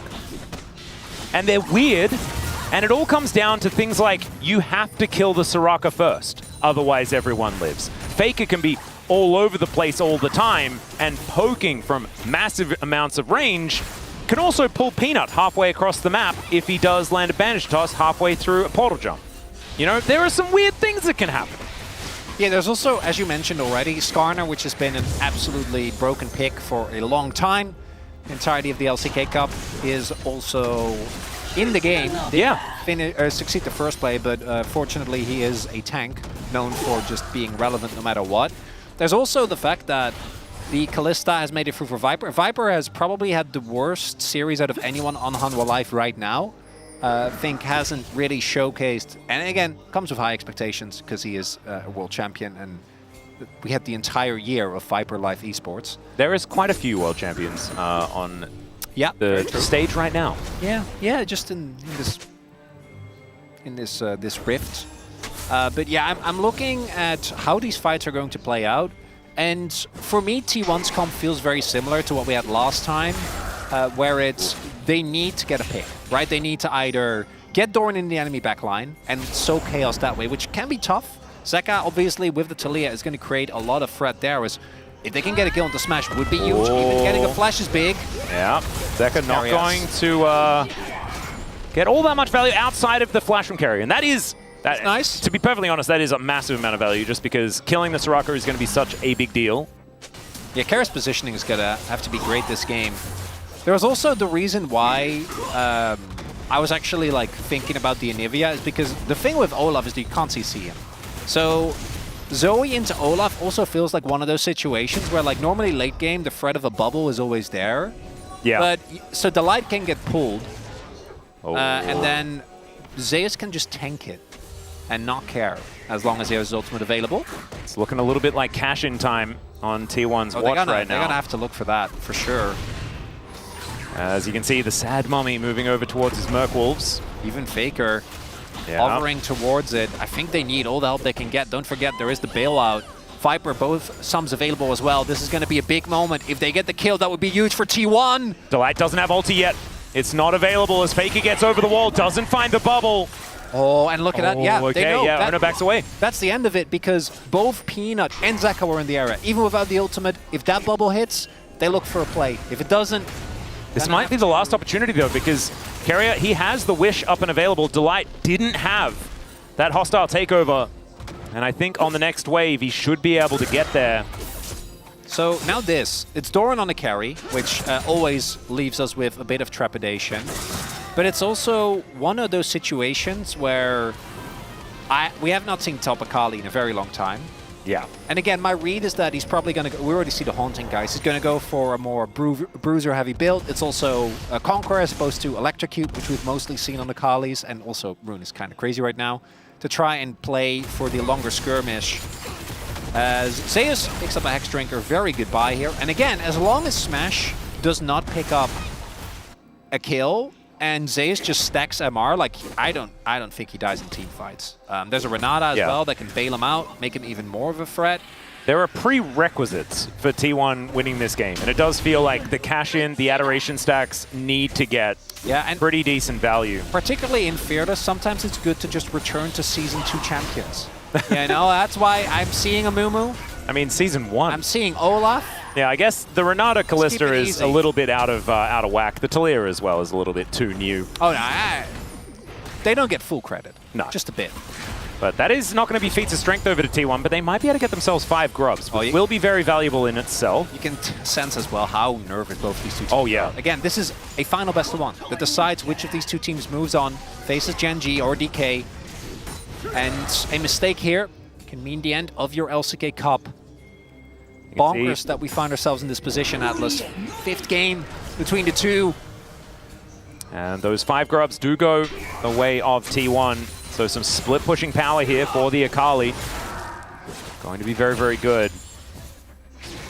But I don't think it really seals any deals or anything like that. Still not entirely sure about what a winning scenario looks like outside of Smash get lot kills and then they win because Draven big. Outside of that, I think it's going to be shenanigans and funny business. And Carrier finding, you know, a whole lot of value healing everyone up. You know, HLE wanting to go in and clear up a single target. Well, if Carrier is in range and it's not him that's the target, then they could make them survive for a lot longer. Yeah, now we have the lane swap to come through as a Doran. It's very funny because the new teleport is a dash. He actually got stunned there. Does take a little bit of damage. Talia indirect buffs. Yeah, that's a bit unfortunate for Doran, who's, I assume, pretty close to his Leandries, which Leandries makes a ton of sense. You're going to be going into double health stackers on the enemy team. Yep. But does have to use his TP. Also means that a possible contest for Drake might be a little bit harder. T1 have already rotated their bot side towards the, or their bot lane towards the middle of the, or bottom of the map. As there we go. That's what we're talking about. Smash getting a kill would be huge. They definitely cannot. This is Olaf. Yep, 1,000 gold on the table here. Level 10 though for Zeus. He is definitely frightening. Yeah, no shot. They're not going to. But they can just harass, right? And like just damaging the turret with the 5 grubs, even just getting a first turret block would be big. Yep, Zeka trying to frustrate Doran, who sidesteps all of the buttons very nicely. Zeus, or Zeka does have his TP. Doran does not. So do note that. Also, Faker has not gone. He's gone for Ignite instead, which so far hasn't really paid off. But I think makes sense. Because T1, again, I think is more plays out like a pick comp with decent team fighting. if they can get that pick. And Zaka's now on his way. Doran cannot join. Like, cannot. T1 cannot contest this. So we'll see what their response is going to be instead. Looks like just pushing out the lanes. Oh, man. And leaving it at that. Zaka probably doesn't even have to TP back. He can just rotate. Maybe Faker can catch him in the rotation. And they can get some damage on that top side turret. Is the first dragon. So 14 minutes. Quite late. Yeah, I mean, not as late as it could be. True. As we witnessed the good old 25-minute dragon. Thank you, Falcor, for that one. Doran does go back and finishes his Liandry's Torment. And so he does eventually get that. Maybe they would have done something else if he had been able to complete that buy, so maybe the teleport doesn't come in or something like that earlier on, but ultimately not going to learn about that one. As the first turret going on over. Hextech going to be the next one. Imagine if it's Chemtech Drake for the Soul for the final game in this best of 5. That would be a buzzkill. Orcs, make sure that that doesn't happen. We have Zeus and Olaf and Soraka in this game. Honestly, maybe it'd be kind of Hey, it's not that bad. Not that bad. Okay, that's actually a really good point. Oh, Zeka. I saw him do the Zeka. You saw it as well, right? Yeah, the classic eye drops. The mid-game eye drop. Oh, he's charging up. I've seen that before. Carrier and Zeus have been spamming the same emote at each other. Yeah, over and over again. As mentioned, so Leander's already done for Doran. I guess he's going to go Rift next. We've seen a lot of these. Yeah, the double mask. Yeah, double mask builds. Particularly when you're looking for longer skirmishes, you get a lot of value out of both the burn as well as the increased damage. Well, Tiamat done here for Zeus as well, so Stride Breaker going to be on the way, I would assume. Man, both teams are just like, guys, we cannot make it. Yeah, we're not messing this up. We're not making it. Do not be the first one to mess it up. But someone's got to break. Ooh, bubble. Will be connecting here. There's a lot of damage. Okay, never mind. I take back the little. That was... I'm Heartsteel not helping the MR too much. Yeah, he also has Ludens and Sorkpan. So that's... and he's level 11, so Faker is definitely a big menace, and I think he needs to be for T1 to maintain control. T1, I do think... Oh, that's a flash again. Bandage toss there from Peanut. Because if T1 lose control, I think this composition doesn't do anything. Right? Like, you have Soraka and Zoe, like, good luck ever retaking control of an area. Oh, yeah. This is an eclectic comp, if ever we've seen one. But, man, if they won with it, would that not be a story? As they're looking to take a Rift Herald with it, and that should be something that they could do. Teleport just about back up again for Doran as well. So Zeus losing that advantage. And HLE, yeah, they're not going to risk it. So that will be the Rift Herald taken. Viper with a little bit of extra time. He's going to move towards this outer turret, but doesn't have any grubs, doesn't have enough damage to take that one down. Actually using his ultimate there to ensure. As, love this from Zeka. Yep. As the Rift Herald does just bypass it entirely, but it stops the rest of T1 from moving over. Oh, the handshake to pull Owner back. Peanut possibly out of position, gets the Curse of the Sad Mummy down, and the seismic shove is good, but Owner is immortal. He just doesn't take damage. He's caught twice. The bubble goes wide just somehow. I think Zeka was just moving down randomly. But that's a big win for Hanwha there, because they take the outer turret top. T1 desperately wanted the kill there, didn't quite find it. And Hanwha Life. The Blue Blades! It's the Blue Blades once again, Chronicler! No. Smash needs to find a kill. Alright, Zeus throws an axe towards Doran. So I can see the benefit, like the big thing with Akali is that one of the problems with Olaf, particularly if he does get fed, is he just runs you down in every matchup. Can't quite do that. She does go disappeared. Yeah, well, and then you also have like enough mobility. As Owner tries to go for the ult, whiffs, then Peanut ends up queuing to a minion, which he definitely did not want to take, but didn't really have a choice. And then the flick kind of saves it. Heal invested by Carrier as well, and then Faker trying to use a stolen flash to get a bubble. Because again, as we pointed out, they desperately want to get that kill onto Smash. That would balloon the gold lead out of nowhere. 435 stacks. Oh, that's what this... We're like 1,300 gold territory for a kill for this guy. You can see as well, Hanwha Life, they know. They will want to overstep. Look at the itemization even. Zeka going for the most defensive build you can imagine. He has Phase Rush, then he has Resolve, he has Archangels, and Merc Treads. Yep. Now not he has taking any risks, Atlas. Nope. Oh, there you go. Yep. Well, this could be a kill onto Delight, who Even does the have Fate's Call, so never mind. It's never going to be a kill onto Delight, because Viper exists. Backing on a ward, though. Backing on a ward might mean that... Okay, Delight is not going to do it. It's okay, he just explodes, he was out of range! Still, it's not going to be a cash-in, but that is a kill for T1. Should be Dragon. Yeah. Hextech, no joke as well, as Peanut really wants to press Q. Come on, get us Infernal. Do it. Oh, Ox. Wait. It's your time as Zeka Zeka looking for an angle as Ona gonna get the flash by just pressing his R button. Teleport brings Doran in there. Shuriken backflip doesn't connect onto Peanut. Still a member up. Delight, 4 seconds. Will be having to walk his way back. Cryo made for Hanwha though. Yeah, HLE feeling like they can still tussle for this one. But there is still the Curse of the Sad Mummy, as well as the Viper and Delight combo. Whereas no ult for Owner here. That's one of the reasons why Skarner feels so busted to play against. No flash for Carrier as well, which is really important. HLE, if they take him down, Soraka value that can be so high will not be there. Banana Burst control, Owner trying to retake it, but he needs to be so careful. He can't be the way that Peanut makes his X's into the backline as Peanut. Oh yeah, you can see Fake. Zoe can warp games so much. If a few of these paddle stars connect, it's going to be so dangerous. That bubble is going to go wide though as Zeus fighting Doran towards his bottom side. The Dragon has been started here as Delight made it back to the battle. They can let this go. It's more important to get a kill on Smash. Humble Life though, they want this. Yep, there's the bandage toss to bring them in. Smash immediately cleanses. The Dragon secured here by Peanut as they throw Delight in, but no joy. Carrier a lot of sticks in him as Doran finds the backline. Peanut! Oh, there is the shutdown, the cash in for Smash. So much money into this Draven. And who cares if they lose the Dragon? Getting this guy fed is so important.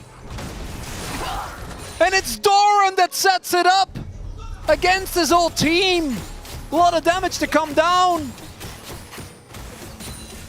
That's 1,000. That was 1,400 gold. Yeah, that's 1,000 extra gold coming through there for Smash as we take another look. So again, T1, this is only a second Dragon. Not a necessity, but they need to ensure they win the fight. Cleanse comes through.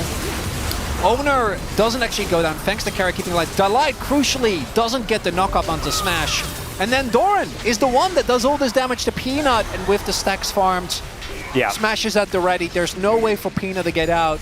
And that is going to be... There you go. And we went from a Draven with a BT and a couple of That is that kill. He is that kill ahead. Yeah. And it looks insurmountable. T1 now with a 2,000 gold lead.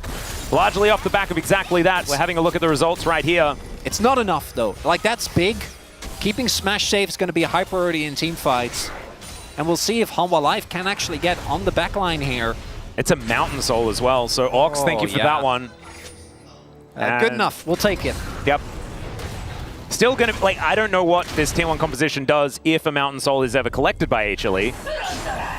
Because I don't, like, getting through Zeus is almost impossible. Peanut will be immortal. I don't think the the Seraph's Merc Treads Talia is gonna have a great time getting through a Mountain Shield as well. I also think that the instruction book doesn't actually have after Soul has been picked up in it for this composition. I really, for most compositions, it shouldn't. If you lost, your game's just not going to be that good. You know, it's going to be a tough. You're like flicking through it. You're like, if Mountain Soul, what do we do? The answer is, if Mountain Soul for enemy team, things probably bad. Don't let them get the Mountain Soul. Yeah. You know, that's where they get you. Yeah. You just need to think outside the box. And it's not give them it. That's what they've done. As Delight, still very squishy. Well, I mean, we don't know that. Hanwha Life could very well get it. They're 2-0 in Dragon's Atlas. I mean, I have absolutely no idea how this game is going to go. As Peanut's going in, I know which way he's going to go. As flash out from Ona. Oh, Zeka keeps No one's taking any risks, man. You can feel the trepidation 100%. On both sides, apart from Peanut. Leandri's done as well. Peanut has to. He's the engage. Yeah. He's also Peanut. He's kind of, well, that, and he's also kind of the only hard engage in the game. I know Skarner, but Skarner is so telegraphed, you know? Yeah, and he also just kind of, drives at you. I do think that, the more I think about it, if T1 can stack even a Drake or two, like with Soraka... Yeah, no, Mountain Drake is so strong. Is actually going to have a really big damage problem. Like, I think that Zeus' damage is going to fall off as we get deeper into the game. This Olaf thus far hasn't really had too much done. And then you're going to be relying on just the wombo combo. But again, if Keria doesn't get caught in those, he's going to be able to keep people alive pretty well. He already has the redemption. Actually was expecting him to go McKills, which I imagine will be the second one. And so maybe Zeka going for this more defensive sort of choice on this Talia is a mistake, because he is sort of the pure damage. Even Viper is a little bit utility on this Kalista as the game goes on. That's the thing, because I would imagine Viper is going to build one more damage time, and then he's going to go towards like Jack shows and other things we've seen to try and keep the Kalista relevant. Yeah. Till late game. Well, Arakan towards the bottom side of the map this time around. T1 retaining exactly the same gold lead, approximately. Has extended just a little. Ooh. The next fight, we're going to have to see if it's basically can Zeus and Peanut get on top of Smash. That I think is what it's gonna boil down to. And also, we don't have feats of strength yet. One more objective for HLE and one more kill for T1. It's such a game 5 Atlas. This is such a game 5. Oh my god. Oh, there we go. Sometimes start Arakan. Wait, was that in the rulebook? They're not reading it at all. Well, they are. Pings are coming down, but they're already a good... Look at the spears. There are so many sticks. Oh, T1 was caught off guard. Yeah, there's a teleport in from Doran. Yeah, they're going to back away. Oh, it's still leashed. Wait a second. Yeah, it's still leashed. Zeka can now move down, but this has now become a fight, and a smite fight for this one. I don't know whether you want that. As the Impale, it doesn't connect onto Peanut as the Whirling Death almost takes him down, but he's now not in range. The Wish comes in, and Doran has executed Peanut, but into the backline they go, and oh my god, this Olaf is obliterating them. Still they get the buff, but they're just walking gold now for this Viking who is yelling and screaming. They're running the wrong direction to try and keep these buffs alive. It is still high value. Don't get us wrong. And if they get out, it's massive. But Zeka has found Doran. Throws a big rock at him. And I think that Doran is going to be taking the relocation way out of this fight. And there he goes. Okay. Keria going to be going back as well. And Zeus almost got there. Okay. What does this matter? As we do get the feats now done for T1, what does this matter for Dragon? That's the real question, because Peanut's up. Smash is actually for real dead. I think actually you should be able to. Doesn't matter, we'll see when we get back. As the fact that Owner doesn't find Peanut immediately ends up being huge. Faker then gets taken for it, but it's Doran getting the execute. Oh, and the hostile takeover value was gigantic. And it's the Olaf in these situations, as we highlighted, can really run amok if this isn't a classic front to back, if they don't have the damage to focus him down. Level 15, and it looks like, I think On My Life are very happy with that. Yes, you lost Arakan, but who cares, right? If you have the opportunity to get Cryo. And remember, the rulebook doesn't have Mountain Soul in it. We don't know what to do. Oh, they have to retake. I don't know if they can. I think they might have to just give it up, yeah? Yep. On My Life! Rock's now on the ground as it looks like HLE will be able to secure this area. They do manage to take that one down. Delight in a little bit of trouble here. There's a lot of projectiles just flying around all over the place. Oh, Doran was thinking about it. Yeah, Weave as well. Zeka just going to get into position to hold this wave. His turret is looking very low, but the minion wave is just gone. T1 Baron? Yep, that is certainly an option. They would never see it coming. No one would ever see it coming. Never. Okay, so soul points taken. Otacon buff was basically useful for T1. Well, I mean, Smash still has it, I guess, for 30 seconds. Yeah, okay, so Smash died before it was taken, and then has access to it now. That makes sense. I don't think that's going to matter, though. Maybe it safeguards a second, but it's 20 seconds, so he's not going to get any value out of it. Still, T1 have leads kind of everywhere. We can see that Smash, certainly a big one. Viper has been able to close that gap just a little bit from farm and other things. But also, 1.1 thousand gold, the lead for this Skarner. Tank advantages, I guess, maybe just mean nothing. But Doran's been able to hold on to his own quite well in this top lane matchup at the same time. Riftmaker now done. Terminus done for Viper. What I imagine will be his last damage item. We'll see. Terminus gives you a lot of extra... He might go for something like a Wit's End or something like that. Yeah. Even Mercurial Scimitar could be pretty powerful. Just if he gets caught in a Soraka circle. IE done for Smash. I think I'll be feeling good about that one. Faker really wants this death cap. Doran, also you love to see it. Building a Void Staff. What I imagine will be Void Staff, maybe Cripple, but any pen is good in this instance. And still, we have 5 kills in 28 minutes. And you know what? If anyone out there post the screenshots like, man, this is boring. No, this is not. This is build up. Okay, we are building. I don't know what we're building up to. It might be one blowout team fight into GG, but you can feel the tension, Atlas, between these two teams. Everything on the line, and there it is. The T1 Baron. It's perfect. Does get swept, but T1 knows that they know, and so now that they know that they know that they will back away. All right, it's fine. Red herring. Yeah. Move on to the next play. Well, that's a bubbled Sentinel. As T1 wanting to move Peanut out of here. Should be his blue buff secured, though. Wait, they have 2 smites. Yes. So Doran gonna match.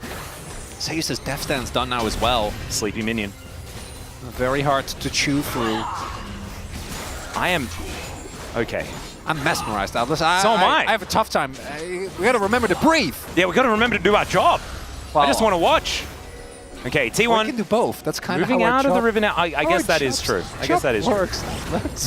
I need to keep talking, though. Yeah, it's fine. Like, let's not pretend that you wouldn't be talking if we were just watching. Oh, that's true, actually. Damn it, I've been trumped. Okay, Faker looking to try and steal the crab. Just helps take it for Peanut. Yeah, next Drake is going to be a possible breaking point because Humble Life can just give it up and take Nash, right? Like they can do the classic. We fake a move towards Dragon. T1 has to respond because if we get Mountain Soul, the game is going to be very hard for them. And then we pivot towards a play on Nash instead. Death Cap's still not done, by the way. And a big lead here for Smash as well. Currently 202 stacks, as we can see here. Not going to be getting quite as much. Needs to stack up a little bit more. Remember, it was about 500 when he got his first kill, but the fact that they were able to get it really has helped T1 stay in this game. As this game goes, though, like, what do you do when there's an Olaf just running at you, especially when this one has been allowed to sit in a side lane and farm as they're not taking any risks, Atlas. No, he's getting out of there. Oh, a hint of action? I must be gone. Well, now there is a minute until this Dragon. And Peanut looking to try and clear out some vision where he can. Death Cap going to be done for Faker, I'm sure. Yeah, Doran. He's level 16. He's found this ward. Okay. Viper. Gonna get snared here as Owner looks for it and doesn't get it. These handshakes have been crazy. Yeah, Delight has been on pretty impeccable form. Yeah, I'm pretty sure there was also in the previous fight, like Delight handshook. Because I know that Owner got displaced. I wasn't 100% sure what it was. I thought it was the flick initially, but Zeka definitely wasn't there in time, so I guess it must have been Delight. But something displaced him to the point where he couldn't get the ultimate on Peanut. And 26 seconds. Fighting for mid lane prio here. Now the team wants to give that up as the bubbles do not hit. And again, Whole Life, they don't need to care about this Dragon at all. They can just run towards Nash, try to do that instead. Yep, they would very much like to take it. However, they don't need to. They got a few extra chances. All right, we have Zeus on the flank. Levels, we're starting to get close to max here for many players as well. These mid lane avatars are so incredibly low. As all right, Zeka and Zeus getting to work on this one. It is spotted. They know now. Owner moves on in. A bubble going to connect onto Peanut. That is such huge news, but unfortunately not able to find the paddle star as now Zeus may need to try and get out of here. Remember, he has no way out. There is the curse of the sad money, but Peanut is going to get executed. You can see now the Olaf chasing after Smash, but the Soraka's doing a job to bail out. Not able to work. And now it's Viper needs to do it. He finds one, but Smash just executes him. It's an axe to the back of the head. And Zeka will not have the damage. T1 will find a team fight. And that Blasco might be what ends up deciding this game, Atlas! Just one silly little Blasco. Just one! Oh, Brendan Valdez is somewhere extraordinarily upset as T1 with 4 members and now moving towards the enemy base. Is it over right here? Surely not. Oh, I don't know. It's 32 minutes. They've taken the inhibitor now. They've got a minion wave. I mean, Peanut's going to be here, but can he kill the wave in time? I don't think so. He gets on top of Smash, and he needs to kill these minions. He will be able to get them. He's got a lot of bandages. His turret is so incredibly angry, and T1 will back away. Still with a gigantic lead. We have to say that, but the game still goes on. I would not be unclenching. I've seen Peanut's comeback potential in the previous game. Oh my god, okay, let's see this one more time. So I think the call is we try to blast Doran, right? Like that is what it looked like to me because Smash isn't in position. So they go and use the ultimate, but Doran, his stopwatch timing is impeccable. Smash and Faker both use all the tools at their disposal, plus a Soraka, to ensure that Olaf doesn't get the value that he needs. And on the life, yep, you gotta. Well, Owner is throwing rocks around. They have a wall set up, so it's just Baron for HLE. Yeah, that's the price that they pay for their field and push. Could have just taken Ash. Oh my and instead, goodness. Humble Life is taking this objective. That means that we're not done, Atlas. Because we are definitely not if that done. Baron gets taken, that's it, right? Like T1 just end the game. But instead, Humble Life, they're just going to be able to farm up, be unbothered for now, and the threat of Soul remains in place. All right. I don't know whether this is enough to put HLE back in the driver's seat as far as being able to win this game, but if they can convert this Baron into full control around the Dragon Pit and secure a Mountain Soul... The timing is going to be about 40 seconds before the Dragon spawns, but as you say, that can be enough to get the prio, place down all the wards that you need. Okay, and now sieging. Wave flip, decent. As T1 will be able to take that one down. And Doran splitting towards that top side. Oh, that stopwatch from Doran, or I guess Armguard, absolutely pivotal in winning them that fight. But looks like it's going to be a lot of gold to finish either item here. Yeah, needs both Void Staff and the Zhonya's. Yeah, and I think he's got to go for the Zhonya's first. Yeah, if we saw how that previous fight played out. Faker also building towards as much pen as he can reasonably find. Also for Smash, unfortunately, at some point you hit full build, and then it doesn't, it doesn't really matter anymore that you have your passive. He does have a 3,000 gold advantage. Does use the Whirling Death there to scout out where the members of HLE are. And there is, as you were saying, the Wit's End come through from Viper. And also more damage, and they need it. Who kills Owner? Because he's got a, it's definitely not Viper, I know that much. Well, Zeka has Leandri's, right? So I guess there's that. Yeah, no one kills Owner. I think that's the neat thing. So you kill everyone around Owner, and then Owner can't kill you. That's actually what happened. Like, Faker, even with how that fight started, and Doran being basically still full of, Smash and Faker almost died to Zeus in that previous exchange, right? Like, they both had to flash. They had a Soraka safeguarding them as well. If they play that a little bit worse, I think that Zeus just starts getting the bailout, starts resetting, and T1 is very reliant as, oh, look at that, Doran does actually have the Zhonya's. Did finish it.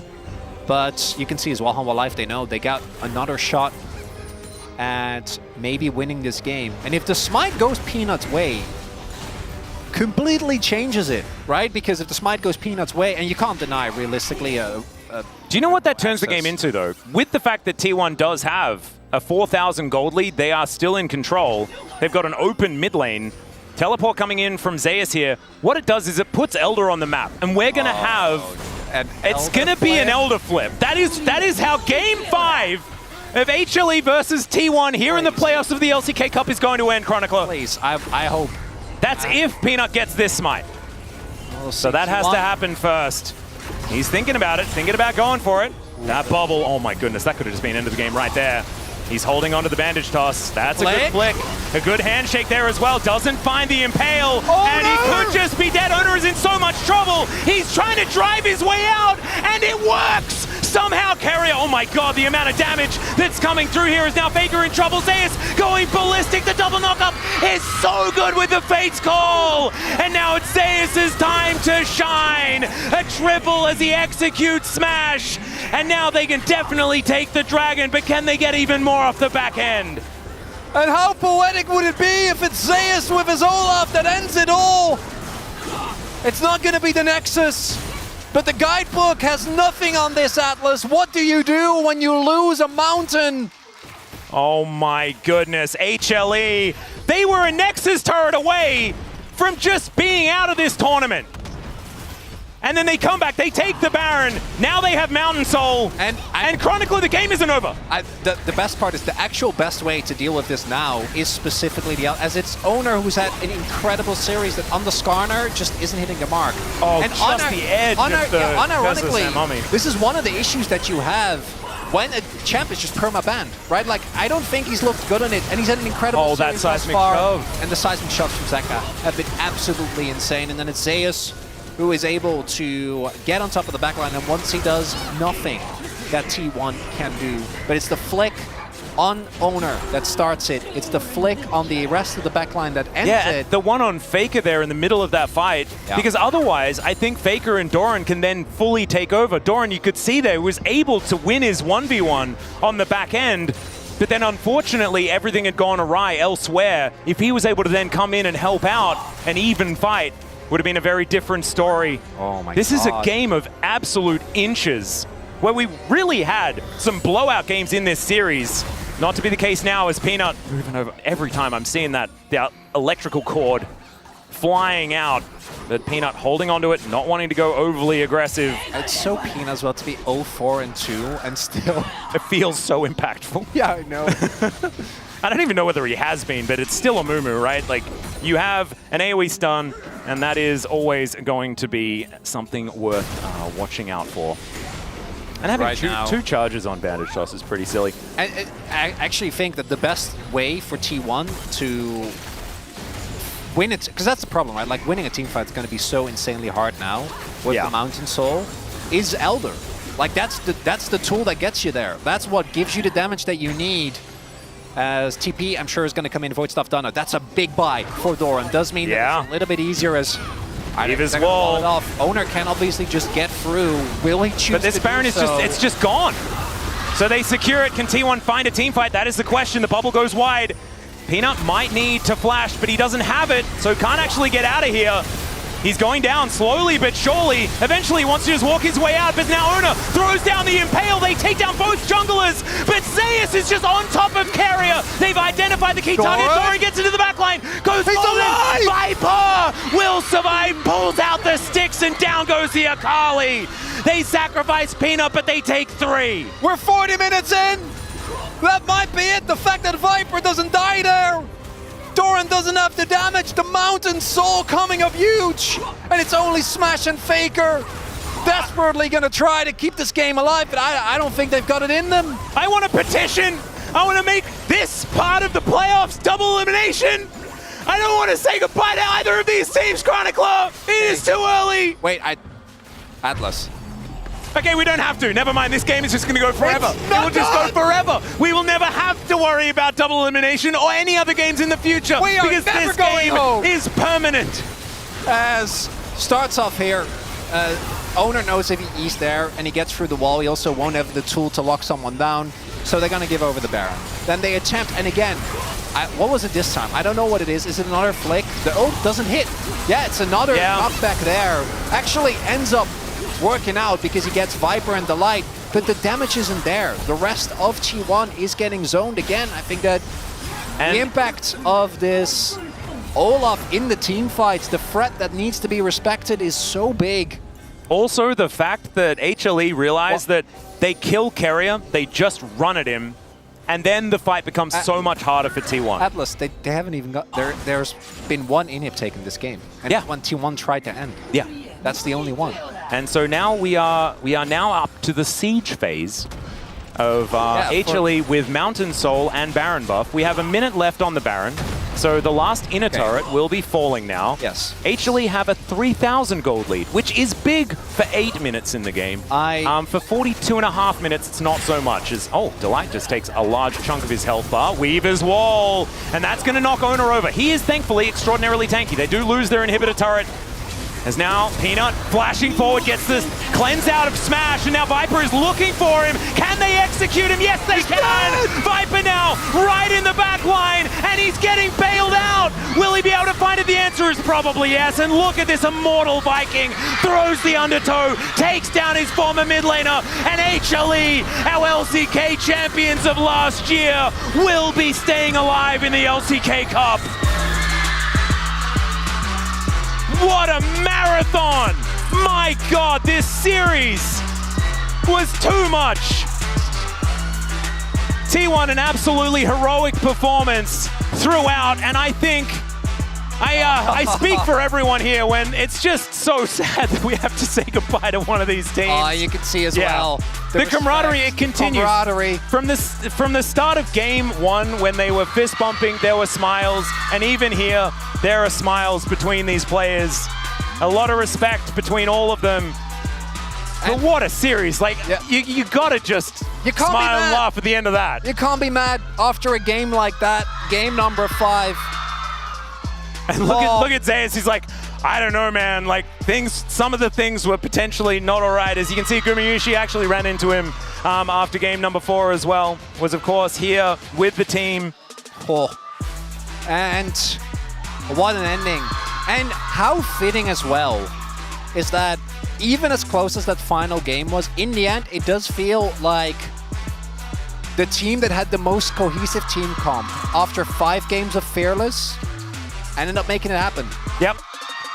And even then, I don't know whether that was anything to do with it, because this was a game that was Mountain Soul needed to be picked up. They were one Nexus turret away from just losing the game. Like, that's the point where you're going to go back to C1. Like, what if we just took Baron? Yeah. I mean, there's a lot of those what ifs, right? But you have to make choices in these games. And I feel like a lot of these choices were opted out of in this one just because of the stakes that we saw. And Atlas. Who gets POM? Holy. What? I went for Zeus.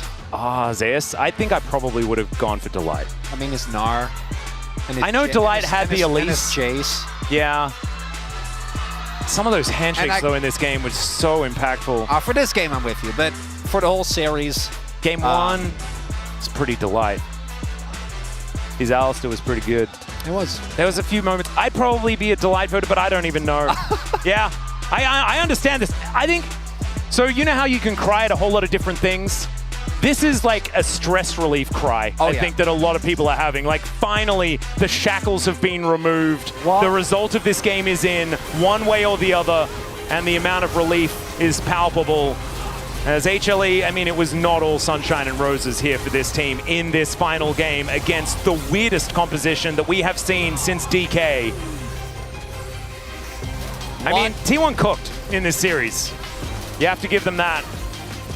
And they almost made this one work. What a clash between these two teams. Still complex. I actually thought we were going to be here forever. I thought we were going to get the Elder. I kind of wanted to be here forever. I know, me too. Because, you know, that the fact that it didn't means it's over. That the series is done. That we said goodbye to T1. And also that you and Jonah Strong got the team right, but no one got the prediction. Yeah, you know what?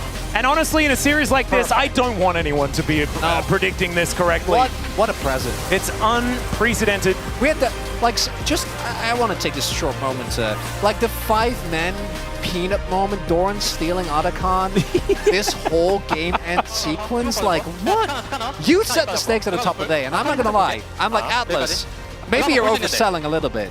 No. None of that. Absolutely none. And look at Viper. Like, in this game, flashes right into everyone just to make sure that Smash was dead. And they were just saying, look at Callista, and yes, look at Callista indeed. And Delight absolutely popping off as he does. Big grin for Peanut there. And you can see Zeus, I think, still seeming a little bit stoic in this moment after doing 31k damage. Look at that. That's my Peanut. Lowest damage on his team, baby. Hey, but at least he did more damage than Carrier.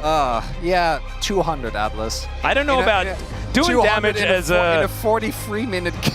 Doing damage as a Mumu isn't all that easy. It doesn't matter at all, right? Yeah. Like, let's be real for a second here. The Viper damage is pretty impressive. I'm not going to lie. I think Callistas can often look a little bit middling at the end of a game, even if they do win, just because it's hard to be in range. I guess against a composition like this, it's confusing. Yeah, I feel like as we've gotten better... And it is Zeus that picks it up. Callista, yeah, does get it. Oh, man. I mean, the Jace game was some vintage Zeus and some vintage Gnar there as well. We really got our the full Zeus menu. I actually think his Cassante game was better than the Aatrox. Even I think he had more. I mean, the Aatrox is not setting a high bar. I'm not going to lie. It was just there. It didn't do a whole lot. What an ending, man. I know there's a lot of people as well that are going to be sad to say goodbye to T1, but I'm just happy that we've got teams of this caliber that are going to be coming back for the LCK. The LCK, with its new and improved format for this year, is going to be absolutely bogus. But now it is time to hear from Zeus after that 5-game win. 2025 LCK Cup 플레이오프 1라운드. Thank you very much, guys. This is Steer for the LCK Cup POM interview translation, joined by Zeus on the side of Hanwha Life Esports. Just took a victory over T1. The 5-game series. Congratulations! Thank you. It was a full 5-game series. It must have been so physically draining. So how do you feel? I think I already predicted that it would be a tough battle today, and I actually didn't get good sleep either. Despite that, I feel like maybe it's because I'm still young. I think I still have the physical capability to actually play it all out. How amazing. And with your victory against T1, you have advanced to the playoffs round 2. Did you expect this outcome? You know, there are so many strong opponents, strong big opponents ahead of us, and we were just faced off by the intimidating T1 so early on. And I feel like we have so many challenges ahead of us, besides today as well. Yeah, Silver Scrapes filled the air today, and this was your first best of 5 in a hard fearless format. And we honestly had so much fun watching as an audience. So how was it from the players' perspective? No, I think it really comes down to the champion pool of the team and the draft and the comps. And there are so many different comps that you can make off of all the champions' ults, so I think that's really what it comes down to. And yeah, in the final game 5 draft, you guys, how did you guys come up with the Olaf and Amuma pick? You know, whenever Keria played Soraka, and when we play against Soraka, we knew that it would actually make the game a lot tougher, and I think that was just something that we had in mind. We're really stuck in a dilemma until we came up with that counter pick. And this was an extremely bloody battle full of high-level gameplay with so many dicey moments. So what was the key factor of Game 5? You know, and during the game, there were so many accidents. And despite moments where our Nexus was about to get broken down, I think we just all were on the same page. We all had the confidence to actually win and come back. So, you have made it to playoffs round 2. And your opponent will be decided by the winners group number 1 team, D plus Kia. So, who would you rather play, D plus Kia or Janji? You know, this is not an easy question. During the group battle, I think I was just really wishy-washy on which team, or honestly, which team we would like to face, but I think I kind of have an idea. Honestly, I wouldn't mind facing either team at this point. And what is your resolution going into the next match? No, we only get one chance. One defeat means elimination. And I made a promise to survive as long as we can, so I really want to make sure that I get to keep my promise. And that's the end of the interview with Zeus, and back to the Spacers. Thank you. In our first best of 5 series, we had 4 games. In our second best of 5 series, we had 3 games. And today, we had all 5. This series did not fail to deliver. And Hanwha Life Esports move on to the double elimination portion of the bracket. And we say goodbye to T1 until April. What a series it was. Digon alongside Ox and Wolf for the final time today. What a series, man. What a series. I think there's multiple points in a series in that game where you kind of like, okay, HLE have got this, okay, T1 have got this, okay, HLE, it just went back and forth so much. And, you know, I'm glad that we got a game in Fearless that went to 5 games, but also for the whole thing felt like it was anyone's series. I feel like in terms of the quality of gameplay, like when we got to the end there, sometimes we didn't have compositions that really necessarily worked perfectly with each other. But for me, more than the diversification of champions we saw towards the end, the more exciting part was, unlike games 1 and 2, where it's like one team gets an early lead, it's very systematic, it's a crushing macro victory. We got to some tense games at the end, which felt like at any point in time, like there was still a comeback potential. It felt like going into every objective fight, either team could win. And that 5th game especially was the closest of all of them. You could feel the tension on the teams. They matched up against each other early in this bracket, and it was single elimination, so somebody goes home, and that's T1. Crazy how hype this series was because of the stakes at hand as well. Yeah, all the storylines that go with it, and who else winning player of the match than the man of the moment, Zeus. 7 out of 10. Couple of votes there for Peanut, and a bot lane vote from our Vietnamese cast-in KR analyst. We caught your face, Dan! We caught your face, Dan! Peanut, I think earlier in the series, I think he had some good performances, but I mean, he was the sacrificial Amumu, but Yeah, I was okay with the Viper votes. I thought that was fine. I considered it. I thought Delight would have been like a kind of niche shout out, but I think most people voted for Zeus because of his Game 5 performance. We did kind of get the Infinity Stones of Zeus' champion pool, his debut Gnar, his Aatrox, and, you know, hate to be the guy who says the words, but I mean, he's probably looking at T1. He didn't say it in the interview. He was very polite, but remember me? Your old top laner? I think they do. I'm pretty they definitely remember him.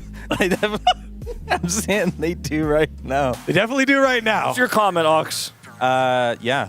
Oh, okay. You know, it's one and only. Irreplaceable, it seems, right now. Zeus, I feel like was such a massive factor in that final game, and he has been a massive factor for T1 so many times before, and now he's that role for HLE. You see what you did there? The one and only. That was the theme in 2022 Worlds when T1 lost, and then Zeus is like, oh yeah, you know, the one and only. All right, let's see what else do we have here. Cronny went with Zeus as well. God of the top lane, yeah. He definitely proved it today again. Oh, this is actually a reference to Zeus, who's the Greek god, yeah. Of the top lane as well in Greek mythology. Yeah. Because he's up in the clouds like the top. Yeah, this is also actually a reference to, he's actually the god of thunder as well. Yeah. Yeah, do you want to keep... Actually, I think, isn't it the god of lightning? Isn't thunder, like Thor's thunder, right? I thought it was, Sky God. He's up in the top. He's in the top lane. He's in the top lane of mythology. Come on. There's a lot to get through here. A lot of references.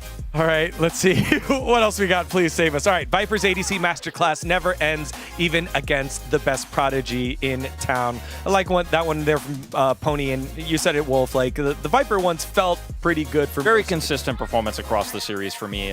Especially his Varus game, I was like, wow, you know, he's really putting in the work. The more I think about it, the more I want to know what the Peanut comments are.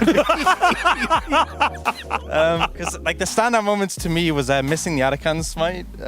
You know. All right, so Prince said the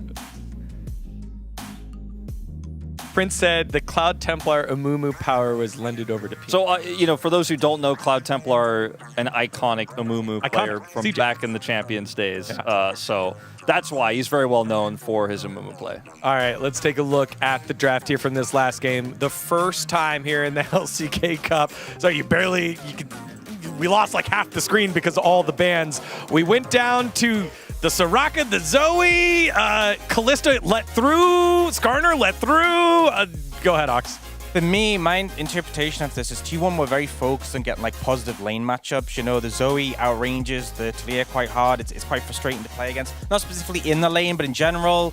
You know, you have the Draven Soraka into the Kalista Renata. We've seen that counter before. You have the Akali into the Olaf, if she gets momentum, could be a real problem for him in the side lane.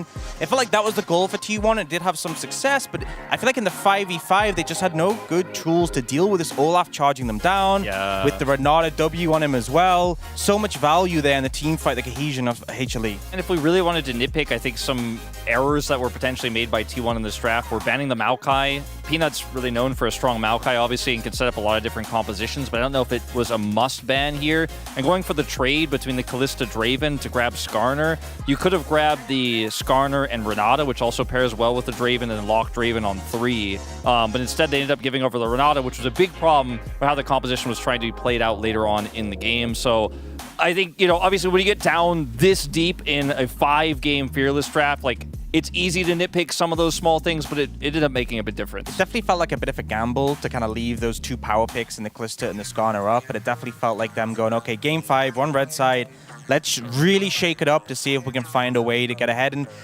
it's easy to criticize when they lost, but that game was a close game. So I think, to be fair, you know, they clearly had a strategy going into it, and even though it didn't pay out, it wasn't far from working. Well, it did pay out a couple times for the Draven, as this game was a back and forth. Smash finally getting that huge cash in. And there were so many moments that we could have picked out, but here it is. This is the Drake fight that really shut the door on T1's chances. Yeah, and I think a big thing that actually was relevant here, they obviously put a lot of damage down on the Skarner, who only just manages to escape with the healing from Straka, but it's a lot burn to kind of get him out, and his HP ends up so low. And then the Renata ult ends up coming through a bit later, and it catches Smash.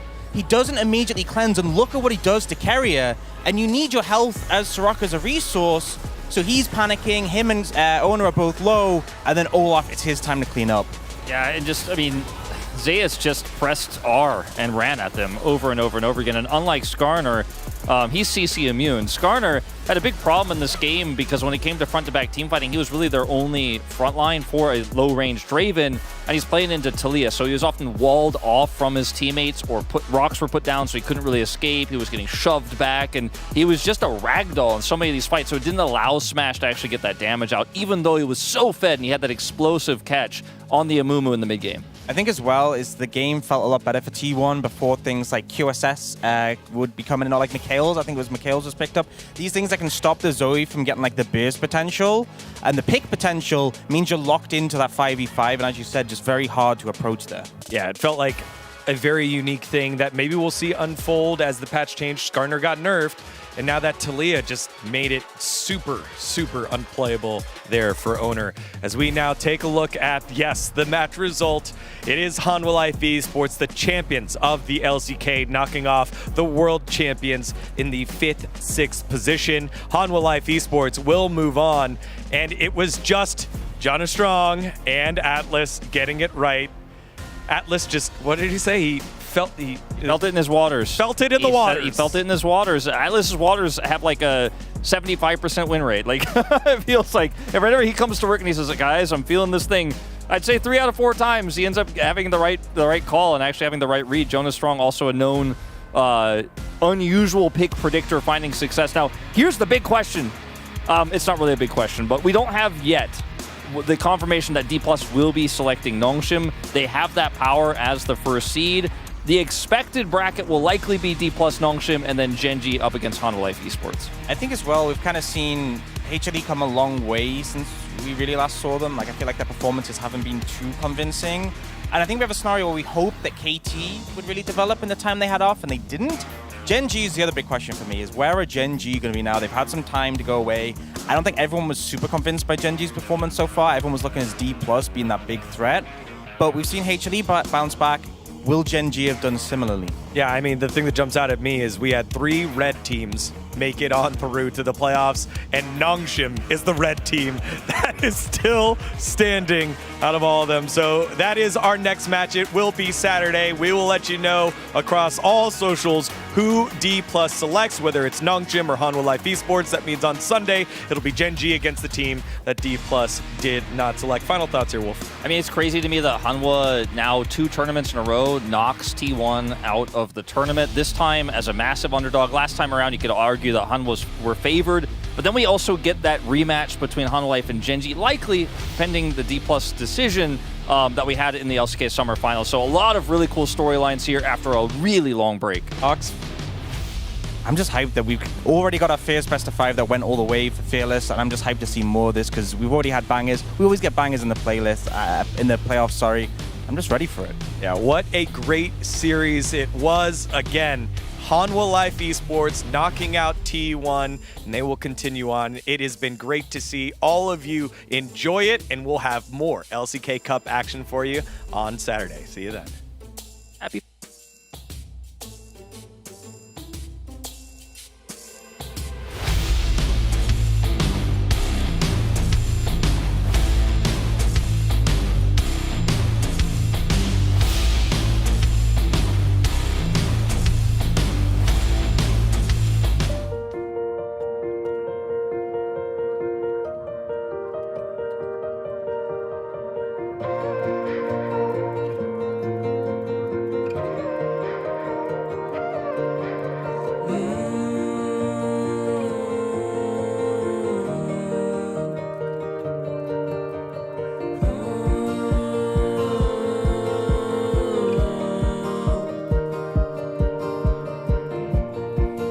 your dream.